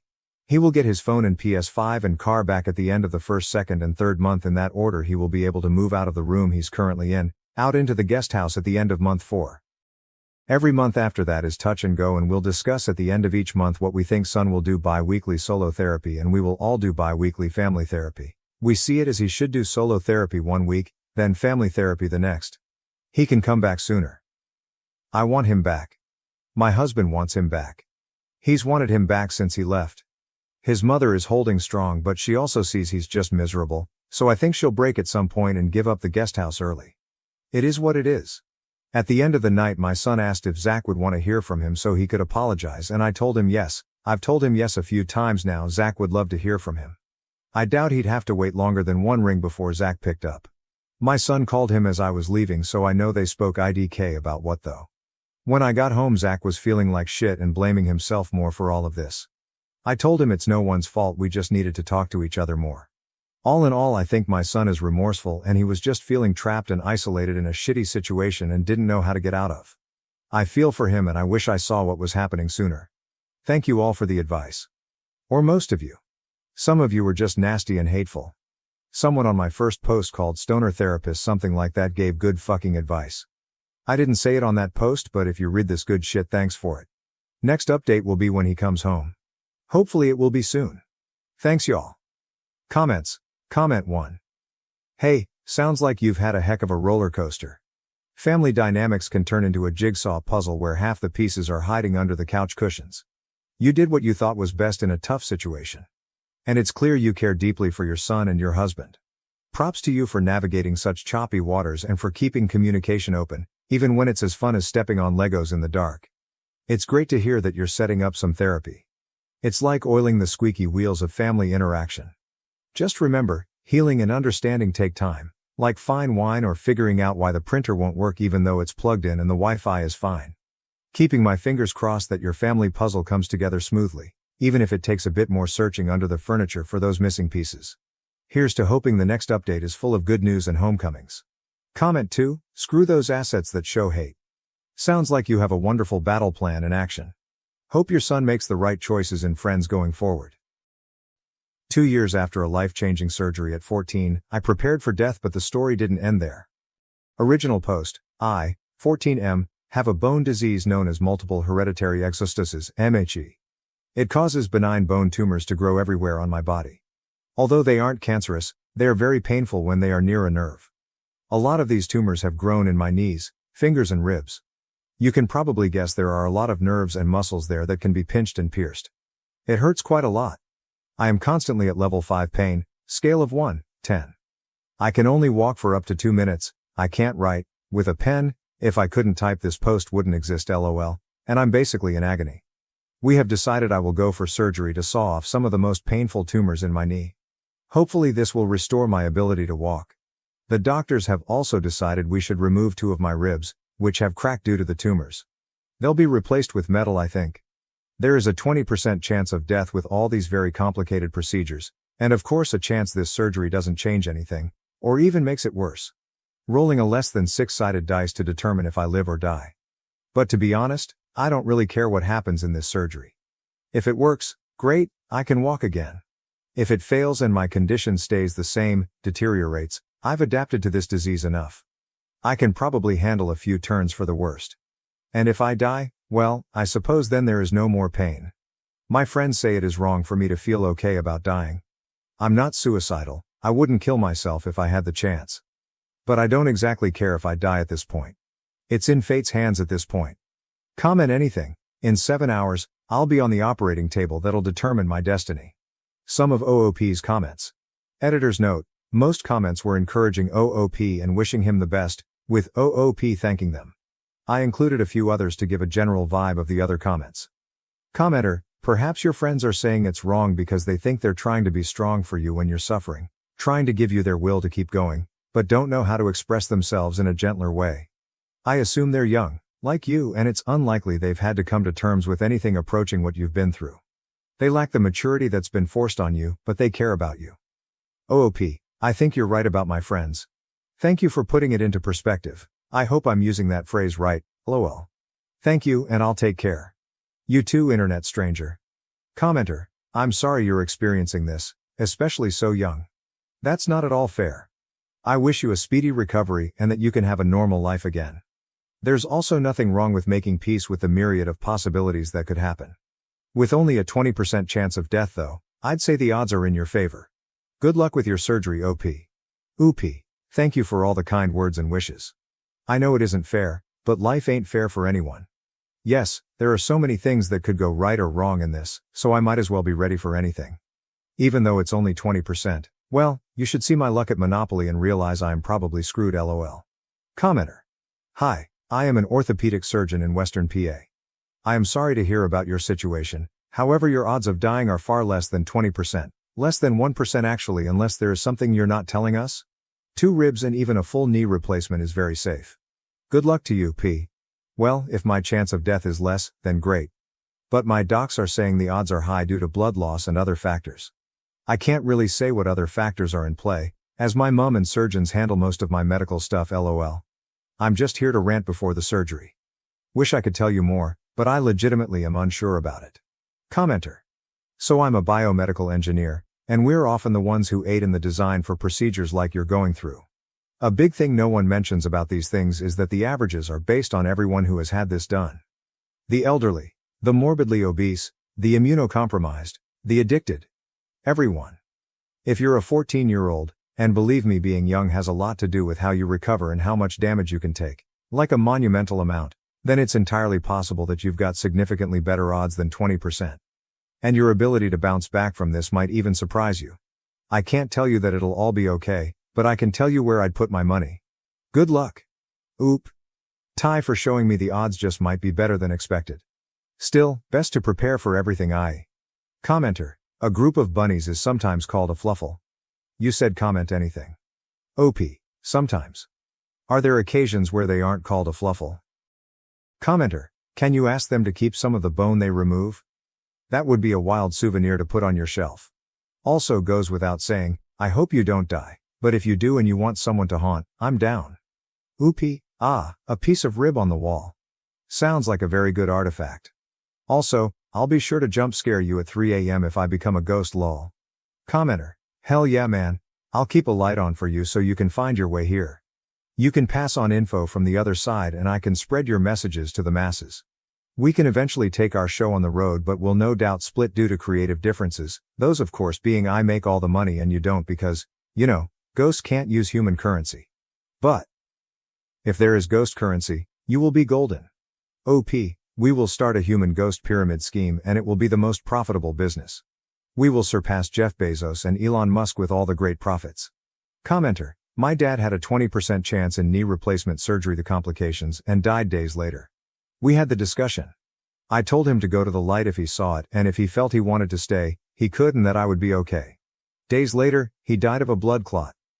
I'm sorry at your young age, you're galvanized by such a challenge. I also see your alacrity. Consciousness is everything. Eyes open my friend. My heart breaks for you and hopes for you. OP, thank you, my uncle also tells me to go to the light if it's seen. Let's see what fate has in store. Commenter. Anything you want people to do to honor you? OOP. To honor me, just find a moment to be happy. Hang out with a good friend, play a cool video game, or just sit at home watching Netflix. Be happy, and I'm happy.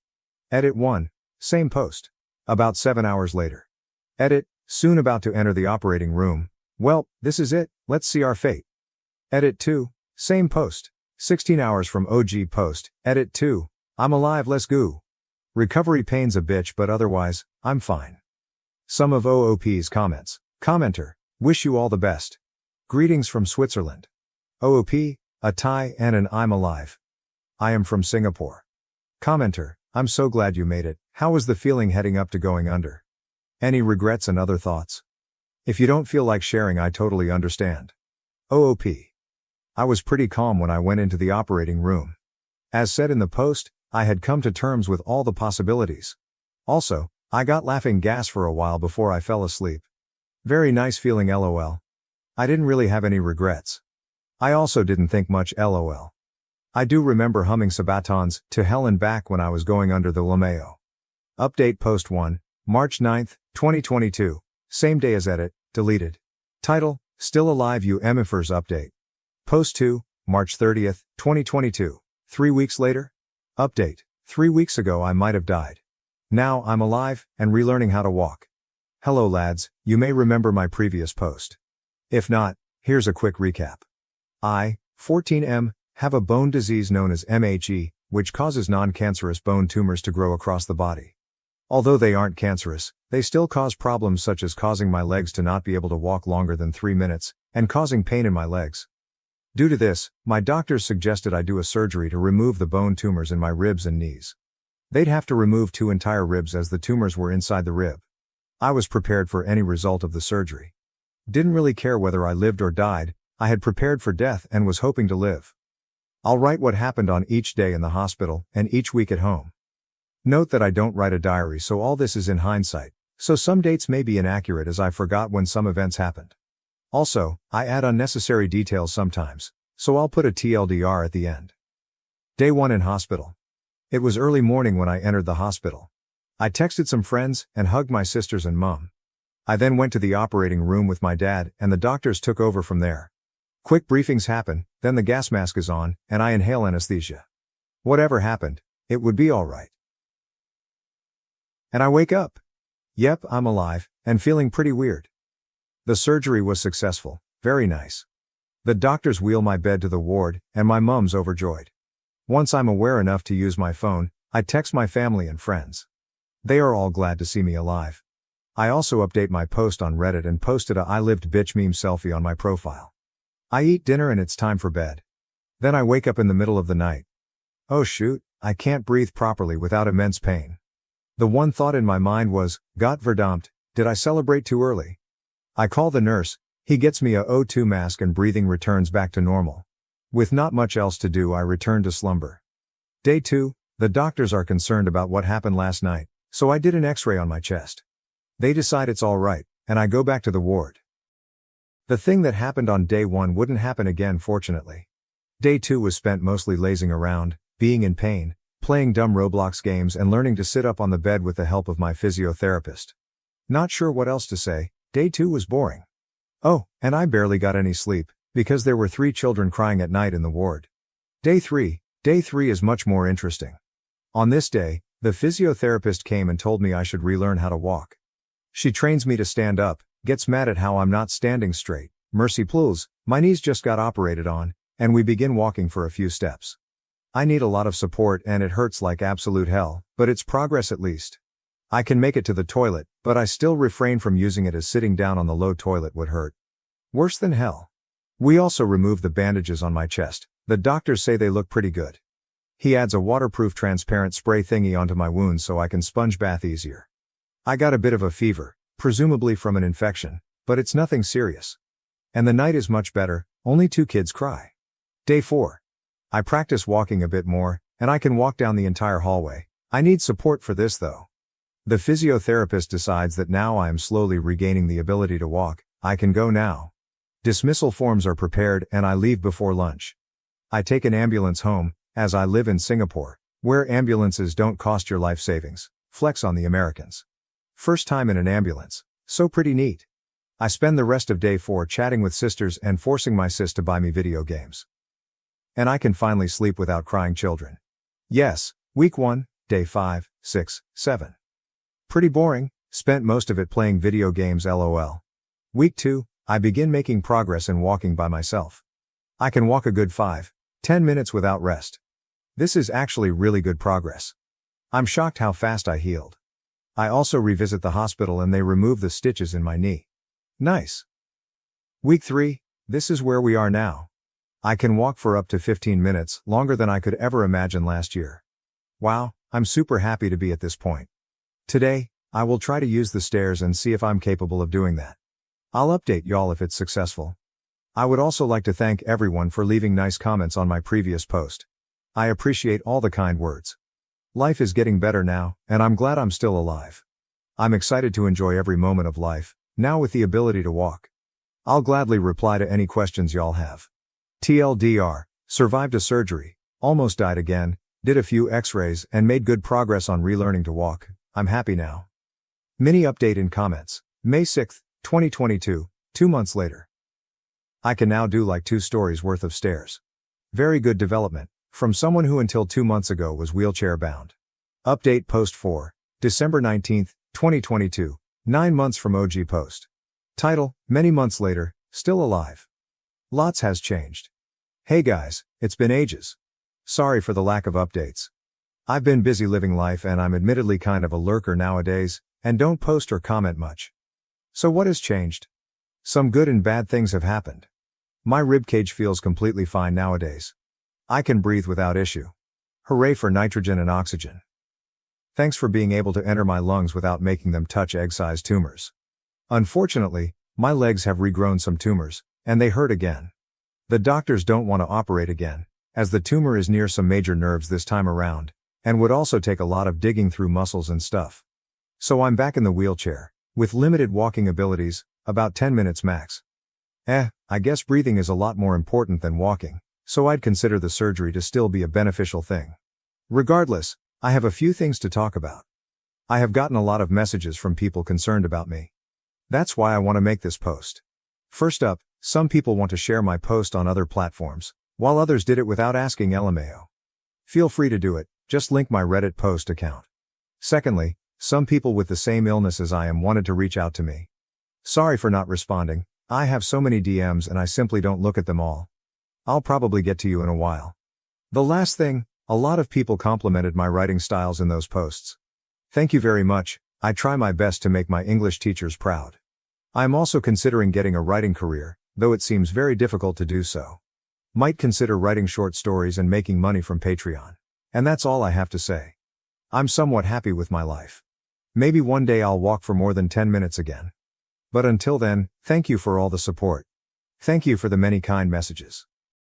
Thank you for making me so much less stressed on March 9th. Someone in the comments told me the percentages were for old people, and I was actually very likely to survive that surgery. That was assuring, thank you kind stranger. Love you all, and adios. New update, added to original post. March 5th, 2024, 2 years from OG post. Edit 4, hey, I've recently turned 16. Just wanted to give an update on my life. I'm still sick, unfortunately. That's the sad part of chronic illnesses, but that's all right. I've coped with it, and I thank you for reading this, for whatever reason, years later. Also, I know that the percentages my younger self wrote was absolute nonsense according to a few commenters. Apologies, I was a 14-year-old who was panicking because of a surgery. My odds of survival were likely much higher than I anticipated back then. Still, this post really did portray how I felt before a possibly life-changing surgery. Once again, thanks for taking the time to read this really, really old post. I hope you enjoyed my story. I overheard my girlfriend brutally mocking me to her best friend about our sex life. What happened next completely shattered our relationship. My girlfriend, Jenna, and I have been dating for just over 2 years. I am a veterinarian, and we met in my office when she brought her dog in for an ear infection. What should have been a 15-minute meeting grew into an hour-long discussion. I've never been so smitten by a woman before. Before Jenna, I lived the bachelor lifestyle and assumed I'd be unmarried forever, but that life of occasional flings was becoming old. Jenna is a charismatic woman with a large circle of acquaintances, her best buddy being Dylan, a gentleman from her hometown. I trust Jenna, but I'd be lying if I claimed I didn't care about their connection. I don't get angry or quarrel with her about it. She assures me that they've been friends their entire lives and have never had a sexual relationship. I understood that they were merely pals and attempted to buddy up with Dylan. He's been to the city 3 times and seems like a nice man, but he doesn't appear to like me much. Jenna claims he's simply being protective, but I get the impression he's jealous. Jenna finished graduate school this spring, but she's had a difficult time finding work. We've been living together for a year, and while I'm financially secure and don't mind covering expenditures, I've made it clear that if she gets a job, she must begin contributing. She texted me on Monday to say she had gotten a job, one she truly wanted, after some hard interviews. I was so pleased with her that I decided to surprise her by leaving work early and purchasing her favorite drink, Chinese takeout, flowers, and a necklace she adored from a boutique. I wanted to make the occasion exceptional. I returned home and entered the basement to get the hidden necklace, intending to surprise her. As I climbed the basement stairs, I overheard her talking on the phone and giggling excessively. It was cute, so I decided to surprise her. She was speaking with Dylan, which was not unusual. But then I noticed they were laughing at me. Specifically, about our sexual experiences. I heard her reply, "No, he doesn't even compare to my ex. My ex had at least 3 inches on me. I feel horrible every time I eat a mini carrot in front of him. It must be unpleasant for him to watch me munching on something his size." She chuckled and said, "His body is amazing as long as he keeps his boxers on." I don't care what people on Reddit say about the size of my member, but having her make fun of me in front of someone I already felt embarrassed about was extremely terrible. What made matters worse was that what she was saying wasn't accurate. I'm quite average, nothing spectacular, but certainly not comical. She also ridiculed me for being gorgeous but not super smart, which was strange given that I'm well educated. Hearing her rip me apart like that felt like a strike in the belly. I departed after that. Yes, I threw the flowers out the vehicle window and cried in the parking lot. I believe she heard the basement door close or saw my car go since she began messaging me shortly after, wondering when I was returning home. That was Monday, and I still haven't mentioned it. I'm not sure why.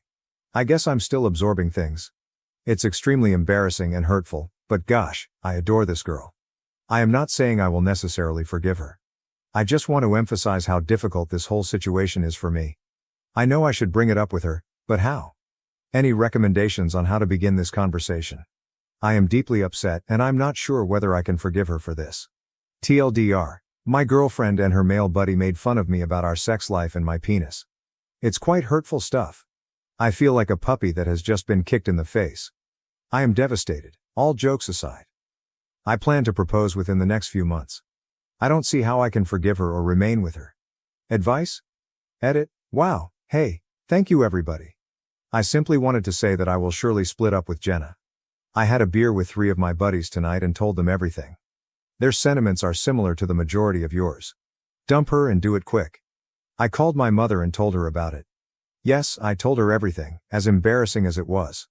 We are getting close, and I wanted her to know the complete tale. I've never heard her so outraged about anything. She knew I had purchased a ring for Jenna. I'll post an update once I finish it. It will most likely happen tomorrow, although I may not talk about it for a few days. I'm going to be a wreck emotionally. Thank you again for your comments, messages of support and encouragement. I never expected so many people to be rooting for me. Update. I, 33M, overheard my girlfriend, 28F, make harsh fun of me in front of her best friend, 27M. When I say brutally, I actually mean brutally. Well, Reddit strangers, I stayed strong and broke up with Jenna on Thursday evening. This has honestly been the most dramatic few days of my life. I am fatigued. Things became really unpleasant on her end. Sorry for the lengthy post, a lot has transpired. At the recommendation of my friends, mother, brother, and many of you, I spoke with her in a private but still public setting. The idea was that someone who could be so harsh and reveal themselves as a liar would try to twist things and say she left me because I wounded her, or something similar. I'd like to believe she wouldn't do something like that, but who knows, especially after what has transpired. Better safe than sorry. I considered simply boxing up her belongings and breaking things up without explanation, but we've been together for nearly 2 years. I felt the best thing to do was face her gently and listen to her. Even if her explanation did not influence my choice to end our relationship, I wanted to give her the opportunity to explain. So I took her to a wine bar downtown with small private booths and half curtains. She had been saccharine sweet since Monday, which indicated that she either A, felt bad about what she did, B, believed I had overheard her, or C, had no idea why I had been aloof. She dressed quite smartly, and despite everything, I must confess she looked stunning. She was also quite loving and made provocative comments regarding future plans. Normally, my precious little baby Carrot would have been overjoyed with this, but given the circumstances, it was difficult to appear normal. I had practiced what I was going to say several times, so as soon as we sat down and grabbed our wine, I started. I can't remember exactly what I said, my adrenaline was pumping, but I basically told her how much I loved her. How she's the first woman I've ever felt so close to that I opened myself totally and trusted her. I told her she was the only woman I'd ever considered marrying, but I didn't mention that I'd already bought the ring. I remarked that I hoped to have children with her in the coming years. She kept interrupting and claiming she loved me too. Then I looked her in the eyes and asked her directly why, if she loved me so much, she made fun of me in front of Dylan. Her expression seemed slightly satisfied. As expected, she initially denied it, claiming she had no idea what I was talking about. She stated that Dylan is aware of how much she loves me and would never make fun of me in front of him. I simply glanced at her and said, "Come on, Jenna." Even after I told her I'd arrived home early on Monday and overheard her conversation, she denied it. It was frustrating, but I maintained my composure. I told her that we were both aware she was lying and that what she said was unforgivable. I couldn't understand why she would say such things to Dylan, especially since she was lying solely to make fun of me. She kept rejecting it, behaving as if I were insane. She stated she loved me, was not unsatisfied with our sexual relationship, and would never complain about me. If I hadn't witnessed the exchange, I would have believed her. She deserves an Oscar for her portrayal. Some people inquired if I was certain she was talking about me. When she compared me to her ex and his cracking member, she did say my name, so there's no question. In the end, I told her I'd take us home so she could get the necessities and her dog. My brother and his girlfriend were also present. I wanted to make sure there were other people around to serve as witnesses. So I let her grab her belongings while refraining from being abusive or disruptive. I told her I'd pack up the rest of her items and set them out for her to get any time she wanted. She couldn't believe I was breaking up with her. She pleaded with me, but I was set in my ways and refused to change. It was difficult not to cry in front of her when she continued stating how much she wanted to be with me forever and that she hoped to be the mother of my children someday. I own my house, and since Jenna hasn't assisted with bills like rent or utilities, I wasn't too concerned about, to put it frankly, forcing her out. She continued asking me what she was supposed to do and where she should remain. I told her it was no longer my problem and that she could stay with friends until she could obtain her own apartment. The majority of the furnishings and decor were mine anyway. She only had clothes and toiletries to take with her. Even the refurbishing she had done in my house was on my dime. Then came the waterworks. She burst into tears, claiming she didn't understand how I could treat her like that and that she thought I was a decent guy. She must have said this a million times. I assured her am a good guy, which is why I didn't just put her belongings on the front lawn, change the locks, and leave without explanation. Then, to my surprise, she dug the knife in deeper. She said she had no idea why she had said those things to Dylan, but eventually admitted she had. She went on to say that maybe it's because Dylan brings out the best in her, and she can laugh at things that would ordinarily make her cry, like my penis, apparently. I told her it was unfortunate that if what I had heard was her best, I would hate to witness her worst. It was spiteful of me, and I generally avoid making sarcastic remarks, but I told her she could return to her hometown and live with Dylan or her ex-boyfriend who had the 9-inch dick. It was astonishing how quickly the tears dried up. She flicked the switch and told me I had no idea how to treat women, that I was a loser with a little penis, and that I'd be alone forever. She stated she never truly loved me and that I was more of a friend, but she didn't want to upset me, so she stayed with me. She also indicated she would have declined if I had proposed. Just for good measure, she underlined that my penis was a baby carrot, and that I would die alone. I told her that I would rather die alone than marry someone who was harsh, did not love me and did not respect me. No joke, she started screaming. Not words, just a loud, terrifying scream. It was disturbing, and she stormed away after calling me a dirty pig. After settling the bill and apologizing to the waiter for the incident, I exited, and there she was, standing outside, crying. I knew what she did was terrible, and everything she said minutes before was equally as bad, but I still didn't like seeing her like that. I did not want to leave her on the sidewalk. I live in New England, and it is already quite chilly here. I offered to drive her back to the house so she could get more of her belongings and told her that she needed to find another place to stay once she packed a bag. She agreed, and we didn't chat at all in the car. It was one of the most embarrassing experiences of my life. My brother and his wife were already at the house when we arrived. His wife remained inside while Jenna packed, and my brother waited outside with me. It passed by uneventfully, and she was picked up by her girlfriend. I made sure I had my house key back before she departed. Later that night, Jenna texted me frequently. The messages varied from sorry to sorrowful, angry, extremely angry and back again. I did not respond to any of them. I merely texted her the next morning to let her know that her remaining stuff were on the porch and that she could pick them up while I was at work. I didn't hear from her until almost the end of the afternoon. She sent me a nasty text, wishing me every ill. I ignored it. When I arrived home, it was a disaster zone. She'd smashed everything. I'm not sure if she made a spare key or knew how to pick the locks, but she managed to get into the house. She ruined everything. Smashing precious items, ripping up furniture, clogging 2 sinks, and leaving the water running.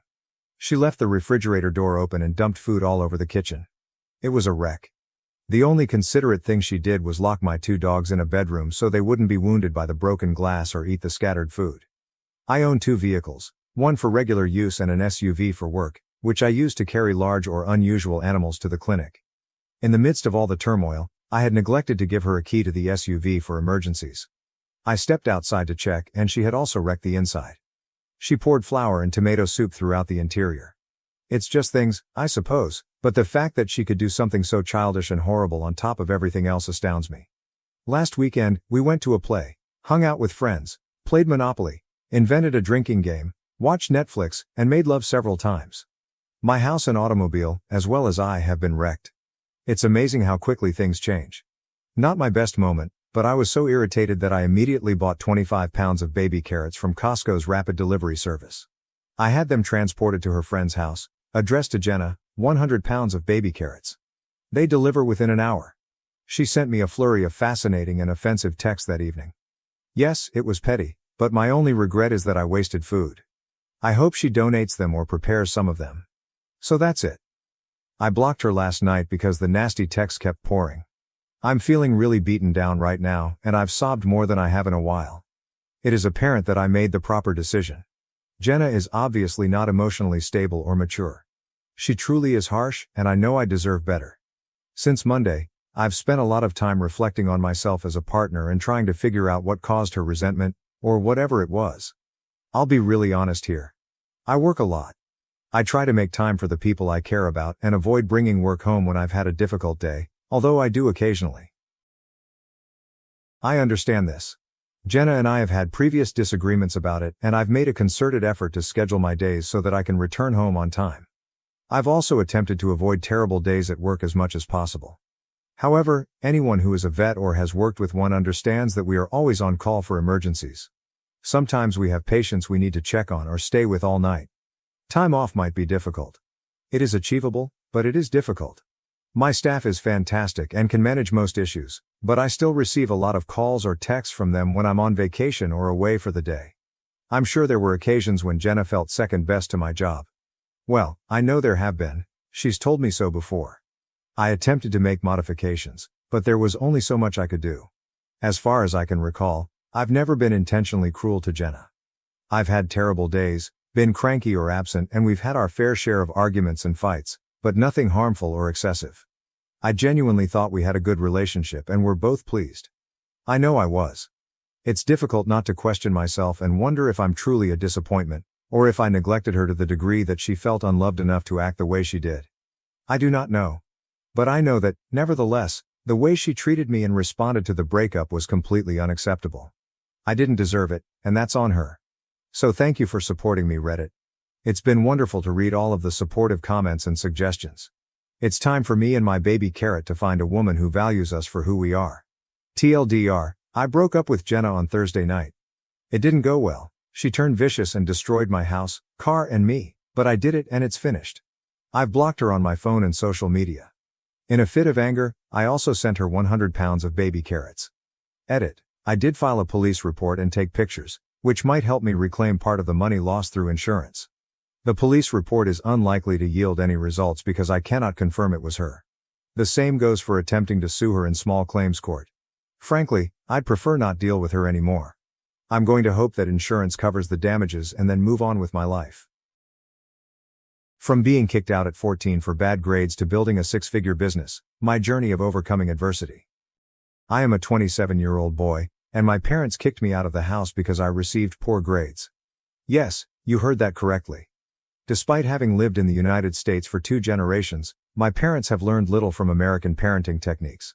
They have become preoccupied with my school grades, believing that good marks are the only way to live a successful life.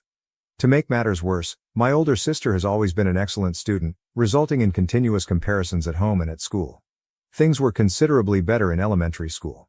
My sister finished with an A+ and topped her class, whereas I only received an A, which sparked my parents' dismay. In middle school, the comparison game started. Following each exam, my parents would compare my grades to those of my sister from the previous year. The more they compared, the lower my grades became. My grades plummeted from A's to B's and C's, and my parents' rage increased with each drop. They attempted every type of punishment except physical torture. I was forced to kneel for hours without food or water, and I was starved the night before examinations to help me concentrate. A month before exams, they took away my video games, locked me up at home, and forbade me from going outdoors or eating any of my favorite meals. Whenever I requested something, they said, "Get good grades and you'll get it." I eventually stopped asking for anything. My parents own a modest grocery store and hail from economically disadvantaged backgrounds. My grandparents were immigrants who worked several jobs to make ends meet. My father had to leave school at a young age to support his family. My parents worked hard in their teens and 20s to save money and start the store. They believed that education was the only path out of poverty, despite the fact that we were not as impoverished as they claimed. It's the standard save for a rainy day attitude while hungry in the present. While I respect their efforts, they overdid it. They didn't realize that school grades weren't everything. Torturing me at such a young age was a recipe for disaster. I tried so hard to match my sister's grades, but I couldn't. I struggled at memorizing, unlike my sister, but I excelled at calculations. As their punishments became harsher, I grew more rebellious. I began skipping courses and adding jokes and song lyrics on my exam papers to irritate them. They grounded me, putting me in the basement with my books and not letting me go until I finished my lessons.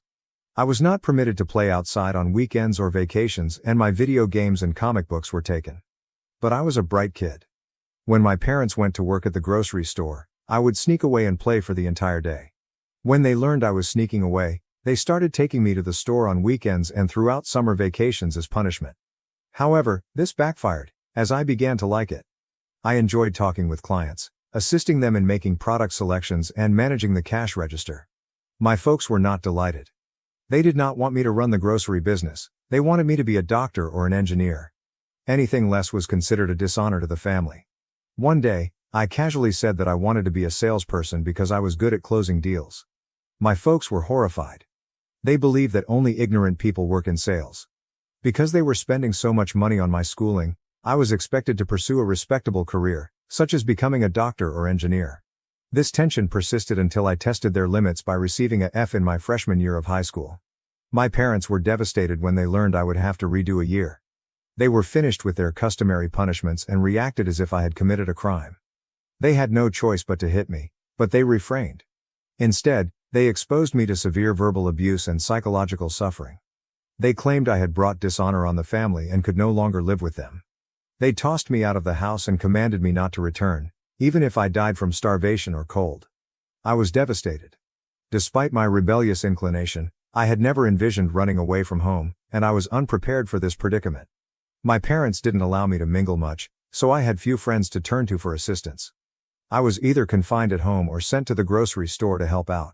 However, once my initial dread of living on the streets subsided, I experienced a startling sense of freedom.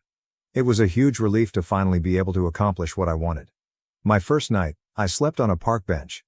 The next day, I headed downtown looking for a sales position.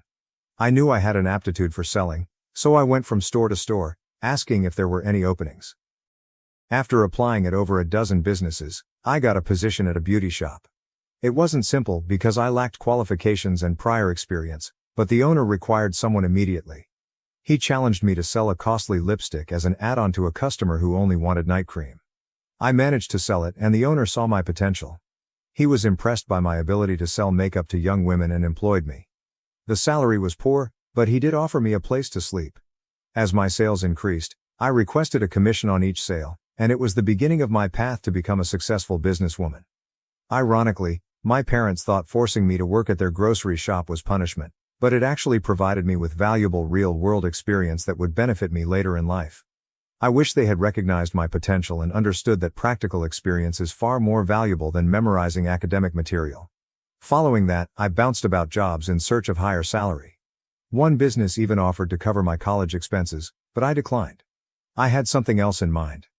At the age of 21, I founded my own company, which offers support and sales services to other small enterprises. My company closes deals for other product-based businesses, generating cash in exchange for large fees. We sell a wide range of things, including credit cards, insurance, cosmetics, and books. It did not expand immediately. It took over 5 years to stabilize. I began with simply 5 staff working for a single client, who sold mattresses and pillows. My organization now has 200 sales agents that assist over 50 companies in selling thousands of products. That's enough backstory. Here's the current issue. My mother has been monitoring me online. She recently began following me on Facebook and Instagram. My accounts are public, and she has been liking older posts and photos. I'm not sure if she's trying to draw attention to herself or if she's simply making mistakes while zooming in on my photographs. One thing is certain, they are fascinated by my lifestyle. They used to think I was a loser who couldn't do anything without decent marks, but today I earn 6 figures every month. My mother texted me a week ago, saying she missed me and wanted me to come home. I saw the message but did not reply. She has been pouring me with compliments about how proud she is of my accomplishments. She's now bugging me to come over. Regardless of how much I disregard her messages, I can't stop thinking about them and my childhood trauma. Part of me wants to go home and brag about my success in front of them, to let them feel the embarrassment they caused me. However, my partner believes that I should avoid them. And don't get caught in their emotional net. She believes they will eventually use guilt to extort money from me. What do you all think I should do? Update 1. Hello everyone? This is going to be hilarious. Despite my girlfriend's warnings not to meet my parents, a part of me wanted to brag about my accomplishment, so I went to their door. Dad wasn't home, but my mother and sister were waiting for me. Dad is still unaware of my achievement. He believes I'm generating money by scamming others and does not want to be affiliated with me. Mom apologized and said that I had to suffer because of Dad's old-school notions that good grades were the key to life. It was funny how she made Dad the scapegoat, despite the fact that she was also complicit in abusing me. I pointed out that she was really stricter in punishing me, but she dismissed it, claiming she was simply following Dad's directions as a good wife. When I tried to hold her accountable, she smiled and claimed it was all in the past, and we should go on and reconnect as a happy family. I inquired about my sister's life. She informed me that she has a master's degree in literature but is having difficulty finding work as a teacher due to poor communication and social skills. Despite knowing the cause for her terrible people skills, I pretended to be intrigued and asked her why her high academics weren't helping her get a job. She blamed our parents, claiming that she had spent her entire childhood confined in a room studying to impress them. She pushed herself to the limit and separated herself from everyone. I knew how lonely she was at school. She had few friends since Mom wouldn't let her mingle. Mom believed that white kids were terrible students and negative influences. Despite her hard work, my sister's lack of social skills is now limiting her professional prospects. Seeing her situation, I'm pleased I rebelled. Else, I'd have ended up like her. My parents attempted to isolate me as well, but I resisted. My sister joined me in condemning Mom's terrible parenting. Mom began sobbing and, once again, expertly deflected the blame to Dad. After we finished blaming her for our horrible childhood, I asked her why she had contacted me. She went on and on about how proud she was of my accomplishments, despite the fact that she had no idea what I did for a job. As I've previously stated, Asian parents define success as being a doctor, engineer, or having a high-paying position at a bank. They don't comprehend entrepreneurship. To them, running any business is the same as running a grocery store, which they despise. Sitting in that house reminded me of my upbringing, when my parents warned me I'd wind up on the streets as a loser. They even misled me into believing I was mentally ill since I couldn't get A+ grades. Oh, and I failed to mention that they sent me to a therapist because they believed I was having trouble focusing on my academics. After 2 or 3 sessions, the therapist chastised my parents for putting too much pressure on me, claiming I was a perfectly normal child with an average IQ for my age. My girlfriend bet that Mom invited me to ask for money. She lost the bet, and Mom did not ask for any money this time. However, her behavior indicates that the request will arrive shortly. Since then, Mom has been continually checking in on me. My girlfriend wagers $1 that whenever she receives a text, it will be about money. LOL, I've won every bet thus far because Mom hasn't inquired, but I suspect I'll lose soon. Mom has invited me to dinner this weekend. I understand she's attempting to present a rosy picture before asking for things. I just got a text from her saying she's arranging supper for me this weekend. I'll provide an update in my future post. I have to rush immediately. Goodbye. Update 2, hello everyone, I got my sweet revenge on my folks. I don't think they'll ever call me again after this humiliation. In my last piece, I noted Mom's text invitation to supper. I said I was busy and couldn't make it. Yes, I was playing hard to get. Since she insisted, I questioned her why she was being so nice to me since Dad still suspected I was making money illegally. She stated that Dad was organizing the dinner as a way to make amends. She said Dad was proud of me and wanted to apologize in person. I inquired, "What do you mean by organizing? It's only the 4 of us, correct?" She responded, "No, we're inviting all the close friends and relatives living nearby." I answered, "Sure, I'll be there." I couldn't pass up this opportunity to confront my childhood pain. Mom asked me to dress nicely and arrive on time. My rebellious side kicked in. I arrived 2 hours late, dressed in my gym sweatshirt, trekking shorts, and cap. For an Asian parent, wearing shorts to a social gathering is equivalent to committing a crime. Mom called me repeatedly, but I didn't answer. I just texted a couple of times that I'd be late, with no reason or explanation. I'm sure that annoyed my folks. They have a habit of portraying themselves as excellent hosts. When guests came to our house, my parents would spend at least 2 days cleaning every area, making a list of foods to offer, and arranging everything in its proper place. Guests would be served on our finest china, and if they stayed, they'd sleep on the softest sheets and pillows. My parents would argue that it is part of our tradition to treat guests properly, but some of it was excessive for social acceptance. My parents had reserved seating on the restaurant's rooftop. When I came in such casual dress, I received quite a few stares. Because I make more than everybody else there, those looks were disguised with phony smiles of gratitude. My parents were obviously upset, but they did not show it. Instead, they hugged me and raised a toast, singing my praises. This was the first time Dad had held me and it did not seem comforting. I felt resentful. The way they acted made me wonder whether I was the jerk for believing they were incorrect all along. But they were imposters. The hall was crowded and for a while, I pondered discreetly eating dinner and leaving. But when they proceeded to tout my accomplishments as their own, I became outraged. They boasted about my accomplishments, belongings, and lifestyle, taking full credit for molding me into a good person. My outspoken aunt then questioned, "Didn't you guys throw him out of the house?" I laughed and applauded her bravery. My parents were embarrassed, but they soon covered it up, saying it was a way to bring me on the right track. And that their penalties were what helped me achieve in life. I lost it when they stated that. I sarcastically replied, "That's correct everyone, I attribute my whole success to my poisonous parents. Do you know what the best decision they ever made for me was? I was kicked out of my house and forced to live on the streets." Yes, it is correct. You're so cocky today, stating you knew I'd be successful. It's funny because I recall another version. Didn't you say I would be a loser? A homeless drug addict? Worse, a criminal? I went on. Remember how you restrict me of family vacations as punishment for my grades? How did you lock me up at home for a week with little food? You can find me in the basement for hours without sufficient ventilation and ordered that I finish my education there. Yeah, you're correct. All of this was absolutely necessary to make me a better person. Perhaps everyone in this room should do the same for their child to help them succeed. You see, this is the secret sauce of success, you understand? It was such a monologue. I would say that the bitterness and pain that had been building up inside me for years had finally erupted. My mother tried to intervene, but I dismissed her and resumed my rant. My sister tried to calm me down by caressing my arms, but I was beyond their control. My parents were in tears, and they would have rather died than be embarrassed in front of the entire village. But I was less concerned about their reputation. Standing next to me, my sister was crying as well. Some of you may ask why I have a soft place for my sister since she has never stood up for me as an elder sibling. Well, I do not blame her. She was the same age as me, but a year older. My parents caused more harm to her than to me. At the very least, I was able to rebel, sneak out to play and finally build a better life for myself. She, on the other hand, lost her spine by following our parents' orders. She never got to enjoy her childhood, and she now struggles with low confidence while living with them.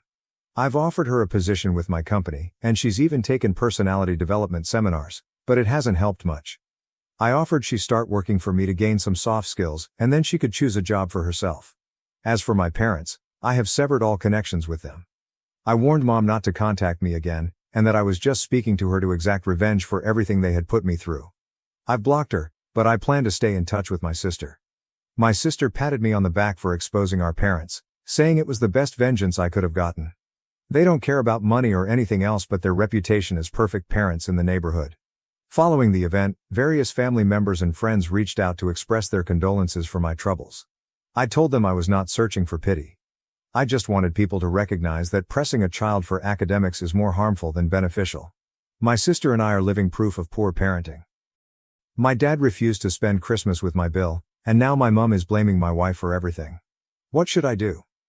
Original post. This is a throwaway account as I have work colleagues on my mind that I don't want to know about my family drama, and spelling will be rubbish as I'm fuming right now. Obligatory names have been changed. So for the backstory, I 36F and married to the love of my life 36FK. We met when we were 17, she was out and proud whilst I was still in the closet, so we didn't start dating until I came out at 21. We got married in 2019 and have an adopted 4-year-old son Jack. This comes in relevant in a minute. My sister 27F Sarah has a long-term boyfriend 28M Steve who the family cannot stand. They've been together for 8 years and the whole family has hated him from the first time we met him. He is rude, obnoxious, arrogant and all in all a crappy human being. He's also someone that likes to claim that he is just honest, but if someone is honest back to him he flips out and sulks like a toddler. In fact, my toddler is better behaved than him. He isn't abusive to Sarah and doesn't direct these comments towards her, it's just the rest of us. He's actually a good partner to her and treats her well, which is his one redeeming quality. My dad and Kay hate him the most and will do anything to avoid him at family gatherings. Kay usually just ignores him and brushes off anything he says to her as she doesn't like conflict. However, there have been a few occasions that she has said something back, but it's usually said in a joking manner which amuses my dad to no end. My mum is a peacekeeper and will do anything to avoid drama, so she just changes the topic whenever he starts, but she and my grandparents all hate him just as much as the rest of us. Sarah is the only one that obviously doesn't hate him. Our son's birth mother Tess was Kay's best friend, who sadly died in 2021. This was a real shock as she had an underlying heart condition that she didn't know about and simply went to sleep one night and never woke up. Jack had been left alone in his cot all day screaming for his mom before Kay got worried that Tess wasn't answering her texts and went to their house to see if she was okay. She found Jack in his cot and Tess in her bed. We adopted Jack as no one in Tess's family was in a position to take him in. We raise him as our own, but he knows who Tess is. Obviously this is a very sensitive topic for Kay as it was so traumatic for her and Jack. Now, on to what happened last weekend. It was the anniversary of Tess's death on Saturday, so Kay, Jack and I went to visit her grave. Kay is always quiet after going to see her, and this time of year is especially hard for her. On Sunday we had a family gathering at my parents' house. These happen every couple of months as just a catch-up for everyone. At first nothing was out of the ordinary. Kay and my dad were off to the side talking as usual, only I could see that Kay was obviously struggling, so my dad and her went for a walk so she could clear her head. This is something they have done before, so nothing too unusual. However, Steve had an issue with this and asked why they had left and why he wasn't invited to walk with them. I explained that Tess and Kay just needed a minute. This wasn't good enough for Steve though, and he said she should have gotten over it by now. At this, my granddad, who is naturally a very quiet guy, said that his best friend had died over 20 years ago and he still had days where he missed him so much it hurt. You don't just get over something like that. Steve shut at that. Kay and my dad got back and she was in a much better mood. We all sat down at the table for our late lunch and started chatting. Everything was fine at first until Steve started trying to butt into Kay's conversation with my granddad. When it was obvious that they weren't going to include him, he very loudly stated, "This is bullshit. She's getting all the attention of everyone because her friend died 3 fucking years ago. Get over it for fuck's sake, we're all sick of hearing about it." The whole table went silent and I took one look at Kay and knew she was about to go off on Steve. Only it didn't happen the way I thought. Rather than exploding at him, she looked at him very calmly and said that her and Granddad weren't talking about Tess. They were making plans to take him to the Christmas markets, but if he wants to be a dick then no problem. She then went on to say to him that everyone in the family hates him because he's a toxic narcissistic fuckwad. That whenever he can't come to a family gathering the whole family is much happier. That there is a reason he has no friends and that his own family can't stand to be around him. That reason is that he's rotten from the inside out and that Tess may have only been on this planet for 32 years, but she made a bigger impact on people than he would have if he lived until he was 150. That her funeral was rammed with people because she was so loved, whereas he'd be lucky if anyone other than Sarah was at his. After that, she got up and went to the back garden and I followed her. A few minutes later my dad came out and said that he'd told Sarah and Steve to leave. We went back inside and Kay apologized to everyone and said she should have just kept her mouth shut. Everyone other than my mom told her what she had done was right and it was about time someone told him. My dad then found it hilarious that a lesbian had been the one to tell him straight, which lightened the mood a lot. We spent the rest of the afternoon there before going to pick Jack up from Kay's mom's house as she had him overnight on Saturday for us. The reason I'm making this post is that yesterday I got a call from Sarah saying that she and Steve wanted an apology from Kay or they weren't going to Christmas. When I reminded her that we wouldn't be at Christmas either as it is our year to spend it with Kay's mom so it made no difference to us, she got really upset saying that she wanted an apology because Kay was way out of line. I said she wasn't and that I wouldn't even contemplate asking her to apologize because I agreed with everything she said and so did everyone else there. She ended the call and I just went back to work. Then today my dad called me and asked if Kay's mom would mind a few more for Christmas as he was refusing to spend it with Steve so he and my granddad needed someone else to go. Apparently after Sarah had called me she called mom and started ranting and my mom had told my dad to get Kay to apologize, which he said no to and they had an argument and my dad has now decided that he's done with Steve even if that affects his relationship with Sarah. He's not having it anymore. My mom wants Sarah there, and she won't go without Steve so my dad is going somewhere else and my granddad agreed with him. I texted Kay's mom and she said they were welcome so now my mom is furious and saying that my dad and Kay are ripping the family apart. So basically this has turned into a shit show. Kay has said she will apologize if I want her to, just to keep the peace but I've told her no way. Everything she said was true. I just don't know where to go from here and the people in my life all hate Steve so much that Kay could have physically attacked him and they would all still think she is in the right. So that's why I'm asking internet strangers who might have had to deal with difficult family members. What can we do to get into a place where we can be around each other amicably? I'm struggling to see a way right now. Wow, didn't realize how long this got until I went to post it. Sorry about that. Some of OOP's comments. Commenter. For things to be peaceful, both parties need to want it. Kay did nothing wrong. I wouldn't ever spend another moment with Steve. I would let Sarah know I love her and will see her anytime, anywhere, but I'll never see Steve again. If you have one guest that basically wants to shit on the holiday table, there's no path forward with them. OOP. If it was just Sarah upset, then I wouldn't care, but it's my mom. She tries so hard to keep the whole family together and she is devastated by what's going on. If it wasn't for her, then Sarah could go take a running jump for all I care right now. Sarah. This is the issue that Steve and Sarah don't see anything wrong in what he's done. It was just him being honest. I would be happier for her to apologize if Steve and Sarah admitted that what he said was in the wrong as well. Without that, I'm being stubborn about it. My dad told Kay he will fall out with her if she apologizes as she did nothing wrong. There was no screaming or shouting, she said it very calmly. I feel like I'm stuck between making my mom happy and doing what I believe to be right. To another commenter. My sister doesn't see anything wrong in what he says as he's just being honest, but loses it when someone is honest back. I don't understand her anymore. Mom. Taking the high road and rising above it have been two of my mom's favorite things to say to us over the years. I just feel like enough is enough. He crossed a line this time that he can't come back from. I especially don't want my son around him when he's saying things like that about Tess. To another commenter. If I hear my mom say take the high road one more time, I'm gonna scream. I'm sick of the high road. I've been on it for 8 years. I'm happy on the low road now. Later that day, OOP, well, I've just found out that my granny and pa, my mom's parents, are going to my uncle's for Christmas and Steve is not invited, so it looks like it's going to be just Mom, Sarah and Steve for Christmas this year. How OP feels about that? Vindicated, as my mom is like her parents, they're all peacekeepers, and if ever they have had enough, then it just shows that he's not just stepped over the line, he's ran right past it. Mom. Kay's mom has already told her that if she changes her mind, then she is welcome at her house. Even if it's Christmas morning, she is more than welcome. Obviously Steve and Sarah aren't invited at all, but it's good that my mom has the option at least. Later reflection. I have realized that he has been trying to target Kay and my dad's relationship as they're very close. They have traveled all over the country visiting class car shows together, which Steve has tried to get in on, but he doesn't know anything about cars, so there's no point in him going even if they did like him. I actually think he's been trying to push Kay and I out of the family so that he gets my dad to himself, even though my dad can't stand him. Update post. Hi, I know how much this community loves an update, so I thought I would give you one as things seem to be sorting themselves out, kind of. After I wrote my last post, a few things happened in the next couple of hours. First thing was that I spoke to my grandparents on my mom's side. They were there when this all happened, but they're like my mom and just constantly try to keep the peace. That's where she gets it from. They were supposed to be spending Christmas with my mom this year but had changed their minds and decided to spend it with my uncle instead. They have made the decision to not be around Steve either, as he causes too much drama. They asked if they could come and see us and Jack on the 23rd before they head off to my uncle's, which I happily agreed to.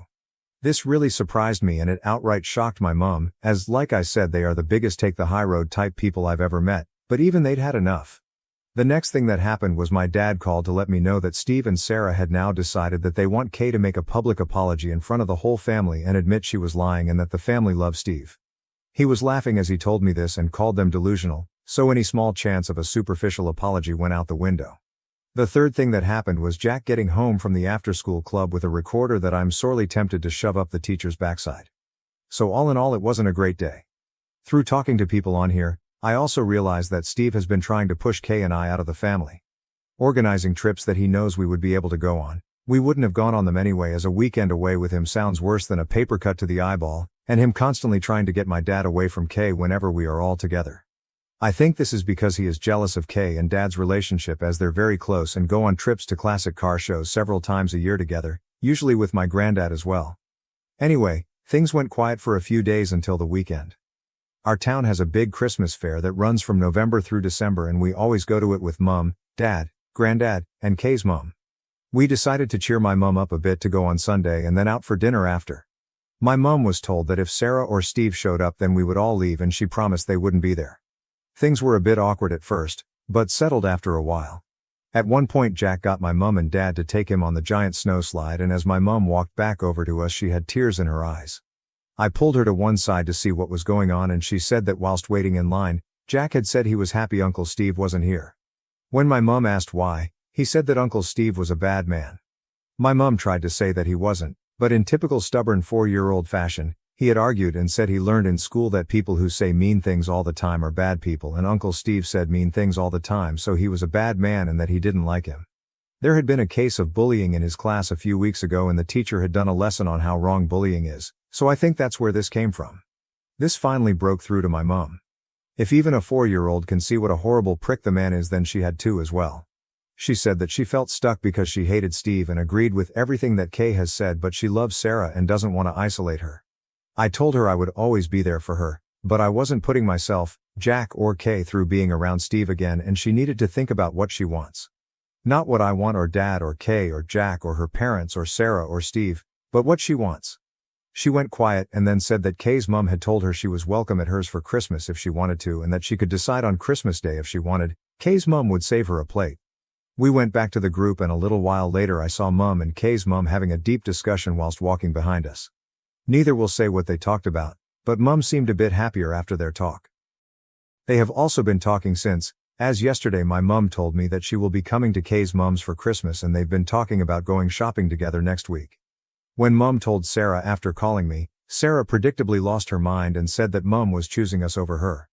My mum told her she was choosing to have a good Christmas rather than being belittled and made miserable, all for the sake of Steve and his so-called honesty.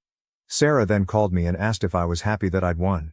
She then did the unforgivable and used a few homophobic slurs towards me and Kay and called Jack the bastard of a whore. I ended the call, blocked her everywhere, and then let my family know what had happened and that I never wanted to speak to her again. They're all as appalled as I am, and my granny, Mum's mum, called Sarah and apparently told her she was dead to her as she won't have a bigot in the family. Sarah has been trying to reach out to apologize because she knows she has stepped over the unforgivable line, but I've just kept blocking the fake accounts that she's making on IG. Steve tried reaching out to my dad after this, and when he eventually answered, Steve tried to say that Sarah was just angry and didn't mean it. According to Mum, Dad ended up giving him a verbal lashing and told him that he was the worst thing that had ever happened to Sarah and our family. My dad has told Sarah he is disgusted with her, but will be there for her if she leaves Steve. Until then, good luck. Mum has gone low contact as well, but wants to keep the door open so that Sarah is not completely isolated. I had a few people saying that Steve may be abusive towards Sarah, but I really don't think he is. He usually acts like a dick when the attention isn't on him. He knows that when he says dickish things, then all the attention is on him and he revels in it. After Sarah's outburst, I just think that they're both toxic and feed off each other's toxicity. She lets him get away with the things he says because she gets pleasure out of watching us all bite our tongues and keep quiet. So, Mum's angry, Dad's angry, our 3 grandparents are angry, extended family are angry, and Kay is being my rock, but I can tell she's really angry about what she said towards Jack. I'm just sad and done with it all. At least now I know what she really thinks about Jack, Kay, and myself, so there's that. Not the perfect update, but we move on. It will be nice this Christmas to have both sides of the family together for the first time and not have to worry about Steve being a dick, but I'm sad that this is how my relationship with my sister has ended. I'm trying to get into the Christmas spirit, but it's a tough one right now. The only things that make me smile are Kay and Jack being goofy idiots to cheer me up. However, the recorder can go to hell. I curse whoever invented the thing, like seriously, fuck you. Thanks for all the support in my original post and opening my eyes to a few things. Maybe internet strangers are the way to go for advice after all. Hope you all have a good Christmas/holidays. Some of OOP's comments. Commenter, I don't think the dickish Bill and Sarah saga had concluded. I'm glad you'll have a peaceful Christmas in theory. I just think the pair of them are not convinced yet that they're shut out. OOP. It wouldn't surprise me if they try and turn up to my parents for Christmas, but we won't be there so they won't get far. As long as they stay away from me, Kay and Jack, then I don't care what they do. Commenter. Many small children playing recorders with more enthusiasm that skill follow Steve everywhere. OOP. This just made me laugh a little too hard. Thanks for that. Editor's note. Wasn't sure whether to mark this one as concluded or ongoing. I've tentatively marked it as ongoing, but I'm happy to change it. My daughter banned me from her wedding. So I secretly canceled the whole thing I paid for. It's absolutely true that no one can harm you more than your own children. My circumstances are identical. Ava, my 27-year-old daughter, forbade me from going to her wedding. For the past week, I've been drinking and pouting. Her wedding, which I financed, was scheduled for yesterday. Yes, it was a wedding present that I was paying for. Ava was a challenging youngster. When she told me about her wedding preparations, I was relieved that she was finally getting married to someone she loved because I had a lot of nightmares while raising her. I helped since she and her fiancé were struggling financially and couldn't plan a good wedding. What do I receive in exchange? I was not allowed to go. The devastation is beyond words. I added my brother to the guest list by calling the wedding planner a few days ago. The guest list was full, he claimed. To see if we could arrange anything, I requested him to email me the whole guest list. He said that Ava had told him to keep the guest list private. I informed him that since I was her father and the one covering the wedding expenses, they had best follow my instructions. Despite his reluctance, he sent me the list when I threatened to call his boss. My heart sank when I saw that. I wasn't on it with my wife. Since neither my wife's nor my name was listed, I called the wedding coordinator once more and insisted there must have been an error. He clarified that he had been expressly instructed not to mention our names. Until he shared the email exchange between him and Ava, I couldn't believe it. They were told to prevent us from entering the venue, which made the situation worse. How devastating must that have been? Although I was aware of my daughter's animosity toward me, I never would have guessed that it would reach a level where she would not let me attend her wedding. She was at her bachelorette party that day, so when I frantically called her, her phone was on voicemail. She didn't call that day or the following, despite my message requesting her to do so. I arrived at her flat, where she and her fiancé were residing, on the third day, right before the wedding. She said that she was too busy getting ready for her wedding to meet with me. She was avoiding me since, by that point, the wedding planner had informed her that I was aware of the guest list. I went there to ask her a question, but her demeanor simply made me more irate. I informed her that I was aware that she had prevented me from going to the wedding. "Well, good for you," was her response. "Traveling to the location saved you time and effort. If I have time, I will forward the wedding photos." I went utterly insane. This was all there was. No explanation, no regret, no apology. Her cruelty made me cry. Tears filled my eyes as I questioned what I had done wrong to merit this. She said that I had always mistreated her, first by slapping a stepmother in her face and then by siding with other people. Even when she was at fault, she wanted me to stand up for her without reservation. When she harassed my sister's daughter, how could I stand up for her? When she was discovered using pills in class, I did defend her and prevented her from getting expelled. I helped her get into college. But she decided to remain unappreciative in spite of everything I accomplished. She accused me of generating negativity in her home when she noticed me crying. I reminded her that her wedding was being paid for by me. She became hostile and claimed that I owed her this and that I wasn't doing her any favors. I went crazy and told her that I owed her nothing. This wedding was a favor and I had done more than enough. She said she didn't have time for my emotional drama and asked me to go. When I got home, I sobbed uncontrollably in front of my wife, Mercy, who is Ava's stepmother.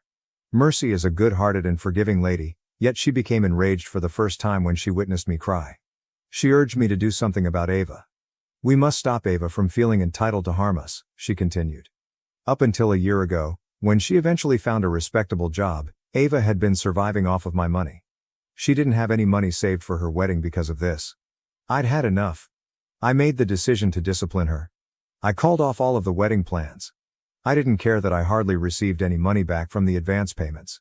I wanted to cancel the wedding planner as well as the wedding location, but I knew that would notify Ava, who could then make other arrangements. I intended to spoil her special day. I allowed her to keep her dress since she already had it. All of this made me feel bad, but after giving it some thought, I knew I had done more than enough for her. Why should I feel bad about interrupting her wedding if she didn't? When the wedding coordinator and the caterers and decorators showed up at the location on the wedding day, they were turned away. When the security showed them the cancellation email, it sparked a flurry of activity. When the wedding planner called to ask for the last payment, I informed them that I was no longer concerned and that they could speak with Ava about it. They informed me that when the venue guards denied Ava access, she got into a fight with them. Her fiancé saved her just in time after she nearly got arrested for trespassing. I had blocked her number when she attempted to contact me. I had denied her entry to the main gate when she arrived at my property. I desired tranquility, but I wasn't scared of her. Talking was pointless since, like she did when I visited her home, her comments would just make me feel worse. She needed to take responsibility for her conduct. She could no longer be repeatedly forgiven as a child. Ava just wanted her friends to attend her wedding, not family. I honored her decision. Fortunately, she had to deal with her friends about the wedding cancellation, so I didn't have to tell them. My parents were the only ones who weren't thrilled with what I accomplished. They said that regardless of how terrible our kids are to us, we should never treat them cruelly. I informed them that Ava was the cause of this. All her life, she had been cruel and egotistical. No matter how hard I try to defend what I did, the guilt still remains. I pretend to be brave, but I secretly regret calling off my own daughter's wedding. My heart has been relieved by writing this down, even if I have no idea why I'm here. Update 1. I appreciate all of your moral support. I didn't think my acts would be praised by others. I was afraid I would be considered a fool for taking such a harsh stance against my own daughter. A few of you inquired as to Ava's history of animosity toward us. I apologize for missing that previously. Here are the specifics. I had no idea how this format operated. My second wife is Mercy, a 45-year-old woman. My kid from my first marriage is named Ava. When Ava was 7 years old, I divorced her mother, my first wife. Ava's mother left me for him after finding someone else. I was granted custody of Ava because they were leaving for Europe and didn't want her. When Ava was 13, I remarried Mercy, and ever since, Mercy and I have had to deal with Ava's anger. Mercy is the object of her intense hatred. When she was a teenager, it made sense. It must have been difficult to watch someone take her mother's place. Mercy, a certified children's counselor and teacher, reassured me that Ava would be all right as an adult. She thought Ava would view me as more than simply her father. She would see me as a person in need of a companion. 5 years after the divorce, I got married in the hopes that Ava would value the fact that I had raised her by myself over those 5 years. Ava was disliked by both her mother and her new spouse. Regretfully, Ava showed absolutely no gratitude. Rather, Ava became increasingly hostile toward Mercy and me. In the hopes that Ava would find friendship there, I had to send her to live with my sister, who had a daughter of the same age, because things had gotten so horrible. After a few months of smooth sailing, my sister gave up less than a year later. Since it was their last year of school, my sister didn't want her daughter's grades to suffer as a result of the petty arguments that Ava and her daughter had, she informed me. I had to return Ava as a result. Ava lived with us until she graduated from high school, although she would spend her breaks with my parents. She eventually declared that she would complete her high school education while residing with them and refused to return home. I made arrangements for carpooling because my parents' residence was far from her school. As long as she was content and peaceful, that arrangement lasted. But her high school grades were terrible when they were released. At that point, I discovered that she had joined the wrong crowd, students who were doing drugs. She wanted to live with my parents because she had a nasty boyfriend. After they went to bed, she would slip out and tour the city until after midnight. Her senior year of high school had to be repeated. Another nightmare was getting her through college. She wouldn't have been accepted any place else due to her bad grades and depressing attitude, so thank God I had some contacts who helped her get a spot at a respectable college. She once again surrounded herself with the wrong crowd and used drugs while she was a college student. She had to go to rehab because things got so out of hand. She finally graduated at age 25, but she had a relapse the year after, so I had to send her back to treatment for a few months. She truly has been a pain in the butt, so calling her such wouldn't be impolite. She has continuously caused me distress, embarrassment, and misery. I'm so grateful for Mercy, my understanding wife. She could have talked me out of leaving Ava if she had been any other lady, but instead she was the one who continually urged me to wait. Mercy has given so much of herself for Ava and me, and I'm so grateful for it. The fact that I got married again, and Mercy even more so, seems to be Ava's biggest grievance. Mercy isn't Native American, you see. The Middle East was the birthplace of her family. Her parents, who were immigrants in the United States, were unable to support their 5 children, so she grew up in an NGO. They came to the United States with nothing after fleeing a war-torn area. I was drawn to Mercy for that reason. Despite having a difficult upbringing and little money, she persevered, obtained a master's degree, found a lucrative teaching position, and established a successful life for herself. Despite being a self-made woman, Ava refers to her as a gold digger. Yes, we have some generational riches because my family has had a successful export company for 2 generations. Since this is my second marriage and her first, Ava thinks Mercy married me for financial gain. Ava argues that if it weren't for financial gain, Mercy wouldn't have married a single father who was 12 years her senior. Mercy is 45 and I'm 57. I don't know who gave Ava these thoughts, but that's why she called Mercy a gold digger. A few of you also inquired as to whether Ava's mother had anything to do with this. In actuality, she hasn't gotten in touch with either Ava or myself since our divorce. All I know is that she was in Germany when I last heard from her. Regarding the present circumstance, Ava attempted to vent her rage by contacting me after I called off her wedding, but I prohibited her from doing so on any platform. When I called off the wedding, my parents were upset and offered to cover the costs if Ava wanted to reschedule. However, Ava betrayed them, saying they were supporting me. Using harsh language, she even threw them out of her house and told them not to come again. Although her teacher, who also happened to attend the same gym as me, was the one who discovered her high school substance use, she blames them for it. Following this, my parents had a change of heart and accepted my decision to call off the wedding. I can't give Ava the right to take advantage of and harm us whatever she pleases. I still haven't heard from her, so I have no idea what she's up to.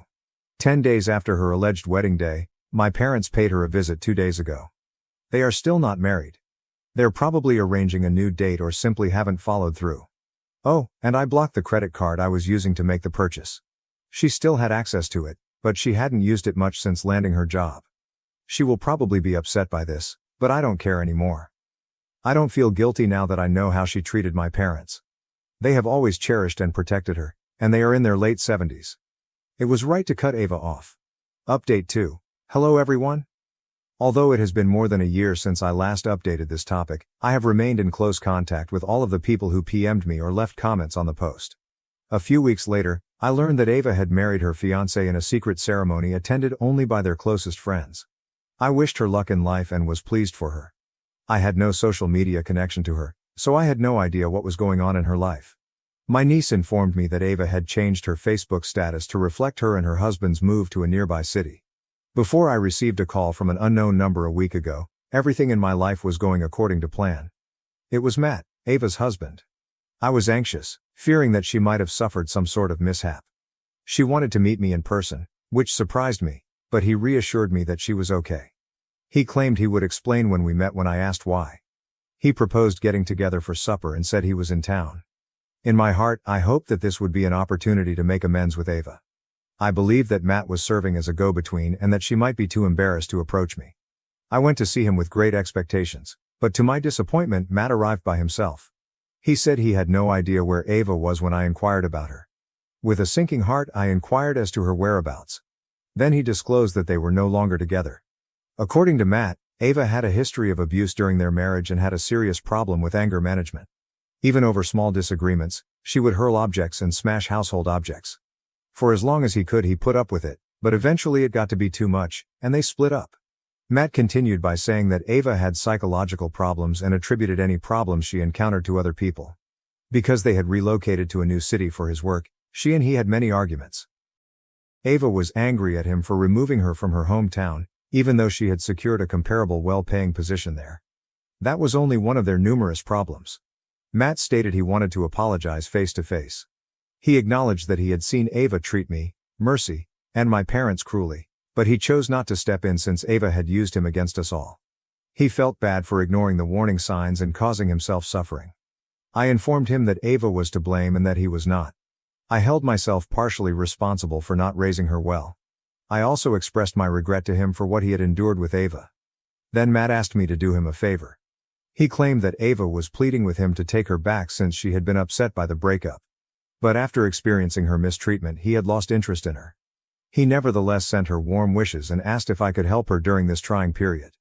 Because of her rage, Ava had lost all of her true friends and Matt felt I could help her by taking her to therapy. I informed him that although I hoped I could, Ava would not allow me to be close to her. He got it, and we both said we wanted to help Ava if she would let us. I made the decision to go see Ava after that talk. Unfortunately, things didn't work out as planned. She attacked Mercy and me, but I had come by myself so Mercy wouldn't see Ava's anger. In an attempt to soothe her, I apologized. Right or wrong didn't matter to me at the time. I just wanted to assist her. I advised her to see a therapist first, but otherwise, she could say anything she wanted about me. Ava brought up the past without listening. She screamed that she wanted to kill Mercy because she detested her so much. She acknowledged that she was embarrassed by our marriage and embarrassed to introduce Mercy as her stepmother, which is why she had barred us from attending her wedding. She threw me out of the house when I tried to talk sense into her, accusing me of being the cause of all her issues.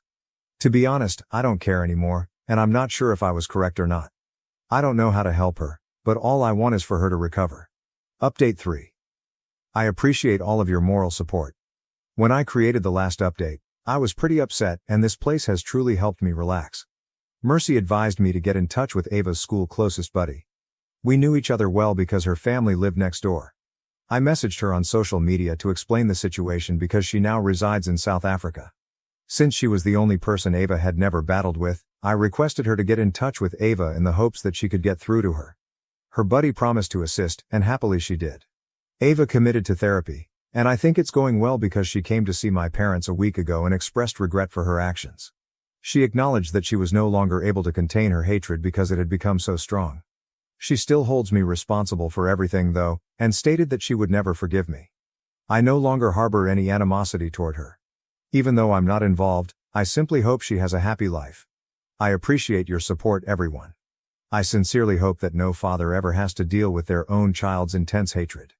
I sincerely appreciate you staying until the very end. Please remember to like, share, and subscribe if you truly enjoy our videos. Enjoy your wonderful day. I chose my stepfather to walk me down the aisle, and now my dad is begging for a second chance after seeing the photos. I was escorted down the aisle by my stepfather. After seeing the pictures, my dad broke down in tears and is now pleading for a second ceremony. I got married yesterday. When my dad eventually arrived in the evening after everything was finished, we spoke in a way that brought tears to his eyes. I feel terrible now because of that. To put things in perspective, I became engaged to my fiancée approximately 5 months ago. We chose to get married in our garden with just our loved ones because neither of us wanted a large wedding with lots of guests in a vast location. Our goal was to have a modest, intimate, and private wedding. Since we were getting married on the day of our 4th anniversary, this was a really memorable day for us, who had been together for 4 years. We still had decorators and caterers coming in, so it was obviously not possible to reschedule, despite the little wedding. I was unable to grant my dad's plea to postpone it because of this. I didn't want to because I didn't think it was necessary, more than the fact that I couldn't. My dad wasn't asking me to postpone my wedding because of an urgent matter. My golden child brother was in town and had planned a camping trip for the same weekend, so he wanted me to put it off. I'm not making it up, I promise. This is so ridiculous that I doubt I could ever create it. I couldn't think of a single medical emergency that would require him to wait a week that couldn't be rescheduled. So when my dad called me last week, he said he wouldn't be able to attend my wedding if I held it that weekend because he had a medical emergency. It was a weak excuse. My brother had surprised him with a camping trip, which he had consented to go on, but it happened to fall on my wedding day. I persisted until he finally told the truth. The camping trip was my dad's top priority, but I think it's very clear what the decision should have been. He clarified that he didn't want to miss out on spending time with my brother, who only visits for a few weeks per year. My dad also tried to persuade me that since my wedding wasn't a big occasion, it would be simple to reschedule. He maintained that all I needed to do was talk to the merchants and let a few people know. I made an effort to explain why the wedding date was significant to me, but I soon saw that it was useless. He was going camping with my brother and had already made up his mind. My dad has always given preference to my brother, so I wasn't surprised by this. 3 years older than I am, my brother, 30M, has always been an overachiever. In the meantime, I've been a typical child. Naturally, he received a lot of attention and was constantly complimented, while I frequently felt ignored. He was such a brat with an inflated ego that I was unable to be glad for him. Even though I used to feel jealous of him. He became conceited from all the attention and honestly thought he was a gift from God to humanity. We never got along since he was annoying and behaved like a bully to me. When he left for college, I was relieved. I was in middle school when our parents got divorced. My mom had an affair with one of her college pals, which led to the divorce. My dad agreed to split custody despite the unpleasant divorce that left everyone bitter. The affair was shocking. Not the divorce, to be honest. My parents had a constant argument for as long as I can remember. They were never really happy together, even in my fond childhood memories. During family get-togethers or vacations, they simply put on a front for other people. They hardly ever talked or even looked at one another at home. They eventually slept in different rooms. They probably stayed together for the purpose of staying together after falling out of love. My mom had her affair because neither of them tried to make things better. My dad had never been a pleasant man to live with, and I'm not attempting to defend her. Their marriage was going through a particularly difficult period when my mom had an affair. They got into violent arguments nearly every day, and my dad's heavy drinking just made matters worse. My mother eventually came clean about the affair and left the family one day. She still made an effort to communicate with us both, though. My brother entirely disregarded her messages, and I was the only one who replied. She had cheated on our father, and he could never forgive her. My brother's inability to forgive her wasn't shocking. He and my dad have always shared a unique bond. Even though my dad denied it, it was clear from the time we were young that he had a favorite. It was evident from his conduct. My relationship with my father deteriorated as we grew older. My dad appeared to be upset with me after the divorce when I made the decision to keep up a friendly connection with my mom and stepdad. He became aloof. He probably wanted me to behave like my brother, who was often disparaging our mother and her new husband. A few months after the divorce was finalized, my mom got married again, and I was a bridesmaid at her wedding. My brother declined to go. My brother was forced to spend half the month with my mother because she had partial custody, regardless of his sentiments. My brother didn't like that my mother didn't play favorites, therefore those weeks were unbearable. He was unable to escape punishment for his misbehavior at her home. My dad made multiple attempts to request full custody, alleging that my mom and her spouse were abusing my brother. He failed because his claims were unfounded. Looking back, I'm happy. I only had one parent who truly cared about me, my mother. I didn't despise my stepfather. He was a good man as well. I had mixed feelings toward my mother as a child. I wasn't sure if I should forgive her for cheating on my dad. I ultimately made the decision to follow my happiness. I put money into maintaining a positive relationship with my mother because it made me feel at ease. I'm glad I did. 6 years ago she passed away from cancer. What mattered was that she was always a good mother to me, regardless of the events in her marriage. My brother was scarce, even in her last days. Before she passed away he did pay her a few visits, which gave her some serenity. My stepdad moved out of state when she passed away, but we continued to communicate. The repercussions of my mother's death. My brother acquired a job in London and moved there around a year after my mother's death. Now he comes to see our dad once a year. I don't talk to my brother anymore. However, my connection with my dad started to become better once my brother moved out and my mom passed away. After finding out about my mom's infidelity, he expressed regret for his lack of warmth for me. He acknowledged that he had acted in ways he wasn't proud of, particularly toward me, since he felt deceived and hurt. He tried to improve our relationship and admitted that he had always given my brother more attention. We've become closer over the last few years, which I never imagined was possible. I asked him to lead me down the aisle at my wedding because I thought things had improved. He concurred. As long as he showed me love and respect, I didn't mind that he was still very close to my brother. The ultimate camping trip. But recent events made it clear to me that as long as my brother was alive, I would never really be a priority. I came to see that my brother's relocation away was the only reason my dad even made an effort to patch things up between us. I become less important when my brother is around. It was a terrible wake-up call when my dad asked me to reschedule my wedding so that I could go camping with my brother. The realization that things hadn't altered as much as I had thought was painful. I made a snap decision in the heat of the moment. I consented to postpone my wedding. I called my stepdad a few minutes after I hung up with my dad. I invited him to lead me down the aisle without thinking twice. I'll admit that what I did at the time was spiteful and motivated by retaliation. But I believed that I was being good for myself by reprimanding my father. I didn't mind my stepdad filling in because he was already invited as a guest to the wedding and he's always been a good man. Even though we don't communicate often, we are still close because he helped me get through my mother's burial.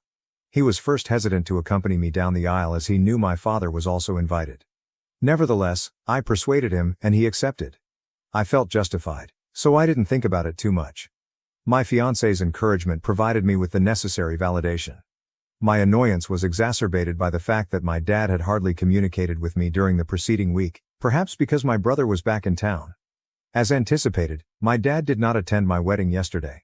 I waited until the very last minute in the hopes that he would surprise me. However, he didn't. For the most part, I was content as my stepdad led me down the aisle.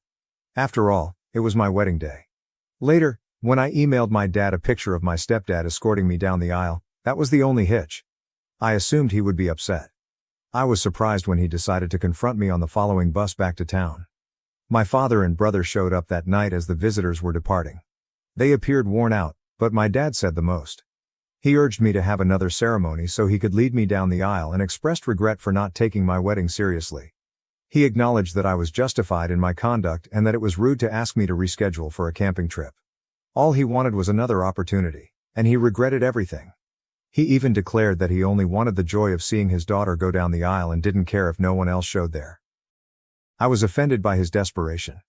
It became evident that his activities were motivated more by a desire to outdo my stepdad than by a genuine concern for me. I asked him if, had my stepdad not escorted me down the aisle, he would have responded in the same manner. His reluctance was sufficient enough. I informed him that he had let me down and that I would not be getting married again merely to please him. He blew the opportunity he had.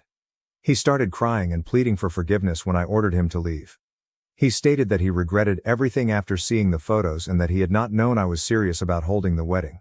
He adamantly apologized for not putting me first. He accused me of being callous and overreacting to a single error when I asked him to go once more. The final straw was that. I informed him that I had every right to defend myself at this point if he could treat me badly for the rest of my life without good cause. I reminded him that his actions were the reason behind everything that was happening to him. Unlike him, my stepdad truly cared about me, so I told him I was happy he escorted me down the aisle. Then I left him crying and went back inside. My brother and father were gone when I looked out a while later. Considering I regret what I said now that some time has gone by.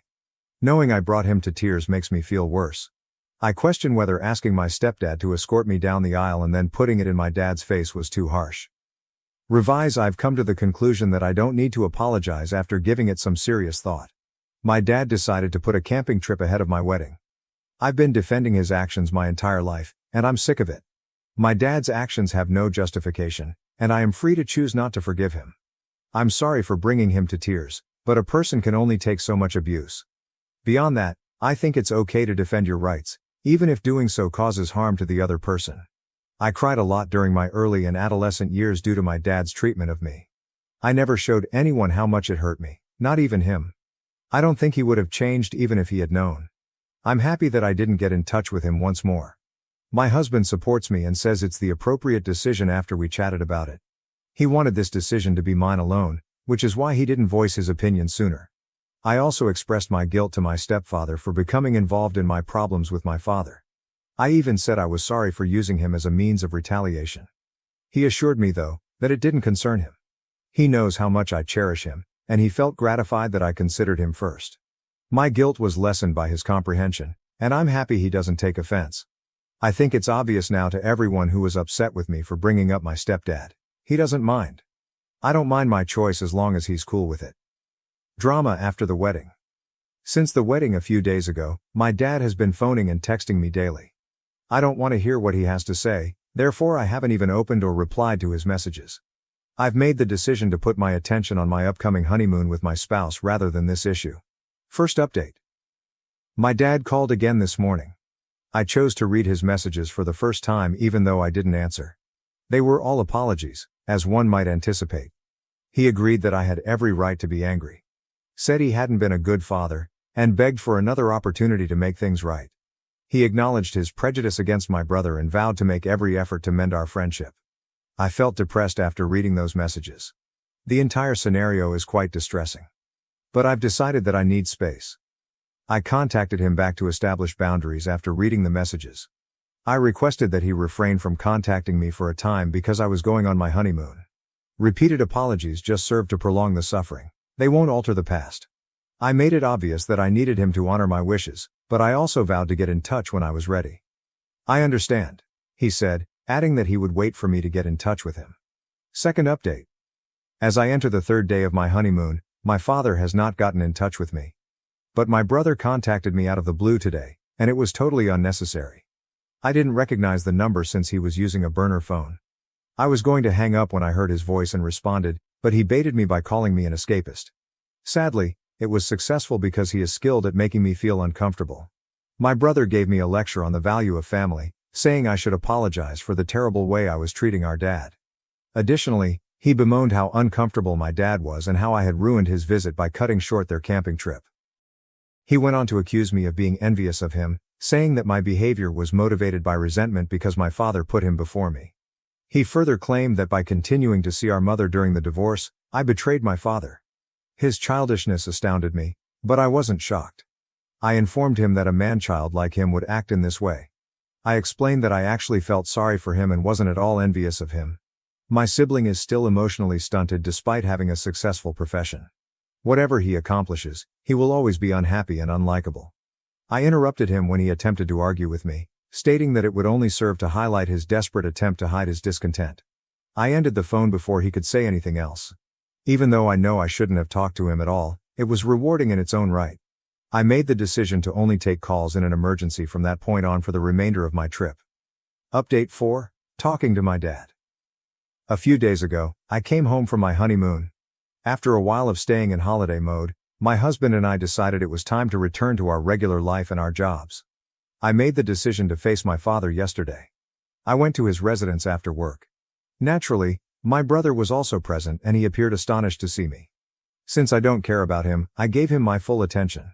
I didn't want to have any serious conversations with my brother, so I asked to talk to my dad alone. I was certain that he would be unable to be silent and would continuously interrupt, and I couldn't stand it. My dad and I were finally alone when my brother left the room, albeit he appeared to be upset about it. When we were alone, I expressed my disappointment in my father's actions. I reminded him that I had asked him to lead me down the aisle because I felt our relationship had improved over the previous few years. But it became evident what his priorities were when he requested me to reschedule the wedding. My stepdad is significant to me in his own right, but I acknowledged that asking him to lead me down the aisle was selfish and vengeful of me. I informed my dad that I still didn't know if he had come that day because he truly regretted missing my wedding or because he felt competitive with my stepdad.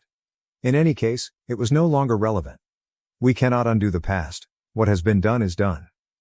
A way forward for reconciliation. He initially appeared to be very distraught, but I assured him that starting over was the only way to move on. I am aware that a lot of people would anticipate that I would completely cut him out of my life, but in all honesty, I don't want to or can live with that. I know how quickly life can take individuals away because I lost my mother to cancer. I can't ignore the positive times I've had with my father, even with all the negative ones. But I also can't deny the pain he's given me. I clarified that I had reached a point of acceptance. I'm willing to give him another chance to make amends for his mistakes from now on. I urged him to allow me that space though, because I need time to recover. We can attempt to mend our father-daughter relationship when I feel ready, which could take weeks, months, or even years. I wish to avoid touch till then. I asked him if he could accept this and he nodded. Before I left, he asked if he may give me a hug. It was emotional when we hugged, but I held back from crying until I was back in my car. In conclusion, we decided on that, and I believe it works, at least for the time being. The course of events will become clear with time. I'm comfortable with the situation for the time being. My parents and golden child sister ditched me on my 15th birthday, so I threw a fake party with their work friends and exposed the truth. I celebrated my 15th birthday 3 days ago, but things didn't go as expected. On the morning of my birthday, my parents enthusiastically informed me that they had planned a surprise family trip to the Poconos. I was ecstatic since, as the less important younger sibling, I rarely get surprises like this. I was quite happy. However, a few hours later, when I finished packing and walked downstairs with my bags, I discovered that my parents had already left.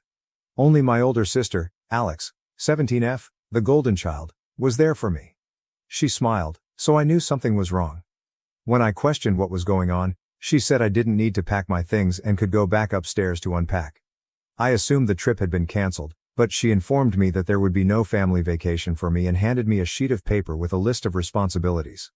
I was perplexed until she stated that my parents and she had agreed that, despite the fact that they had surprised me with the vacation that morning, they had a debate, and Alex believed it would be best for me to stay home and study because our finals were approaching. She, of course, got to leave because she had completed her assignments. If I became bored, I could do household tasks. Then she chuckled and said I should thank her for giving me time to study rather than spending it with our family.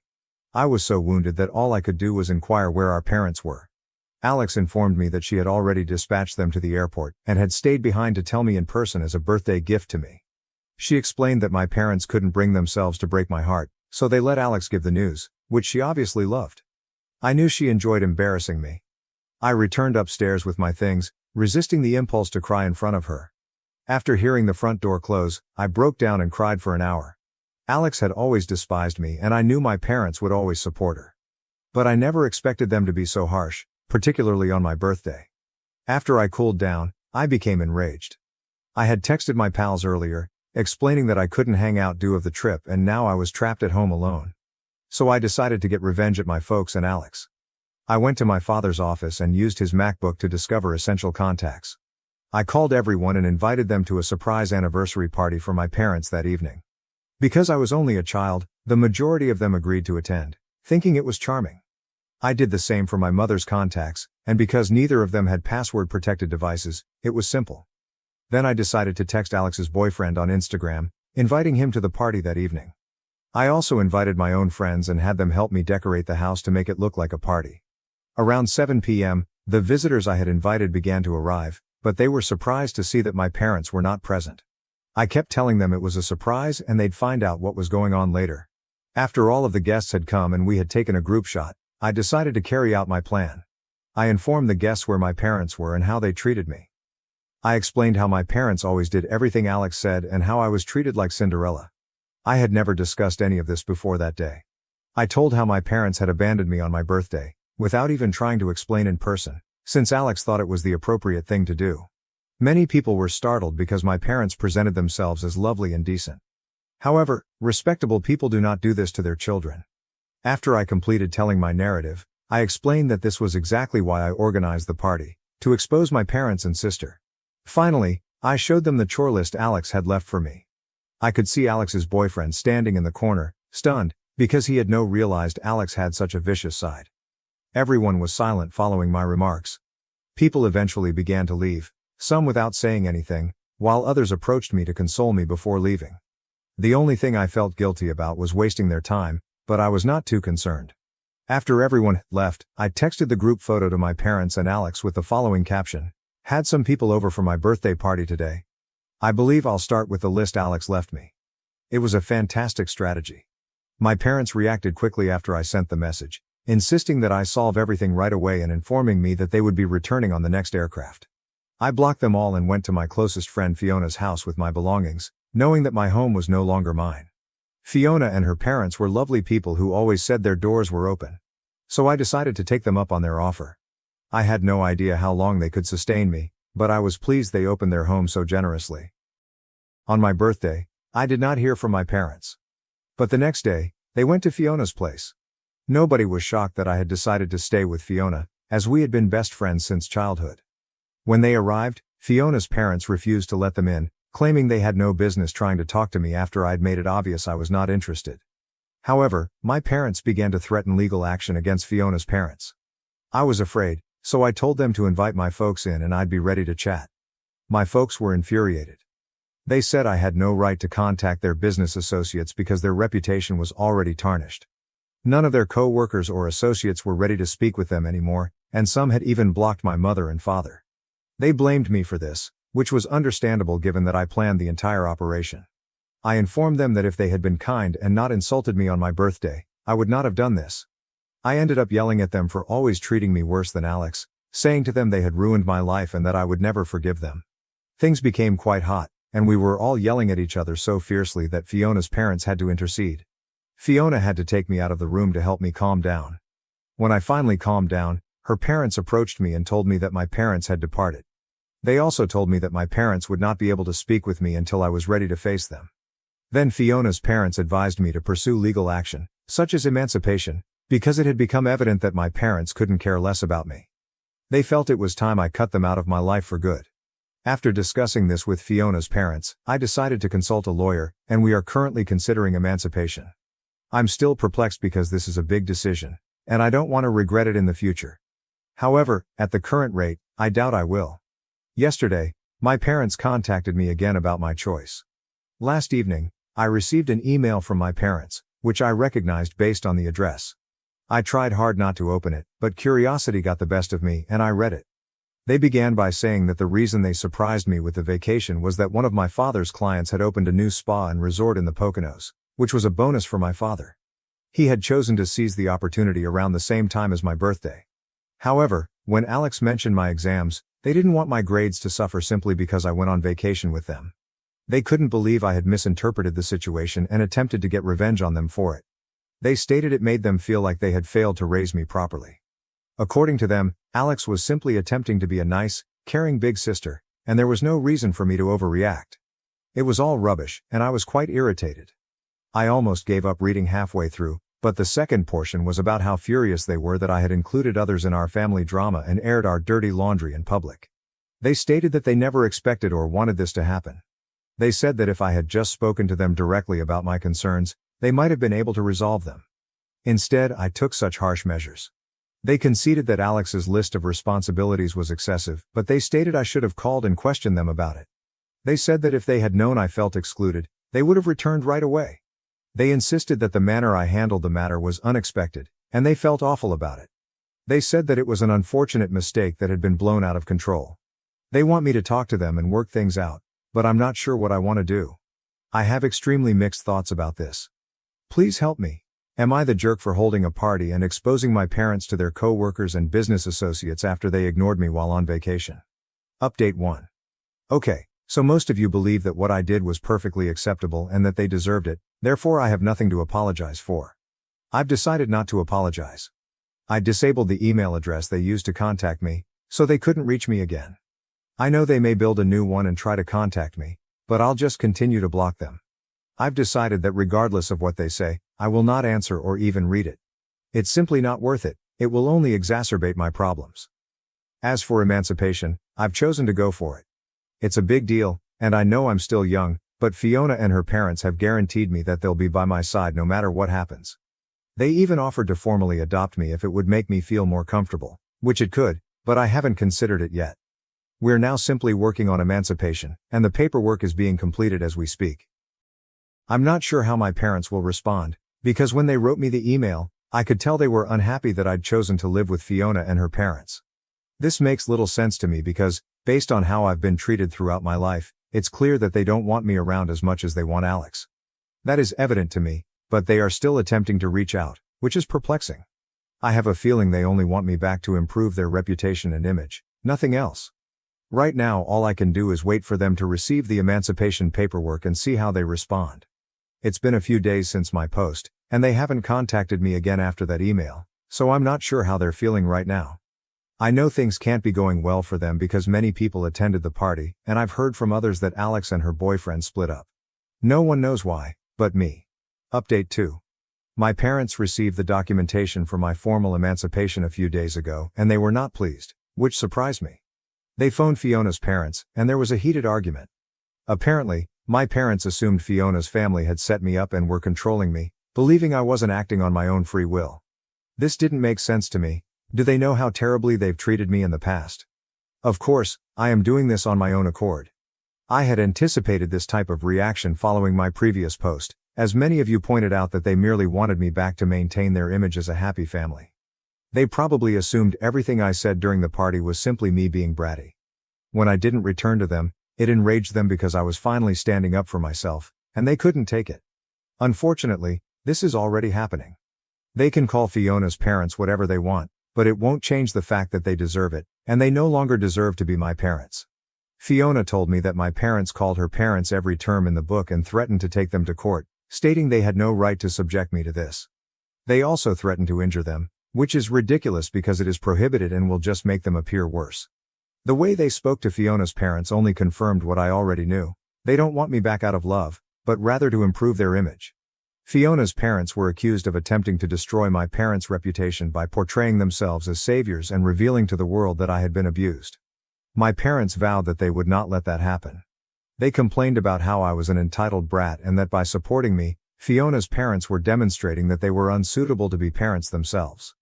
If my parents truly loved me as a daughter, they would be more concerned about my well-being and would make an effort to communicate with me directly. Instead, they're shrieking at Fiona's parents, saying that they're trying to ruin their reputation.